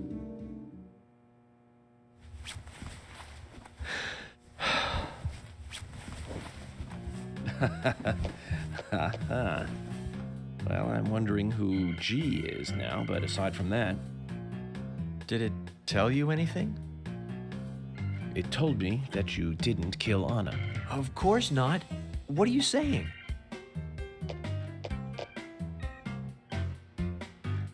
You ought to see that tattoo, Zach. A big heart with an arrow through it and Love G in the center. I don't know when he got that done, but we've all been through the 80s.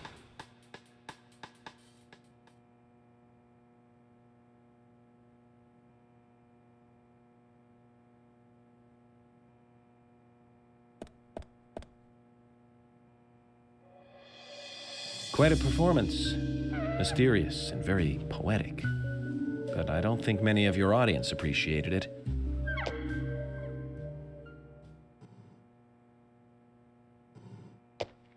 Mr. Francis York Morgan, the purple fog appears with rain, soiling and ruining our town. The evil does not drain. Find out why the town is soiled. Remove the source from which it boiled. Then and only then, your case is solved. But for this to happen, to solve the crime, the proper must do the proper at the proper time.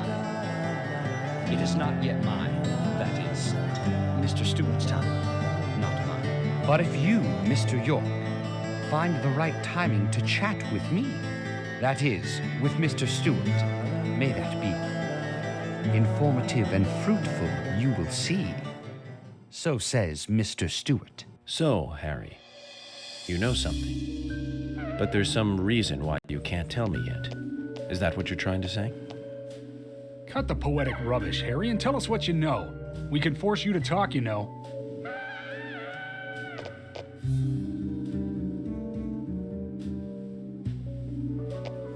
Mr. Francis York Morgan, pay close attention to the signs, the omens, and the premonitions. Small they may be, they still are finds, and helpful to your investigations. So says Mr. Stewart. Thanks for the warning, Harry. But don't worry. Me and Zach, we know what we're doing.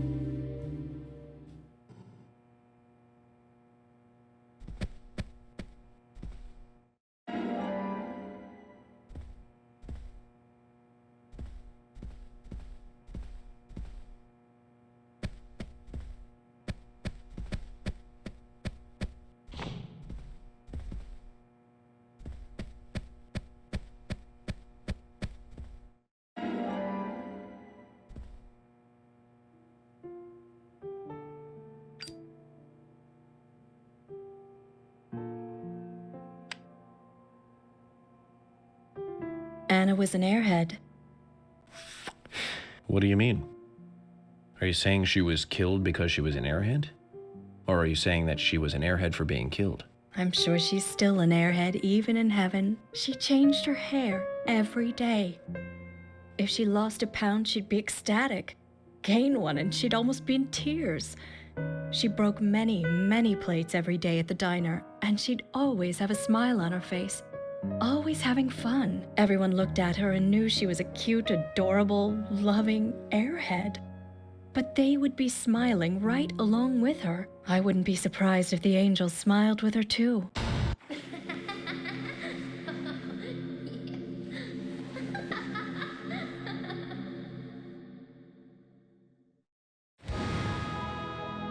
Isaac and Isaiah said that Anna was a fairy of the forest, a goddess.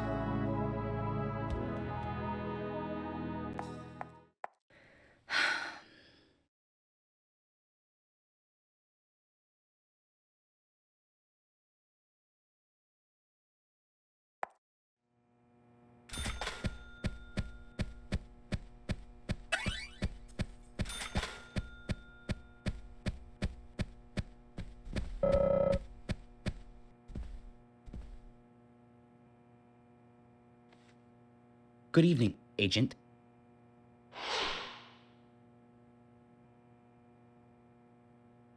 Good evening, Mr. Brian, the gravekeeper. Brian. Mr. Brian. I like the retro look. Auditioning for Little Grave on the Prairie? Anna. Oh, she was so beautiful. Too soon. Too soon to go to the grave. So sad. So sad. I totally agree. That's why I'm here, looking for the one who did it. Were you close to her? Anna, her smile, so warm. Anna, blonde hair, so bright.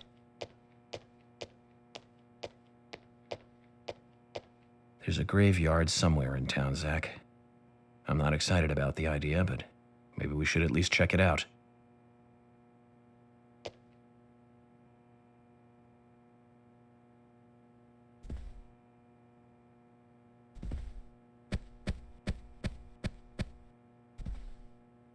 Quint, you're here too. I didn't think you were the town meeting kind of guy. A friend of mine was killed, you know, man? I'm not letting this one go quietly. I'll do anything to help you catch the scumbag who did this. Thank you. But vigilance is not justice. Nothing good will come from desiring simple revenge. Oh, come on, I'm not that stupid. But I'm frustrated a bit just thinking that there's nothing I can do about it. We each have a role, purpose in life, a raison d'etre. Don't forget that. I know. Just don't preach to me. You're sounding like my old man. Zach, wow. I'm in shock like a weasel in an electric chair. You just made me realize that I must be getting old.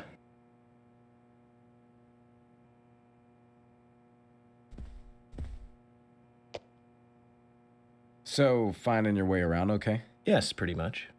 But some people are hard to get along with. People problems, huh? I thought city folks were used to things like that. There's lots more people in the city than there are here. Well, that's true. But I started simplifying things a bit. Here's my new way of thinking. It's simple, really. There's only 3 types of people: criminals, victims, and investigators. Everyone else are just vegetables. Vegetables called other people. You really are strange.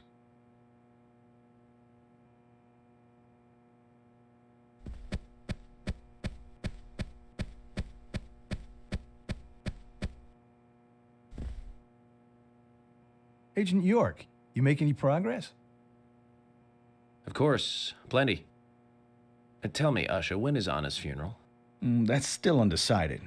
Sally isn't really in any condition to do it right now. Her mother? I don't see her here. Anna was her sole reason for living after her husband was deceased. Well, she's probably huddled up at home. And I should probably take some time to pay her a visit. Well, yes, you should. And I'd appreciate it if you could, too. But don't go too hard on her, okay?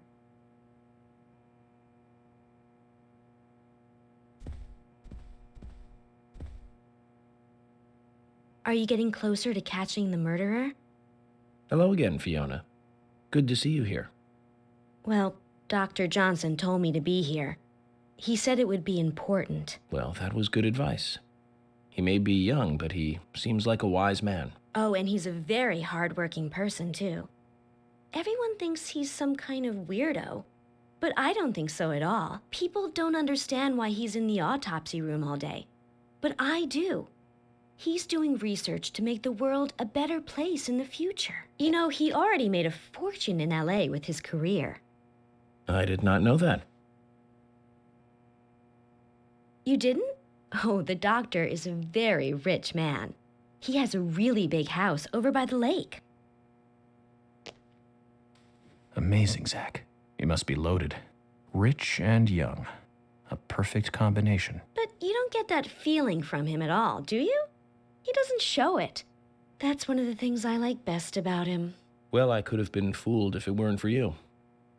Thanks for the valuable information, Fiona.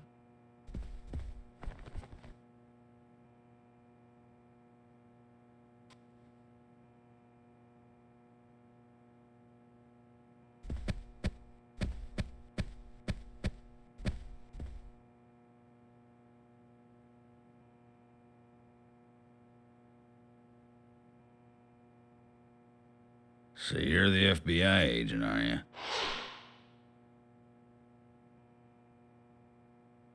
I'm FBI Special Agent Francis York Morgan. I'm the general. I fought for my country in the Vietnam War. A real-life war hero. So why are you living here? Soldier, this is my hometown. After a man returns from war, there's no place to go other than his hometown. Your little speech, you mentioned the raincoat killer. Was that a problem? You imbecile. The raincoat killer's no myth, not mere folklore, not a fairy tale. It's based on actual events that happened in this town. It is. I'm interested. Can you tell me more about this? You kids today don't even know how to ask for something right. Soldier, if you want to hear more, you come to my office. He literally exudes raw power, Zach. Despite the credibility issues, we should give him a visit. One thing, though. Calls himself a general, but isn't that a sergeant's uniform?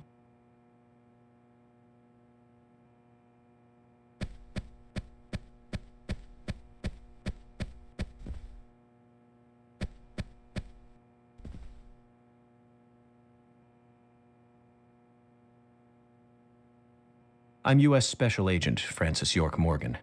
And you are? Olivia, Nick's wife. Anna worked at your husband's diner, right? What kind of girl was she? Well, she was a very hard worker. A nice girl. Did you ever see her acting strange? Well, not really. But there was one thing. Well, you see, the diner closes when it rains. Many shops do that around here, as you might have heard. Anyway, Anna always seemed unfocused the day after it rained. And came in late, too. It was almost as if she used up all her energy the day before. Come to think of it, that was really strange. Did that legendary monster really kill her? It wasn't a monster. Just a criminal. Criminal I'm going to catch and bring to justice.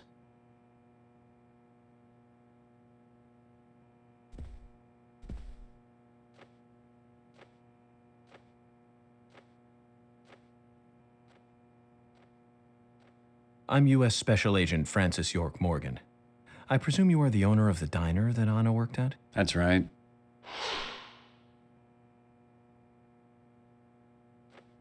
I'd like to ask you a few questions about Anna Graham. Did you notice anything strange about her prior to the incident? Nick, are you hiding something? No, nothing. You're sure? I'm sorry, but I don't like repeating myself.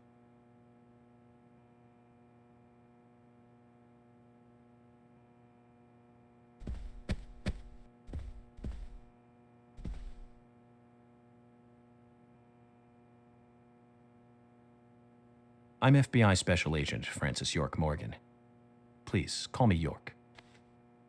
Wesley, owner of the gun store called Panda Bear. People around here call me the gunsmith.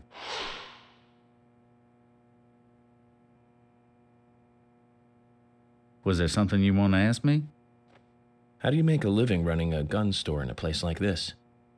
I'd be worried because there can't be that many customers. Worry gives a small thing a big shadow.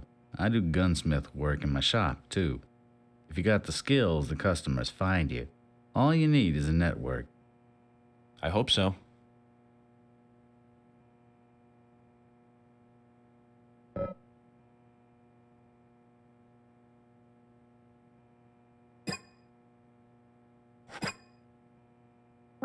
You've got quite a selection here. No wonder people come from all around. Even today, a customer paid me to go to Seattle for some help. I just got back. I see. Well, I'll be sure to visit your store sometime. I'd like for you to take a look at my gun. Understood. Look forward to it. The shop will be open again tomorrow. It's usually open from 2000 to 0600. See you then.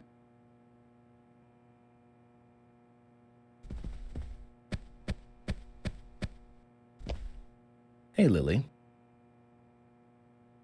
Agent York, your speech frightens some of us a little. You should work on being more sensitive with words when talking to groups. Really? I tried my best to be gentle. So, have you noticed anything strange or out of place recently? Just Becky, really. She works part-time at the store. She's been acting strange recently. Strange? How? I took the boys along to visit her house today. I was just worried, because she hasn't come into work at all after that incident. But she took in the boys and told me to wait outside. Something about a special secret between just the three of them. I just couldn't understand it. Now that's interesting. Thank you, Lily. Perhaps we should give Becky a visit tomorrow, Zach.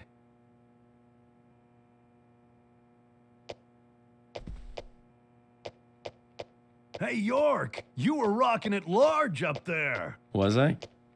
I haven't been on stage like that since elementary school. You made me think, man, things can't go on like this. We need, some action or something. I was pretty psyched up, before you got on stage. I was like, dude, a real psycho in town. Pretty sweet gig. But now, dude, that lunatic could be any one of us, man. I don't want to think of that whack job coming after my family. Makes me shudder all over, man. It was way too heavy. You'll catch him, right, FBI? Of course. But you need to be able to take care of those you love, too. You're right, man. Right on the level. I need to do what's right for my family, man. You lit my soul, man. Thanks, FBI.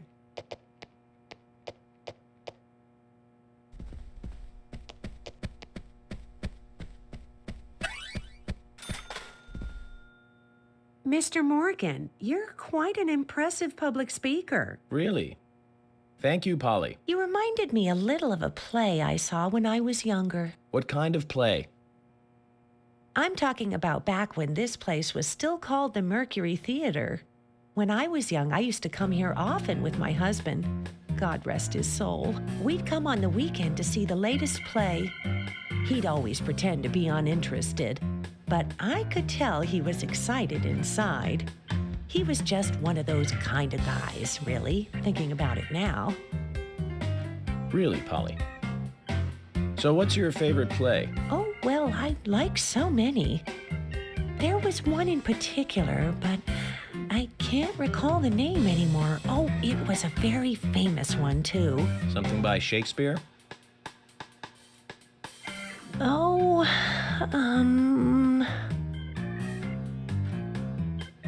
no, nothing.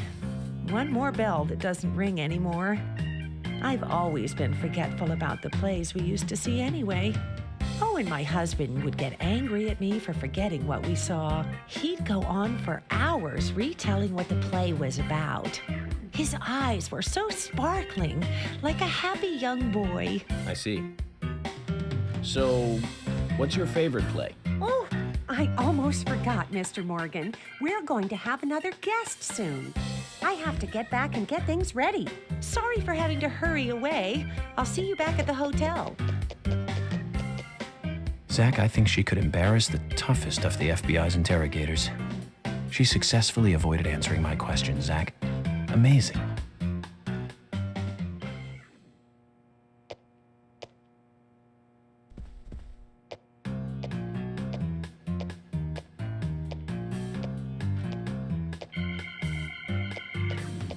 Oh my pot is getting cold.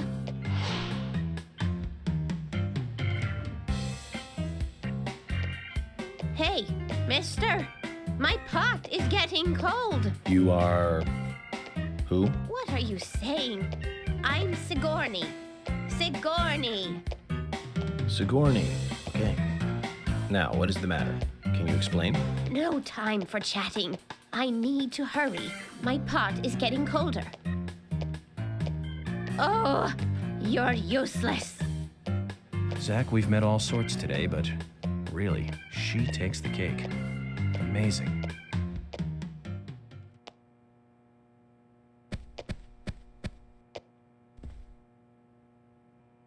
Jim, thanks for your help in the forest. How are Isaac and Isaiah? They're fine. They really seem to love their grandpa. Well, I guess they do, son. I want to keep them away from the filth of the material world as much as I can. Their mother agrees, which is why she lets me take care of them so often. And that's why I want you to solve this case quickly and go home. Those rumors about that scar of yours do more damage than good around here. I guess I reek of the material world, don't I? I have to in order to do my job. But I understand what you mean. I'd think the same if I was born in a place like this, Zach.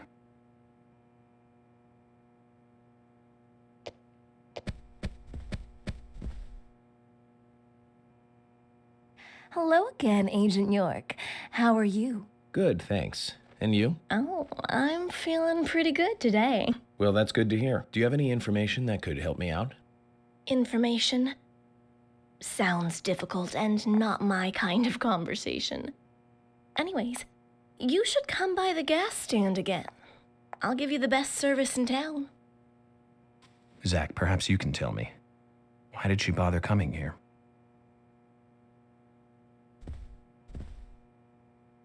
I've nothing to say to you. I haven't asked you anything yet, Jack. Shut it! I might open up if you introduce me to, I don't know, a Ben Franklin or two. Oh,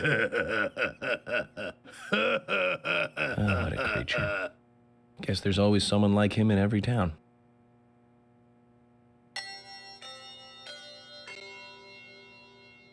Agent Morgan, I'd like to let everyone go home now. Let's go outside.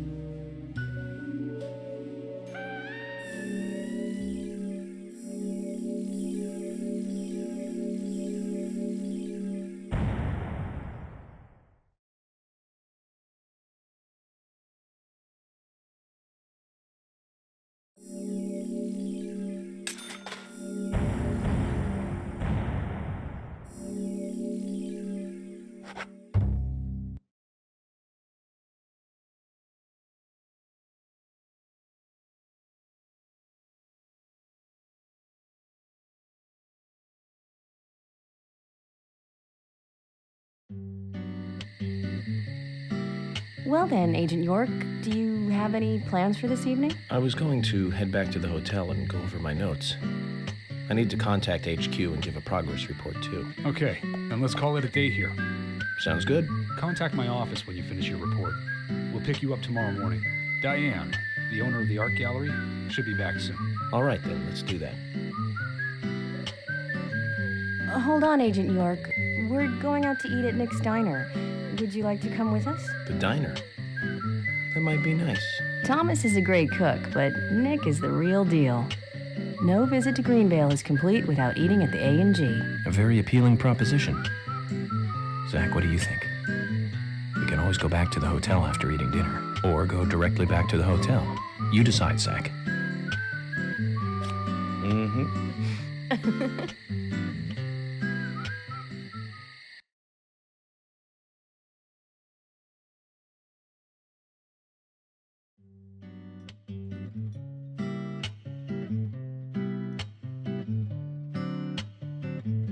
I've been sheriff here for a long time now, and this is the worst murder I've ever seen. Our town is a little odd in some ways, but it's usually a peaceful place.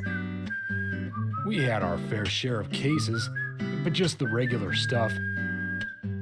A high school kid shoplifting from the milk barn, maybe? Or some hot-headed kids fighting, fueled on liquor? Nothing more than that. Agent York, what kind of cases have you dealt with in the past? Not much different from those you've just mentioned. The case I was on until last month, well, the guy killed 7 girls in a 3-month period. He sawed their heads off from the neck and took them back to his house. He cleaned the skulls up and used them as utensils in his daily life, to eat from or as a urine cup. He hated women. That was his way of dealing with it. He'd fill skulls with ice, cola, and rum, then he'd down it in one gulp. For him, that was a holy ritual. The question of his mental state was the pivotal point in the court case. Oh, man. For me, he was insane. 100%. Drinking from the skulls, well, that is one thing, but those he had used to relieve himself, he would then just use them to drink from, too. Yeah, that was too much for me. It's just not sanitary. Not sanitary.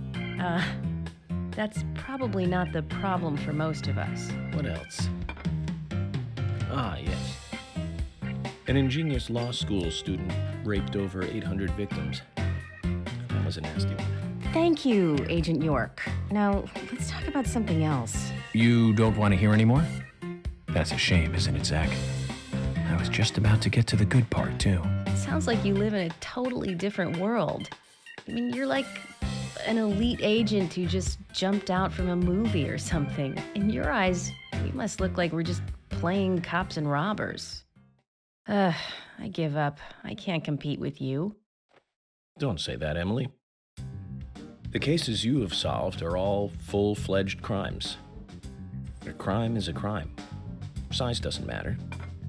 There is no big and small.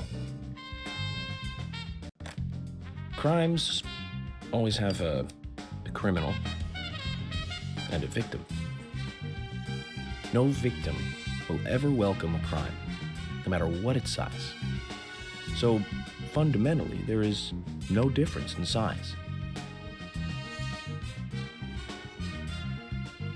Well said, Agent Morgan. We work day and night to preserve peace and order in this town. You understand that, right?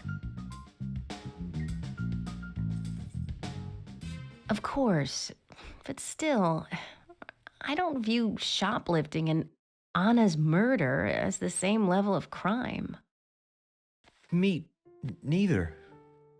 I never even dreamt that such a thing could ever even happen in this town.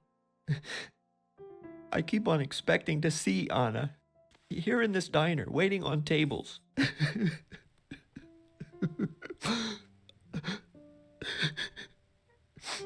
Excuse us, Agent Morgan. We should have made dinner a more uplifting experience.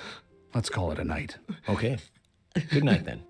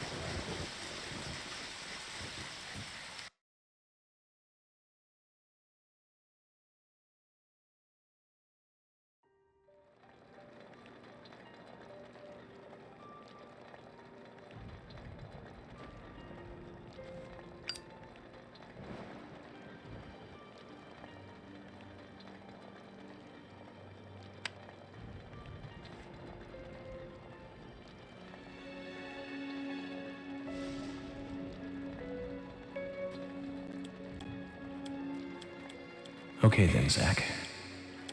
Let's go back over our progress. First, the victim, Anna's death. She was found hanging from a tree in the forest.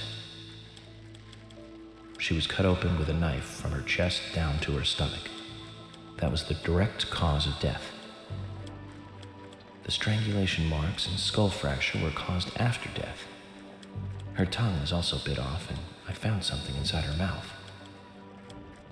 Do you remember what that was, Zach?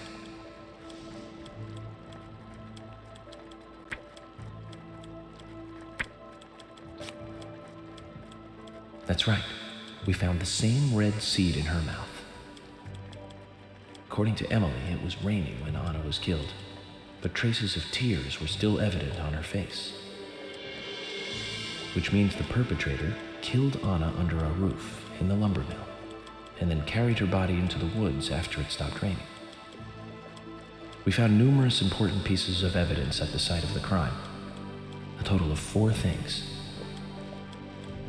Knee prints in the grass, a wood chip with metal dust, a photo of a man with a tattoo on his back, and one other thing. Do you remember what that was, Zach?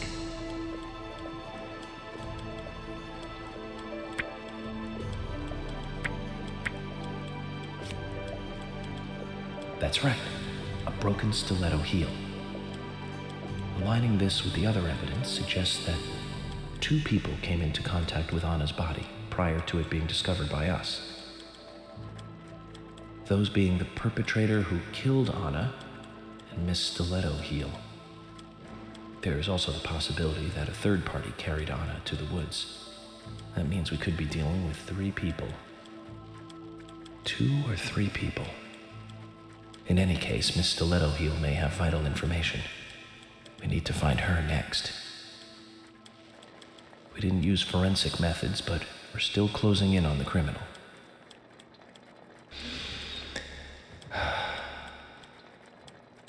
Have I forgotten anything? Ah, of course. The marks on her hand tell us that Anna was gripping something when she died. Do you remember that, Zach? What do you think she was holding on to?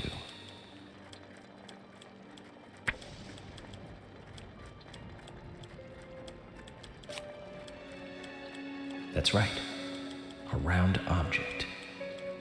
The marks on her hand suggest a peace mark. The man in the photo found in the woods had a tattoo of an upside-down peace mark on his back. These 2 could well be related. But we don't know for sure. Next, the townfolk. A few are worthy of special attention. Carol McLean, the singer and bar owner. She's Thomas's sister. Then there's Nick Cormack, the owner of the diner. Both of them seem to be hiding something. There's Diane, the owner of the art gallery, who's out of town. Then we have problematic, old, rich, and eccentric Harry. Both will be tough to crack. Well, we just have to go one by one. I've been thinking, one of the biggest rewards here is the fantastic food. Enjoying food is cultural, and yet it's also a bit uncivilized. It's interesting how good food motivates me to work harder during investigations. Oh, and on Emily's back, it was strange to me. Hey, don't take that the wrong way, Zach. I wasn't getting all excited or anything. But it did make me feel strange, nostalgic, and sad almost. It's starting to rain. I think this case may take a while. Ellie! Lunchtime, Ellie! I'll eat later. You'll eat right now, young lady. You need to listen to your mother. I want to hear the rest of the story. Eat your lunch, then take a nap. Then I'll tell you the rest. But I want to hear it now. There's no need to rush things. You must live your life at the pace that is right for you.